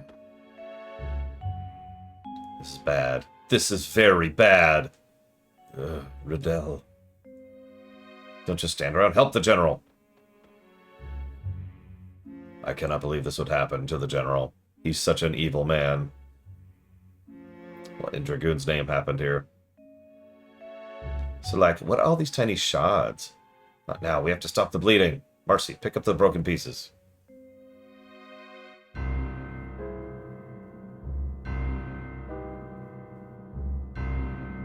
We brought the general to Hermit's hideaway and prayed for his recovery. He was able to escape death, but he still needs rest. However, we can't leave the manor for too long.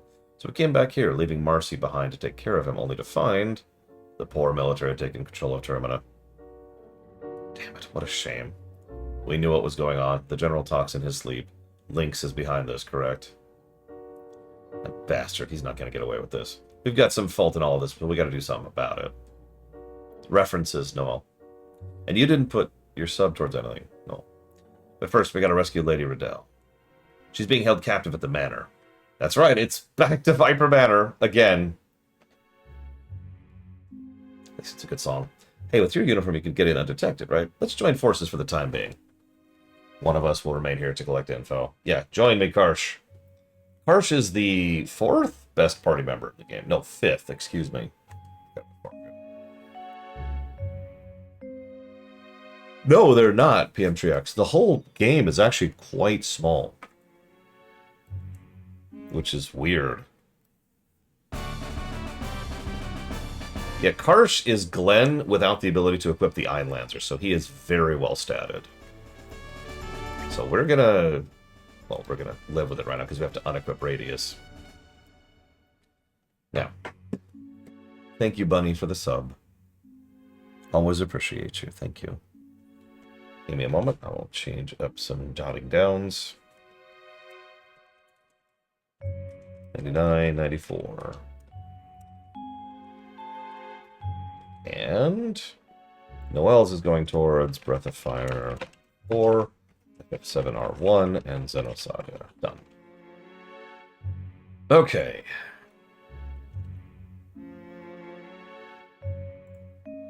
So we have the Tier of Hate. Excellent. Believe it or not, we are literally 50% of the way to having the MacGuffin we need to beat the game. Tekoida is a better person to ask about the Xenosagas on a gameplay axis. The last time I played them was for the Ruminations, and I burned through those games. And it was Ruminations, so I don't really remember them.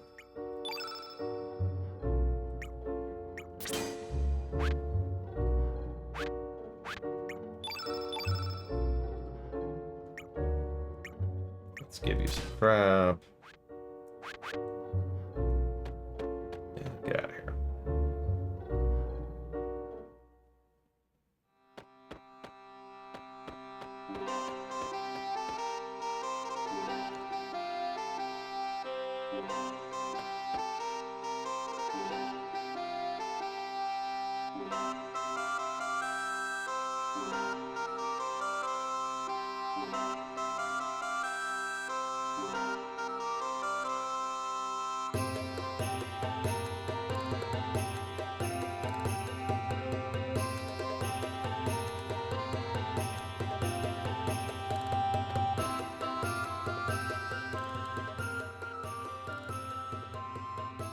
And bring this boy Surge to me as soon as you find him. Yes, sir. Why, Sir Lynx? Sir Lynx, where have you been all this time? We heard you headed for Fort Dragonia with the General. It's like what happened back there. There's been many strange occurrences since then. Maybe you know of a boy named Surge? Commander Norse, there's an urgent message from Command. What is it? It's a level 2 security message. Go ahead, take no heed. The man is one of us. Yes, sir. Grobik has just arrived at the manor. He's quite ahead of schedule. Understood. I'll return ASAP. Yes, sir. Sir Lynx, forgive me. I must return to the manor once. Please come to the manor a little later. You got it. No, Noctis, there is not.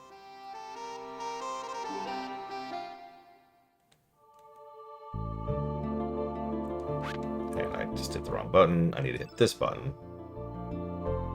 So let's get rid of Radius and replace him with Zappa. Who? Well, hang on. This is part of a...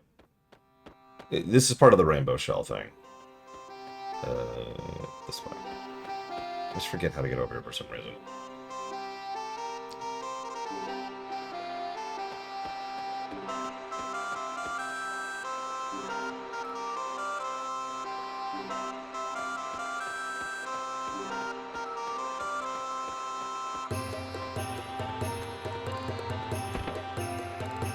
See you around, J. Palmer.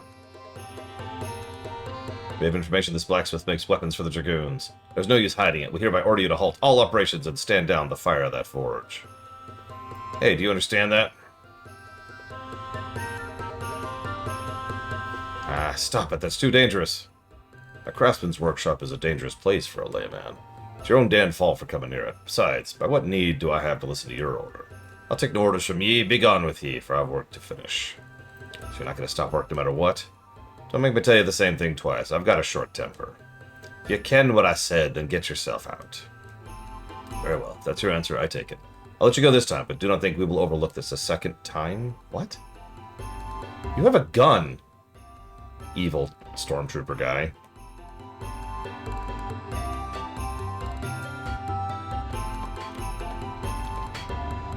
I don't care who tells me. I'm not going to stop working. You be me. I need your help. I want to hammer this thing to make the you-know-what. That thing you have, it's the rainbow. Yes, we have a rainbow show. Will this be the you-know-what you've been talking about? It's the rainbow axe, huh? Ah, I knew I could count on myself. Let's start hammering. Be a wee bit hard by myself, but the two of us should be a breeze. I would love to help you, but this hammer's too weak for the job. You have to go do a side quest to get a better hammer. Ah, you might be right. Okay. Script done. Or trigger done. Now we go and get Karsh in the party. A good recipe for tomato sauce? Yeah, tomatoes. And a hammer. Actually, I did make my own spaghetti sauce once. So what I did was I got...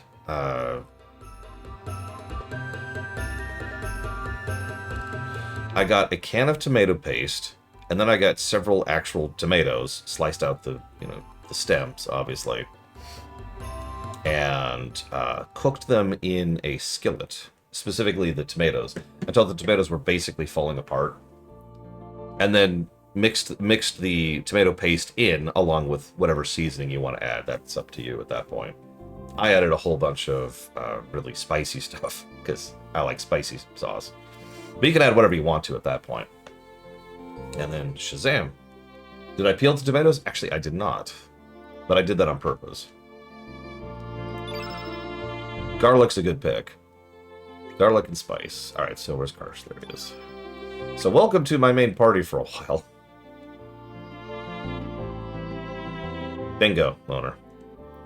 You probably don't need tomato paste. It worked out well for me, though, so shrug.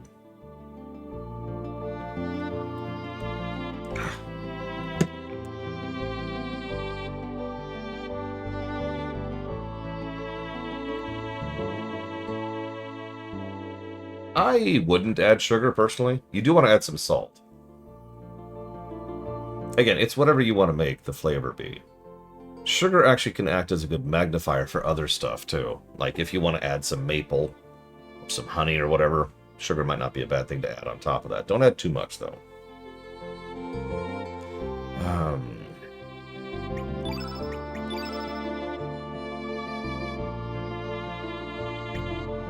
That sounds miserable. Yeah, one of my biggest things I don't like about ketchup is it is way too sweet. Just unpleasantly sweet.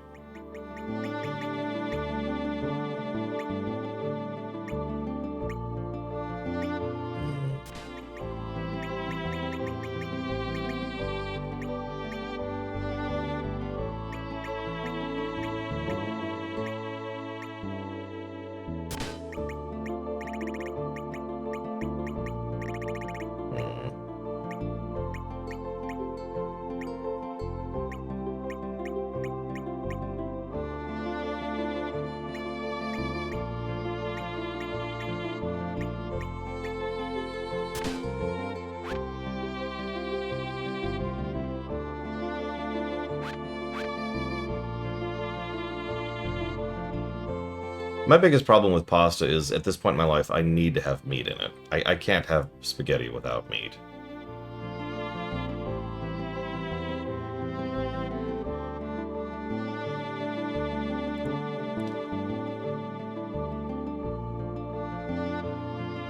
I forgot to unequip him, didn't I?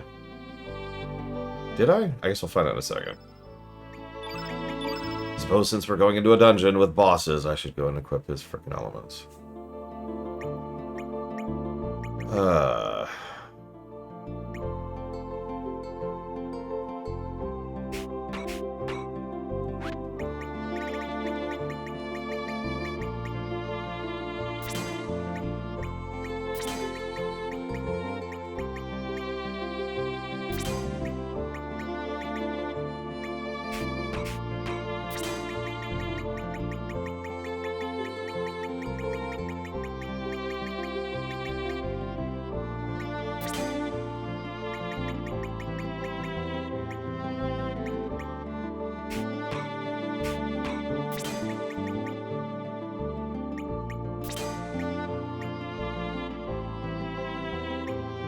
There is actually a very specific reason Harley supports us, and it's not just the fact that she's got the hots for Surge.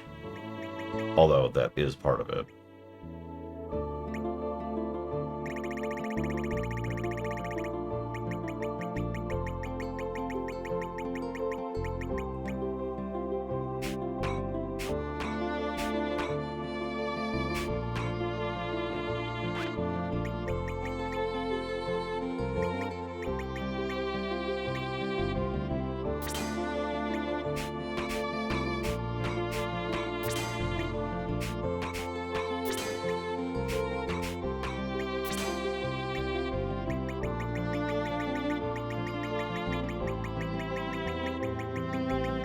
Or I had some of these.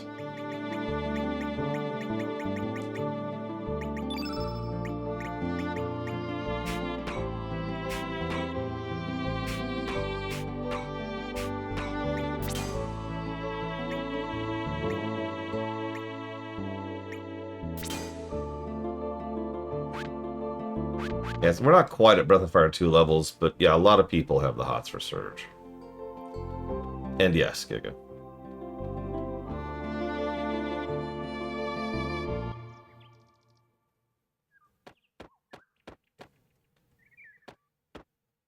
Sir Lynx, please go on through.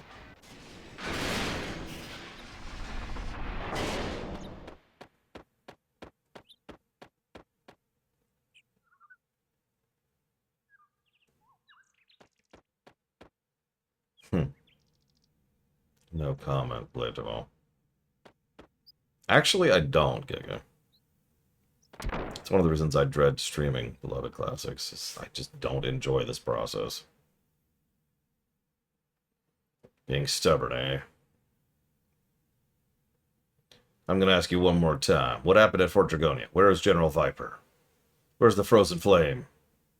I don't know. Even if I did, I would never tell you. Damn this goody two-shoes. Listen up, Missy. Do you know what kind of predicament you're in? Please, sir, this woman has done nothing wrong. She's a prisoner of the poor military. This is a legitimate interrogation. I do not believe that, sir. There has to be a better way to go about this. Just give me a little more time, and... We don't have time, Norris. I have no time to be listening to your idealistic theories. Now, Missy, let's have you go down to the basement. No, please, wait. Norris, I've had enough of you for today. I want you to stay out of this. Take her away. Yes, sir. And yeah, if you replaced poor with any other word, the generic evil Empire military is just another generic Empire evil military, and that's it. You disappoint me. Remain on standby in the parlor. I can't hear you. Please wait. Think of what you're doing. Can you live with that? He won't talk to you. He has no interest other than fighting. This cannot be. Is he the one from the lab? That's right. This is the killing machine Grobik. Grobik only takes orders from those who are stronger. Ha! Another soldier who won't listen. Dismissed.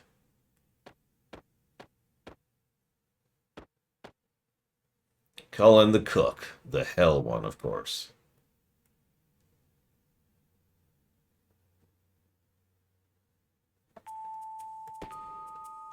Still my favorite song in the game right here.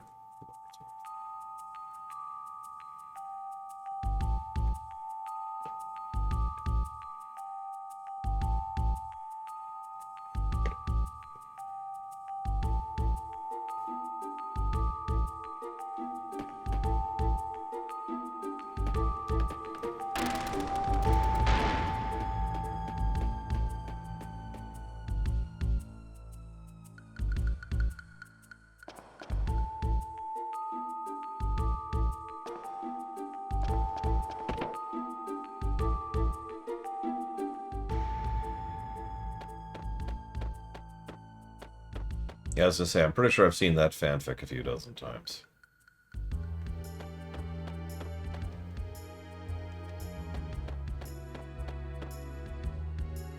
Yeah, Grobek is another nothing burger. He is a recruitable, of course.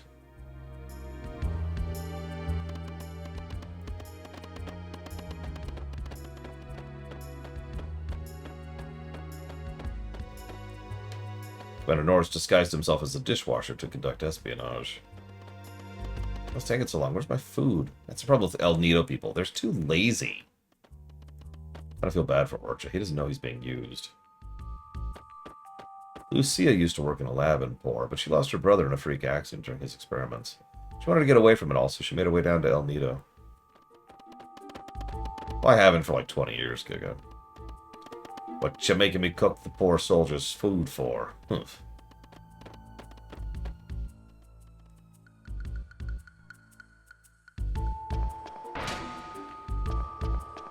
Did I miss him?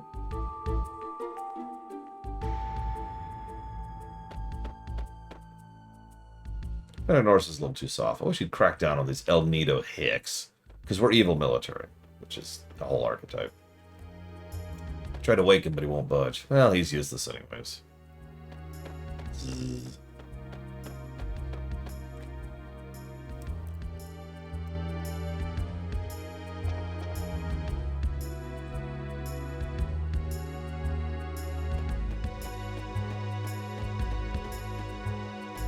Game. Game?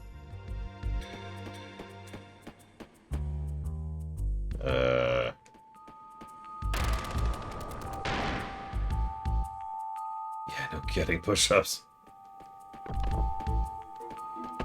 There we go. Good God. Okay. Hey, Norris. Sir Links, please excuse these squalid conditions. Sir, this has been bothering me since we met up in Termina. You seem different from last I remember. You just seem different. This man is not Lynx. What? He may look like Lynx on the outside, but his spirit is that of Surge. Is it true? Sir Lynx, what has happened? Everyone just takes a lot of things. And really takes them at face value. I see. So the Surge commanding the troops is real Lynx. Everything is starting to make sense. We were wrong all along. We never should have joined forces with Lynx. What brings you here? Riddell. Where is Lady Riddell? Bring her out now. You lay one filthy finger on her, you die. Arg. Well, I see. Then you're here to rescue her. Understood. I'd like to help. Riddell should be in the basement prison. Please take this. There's a sewage system below the prison. You should be able to break into the prison by making your way through the sewers. Use the hatch downstairs. The sewers are full of monsters. Oh my god, it's our sewer level. This is it. Sewer level. Will it be good? Will it be bad? Hi, Orcha. It's that time again. Cha, what you talking about? You know, this. Cha.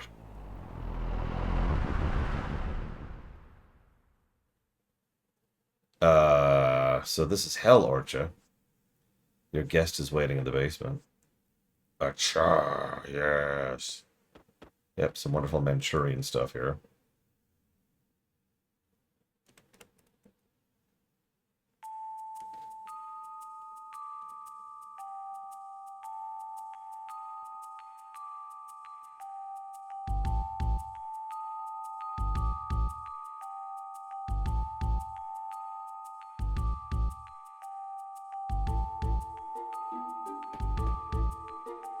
Oh yeah, also Hell's Kitchen. While we're here.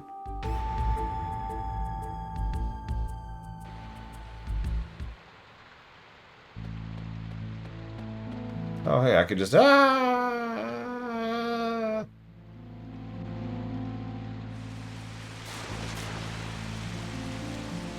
The water flow is too fast. We should be able to stop it somewhere. Thanks. Oh my god, it's true. Push-ups. Damn it! No!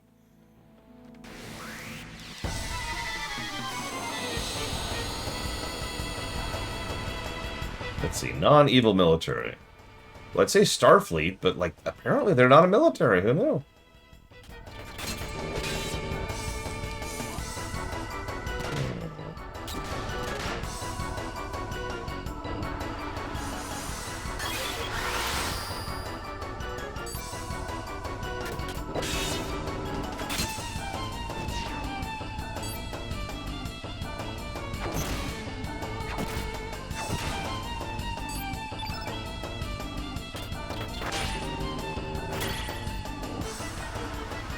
Royal Equestrian Guard. Hi, Dr. Winter. Oh my god. No, no, no, no, don't do that. Don't do that. There we go. Sorry. I tapped escape on accident. It's like, do you want to close down the whole machine? It's like, no, no, I don't. I don't.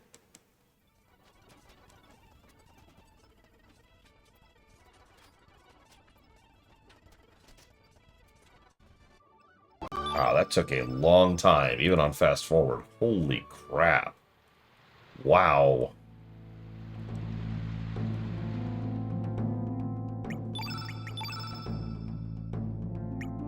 Yep, he's geared up. She's geared up. I'm geared up. All right, whatever.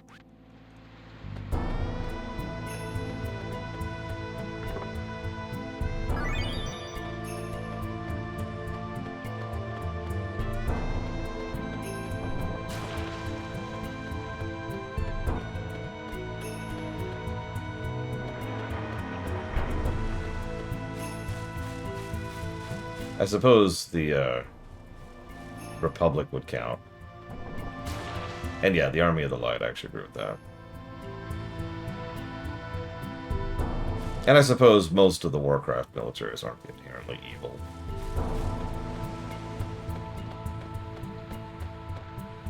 Not in the way the trope is usually applied, anyways.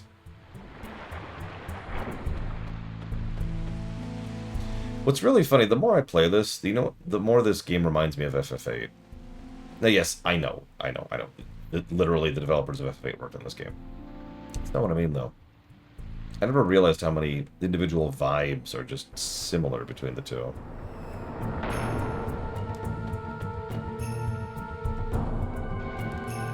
I mean, even the way the poor military works is almost copy-paste the Galbadians. Which is what reminded me.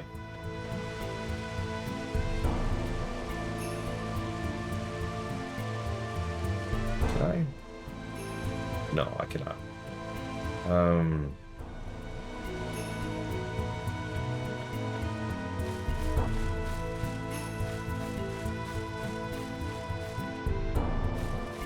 Don't mind me. Nothing to see. On the plus side, me skipping trash barely has any negative consequences. Like, I'm missing out on a pittance of stats.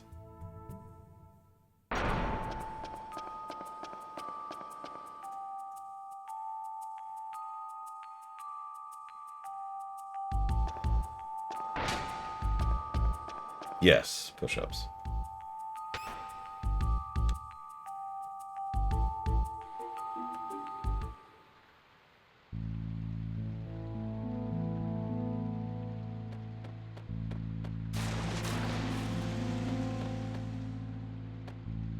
Yeah, I'm kind of with it, Pillars now. I agree.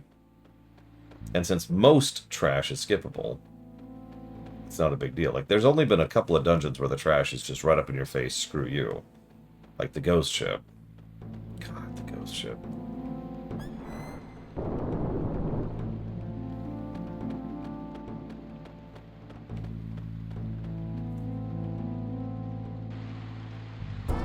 Starfleet privateers.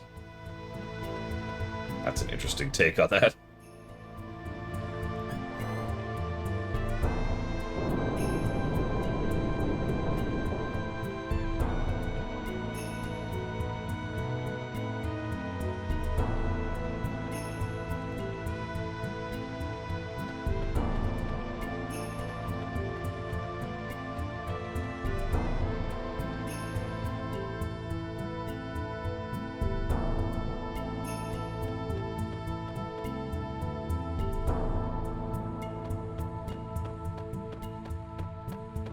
think this way? Yeah, this looks right.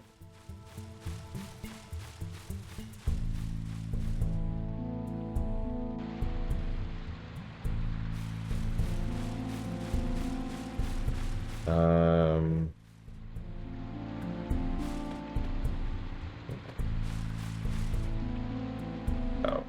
We're stuck. No!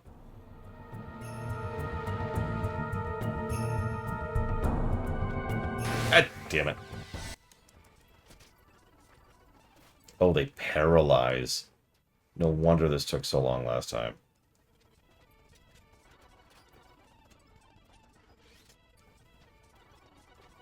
No, Ross. Why? Where's that coming from?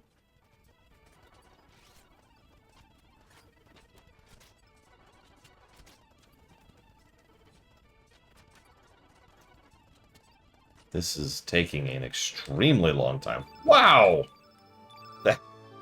Wow! Okay. We got 1 HP out of that. Oof.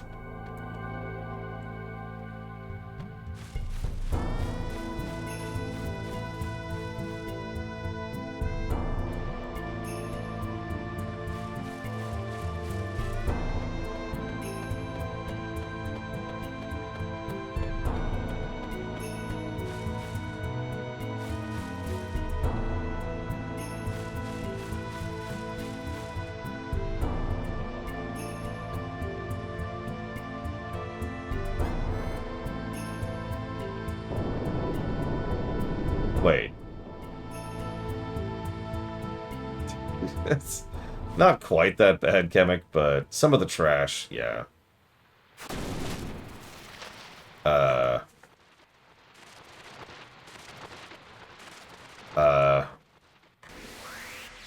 Okay. A boss battle, despite the music. Oh, gross, gross, gross. All the gross. All the gross.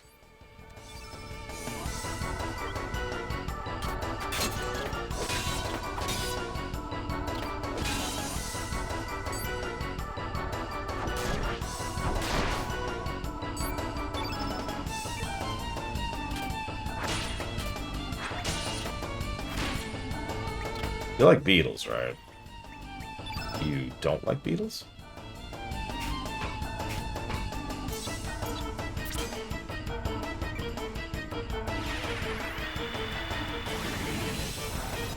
Wait, is GURP still going to Gota?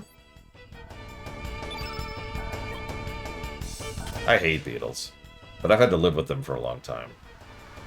I see a beetle and the first thing I want to do is kill them. And so I do. Whoa! Okay. That hurt a little.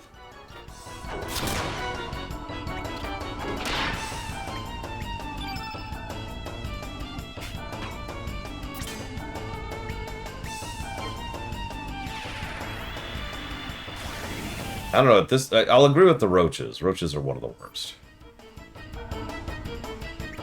Nobody likes roaches.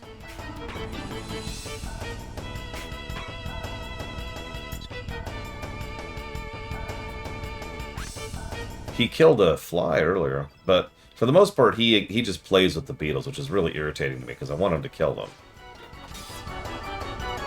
But he at least alerts me that they exist. Okay, so let's just speed that up. Okay, there we go.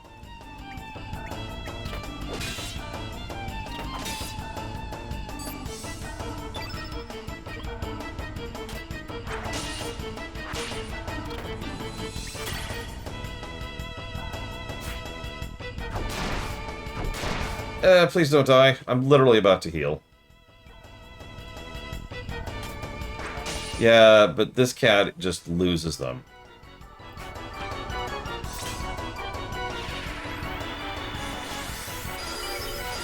No, Dr. Winter. There's a reason why I mentioned that the jailer was unprecedented in how bad he was. You know, I've been wondering something this whole time. How do you tell that you have a buff on?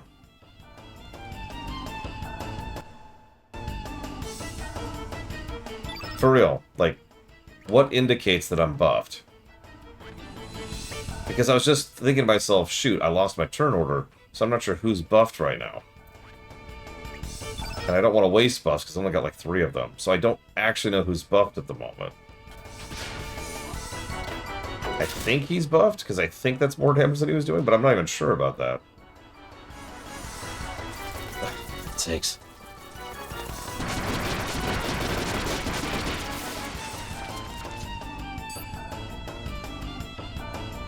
Yes, actually, Ross.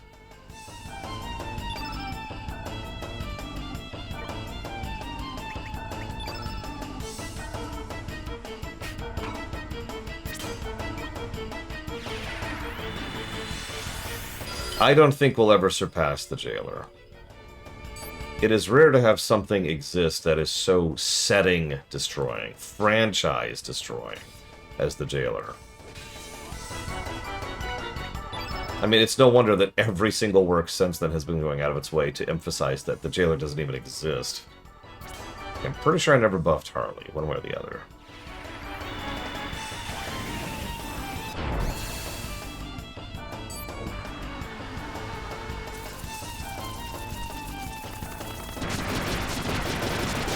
Yes, yes, your giant attacks are incredibly damaging and take too long. Can we go?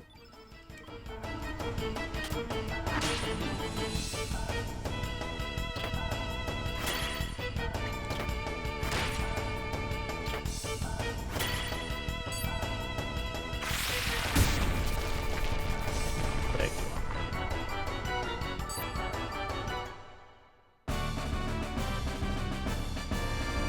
Oh god, please don't remind me that that even exists. I still think the Jailer's worse. Because he is. But yeah, the creator in FF4, after years, aka the guy who was responsible for every other FF game up to, I believe, 6. Who destroyed every FF world up to and including 6. Yeah.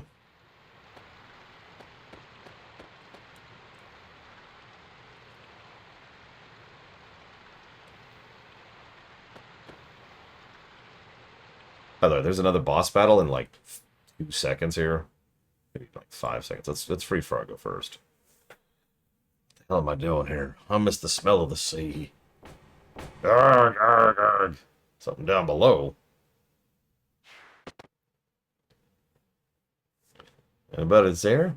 Hey, hold on a bit. Heave-ho!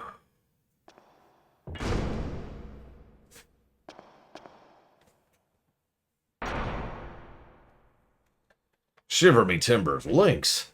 Just calm down. Do you really think Lynx would be here? He's right before my eyes, ain't he? This isn't Lynx. He's Surge on the inside. You're pulling me leg. It is strange he'd be here. But I'm honored you'd come to save me. I owe you one. We're not here to rescue you. We're here to rescue General Viper's daughter. Oh, was that so? Well, he ended up saving me anyway. Let me help. Do you know where the General Viper's daughter is? Ah, the young lass was taken to the cell next door. How do we get out of here? Here's the key for the prison. Oh, great. I'm gonna go free the others and make my escape. Good luck to you. Okay.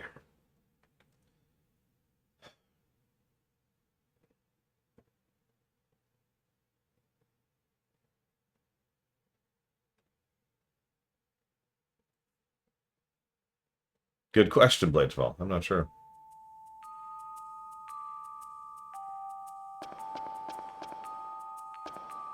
How'd I end up in here? That's a good question. Oh, whatever. Save.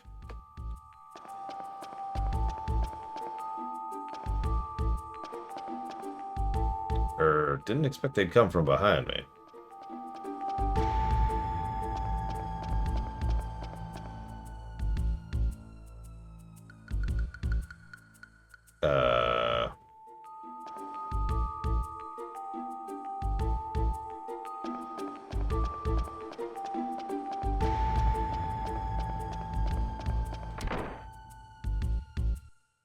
I guess this is it. Boss time. Again. Man is our secret weapon, Hell's Cook. You're the cook, Archer. What have you done to him? We had him eat some quaffin seeds, found in the Hydra Marshes. As the part to release one's dark side. After that, we just ring a special bell, and the next thing you know, we have Hell's Cook. How horrible. But why, Archer? We needed him to steal the dragon's tear from Goldove. Of course, his true self has no idea what he's done. Now prepare yourself. Who knows what this crazy man will do? No. Lady Riddell, I have come to save you. You are Sir Lynx. Why are you here? Actually, this man ain't Lynx. What? It's too hard to explain. We're just here to take Riddell back.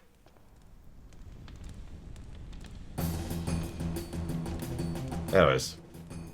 Boss fight.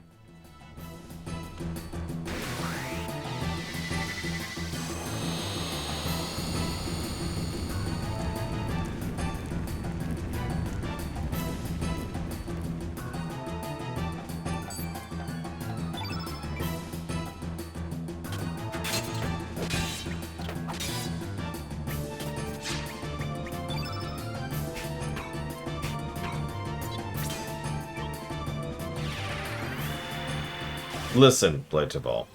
Why would we do that when we need to make it very clear that we're not Lynx? Ignore the fact that it says Lynx down there. And that, Harley actually has a vested interest in us being Lynx. Just ignore all of that.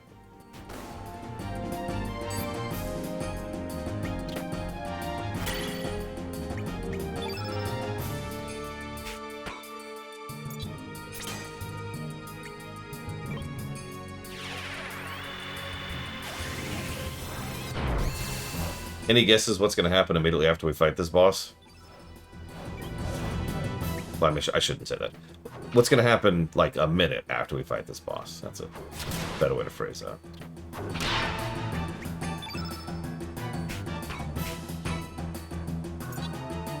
That's right! Another boss! Now, hang on. Does anyone know what's going to happen after we fight that boss?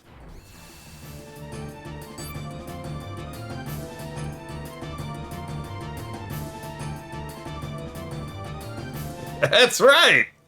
Another boss! We haven't even started collecting the dragon pieces yet. Have you noticed that? Like, something about that's been weirding me out. It's like, we're finally on the fetch quest. We haven't even started the fetch quest. Because we're still at, like, step 0 of the fetch quest. Oh my god, this guy has 3,000 health. The next boss has 3,000 health. The boss after that has 1,000 health. Okay.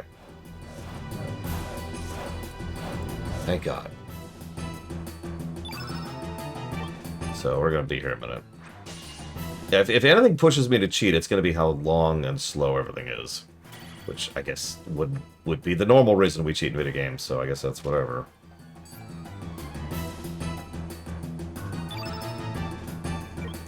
Hello, cat. Hi. How are we? Let's get some white on the field. We haven't found the big robot yet. We'll get there. You gotta be patient. Big robots don't just happen every day. In this setting. At this time.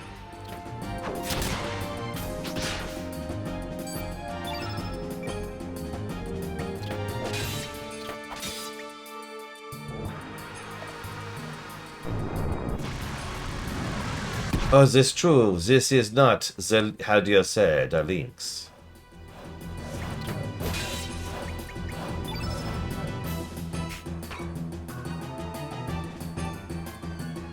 Here, let's attack him with feral cats. That feels like a good move. Diet! Why is there a robot in my kitchen?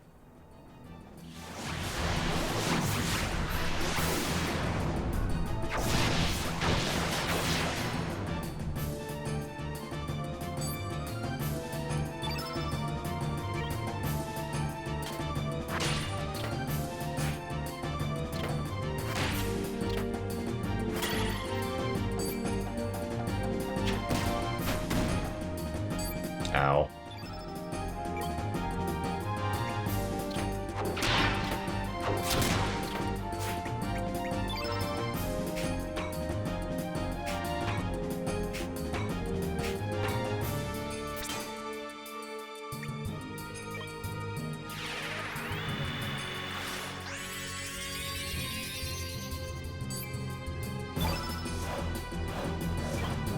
Yeah, if I fail to feed Pocket, bad things will happen.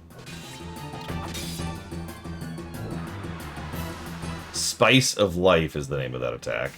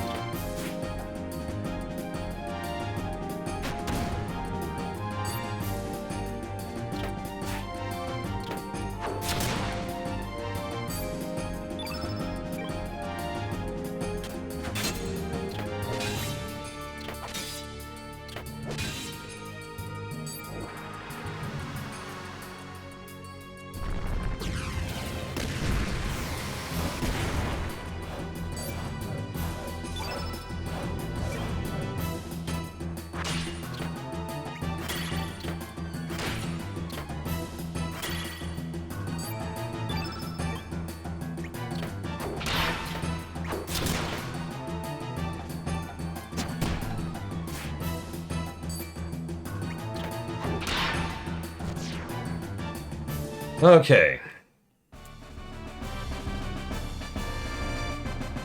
Next gigantic boss fight from hell. Having Karsh around is definitely helping.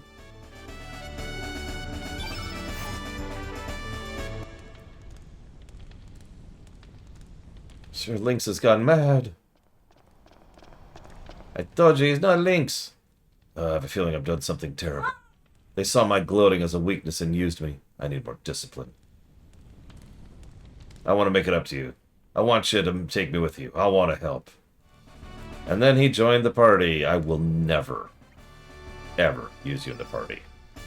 Go away. Go away immediately.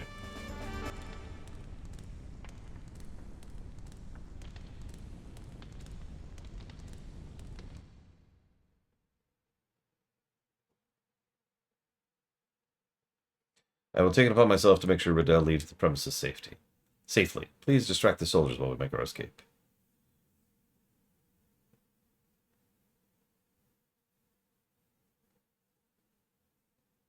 I'd like to thank everyone from the bottom of my heart. I shall be heading to Hermit's Hideaway to take care of my father.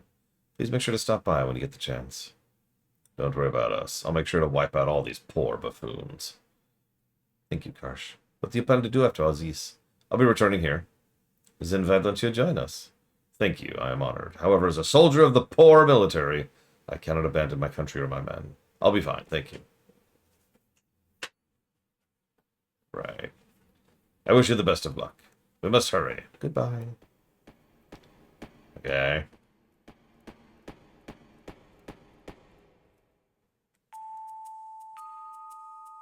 So...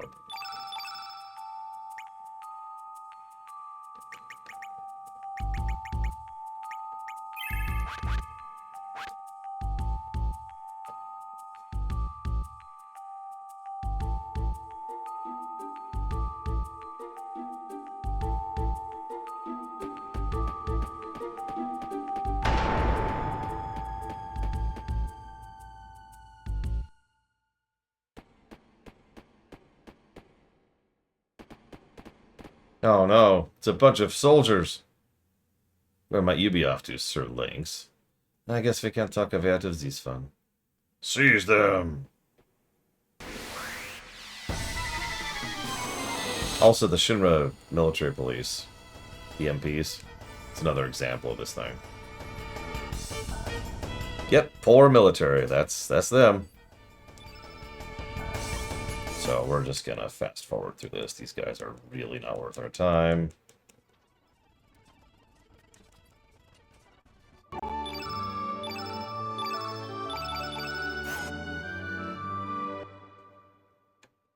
Guard. Hey, you're up.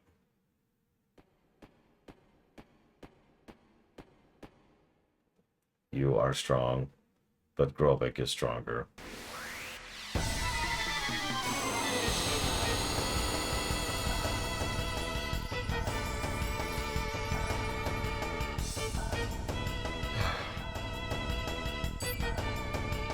You know what?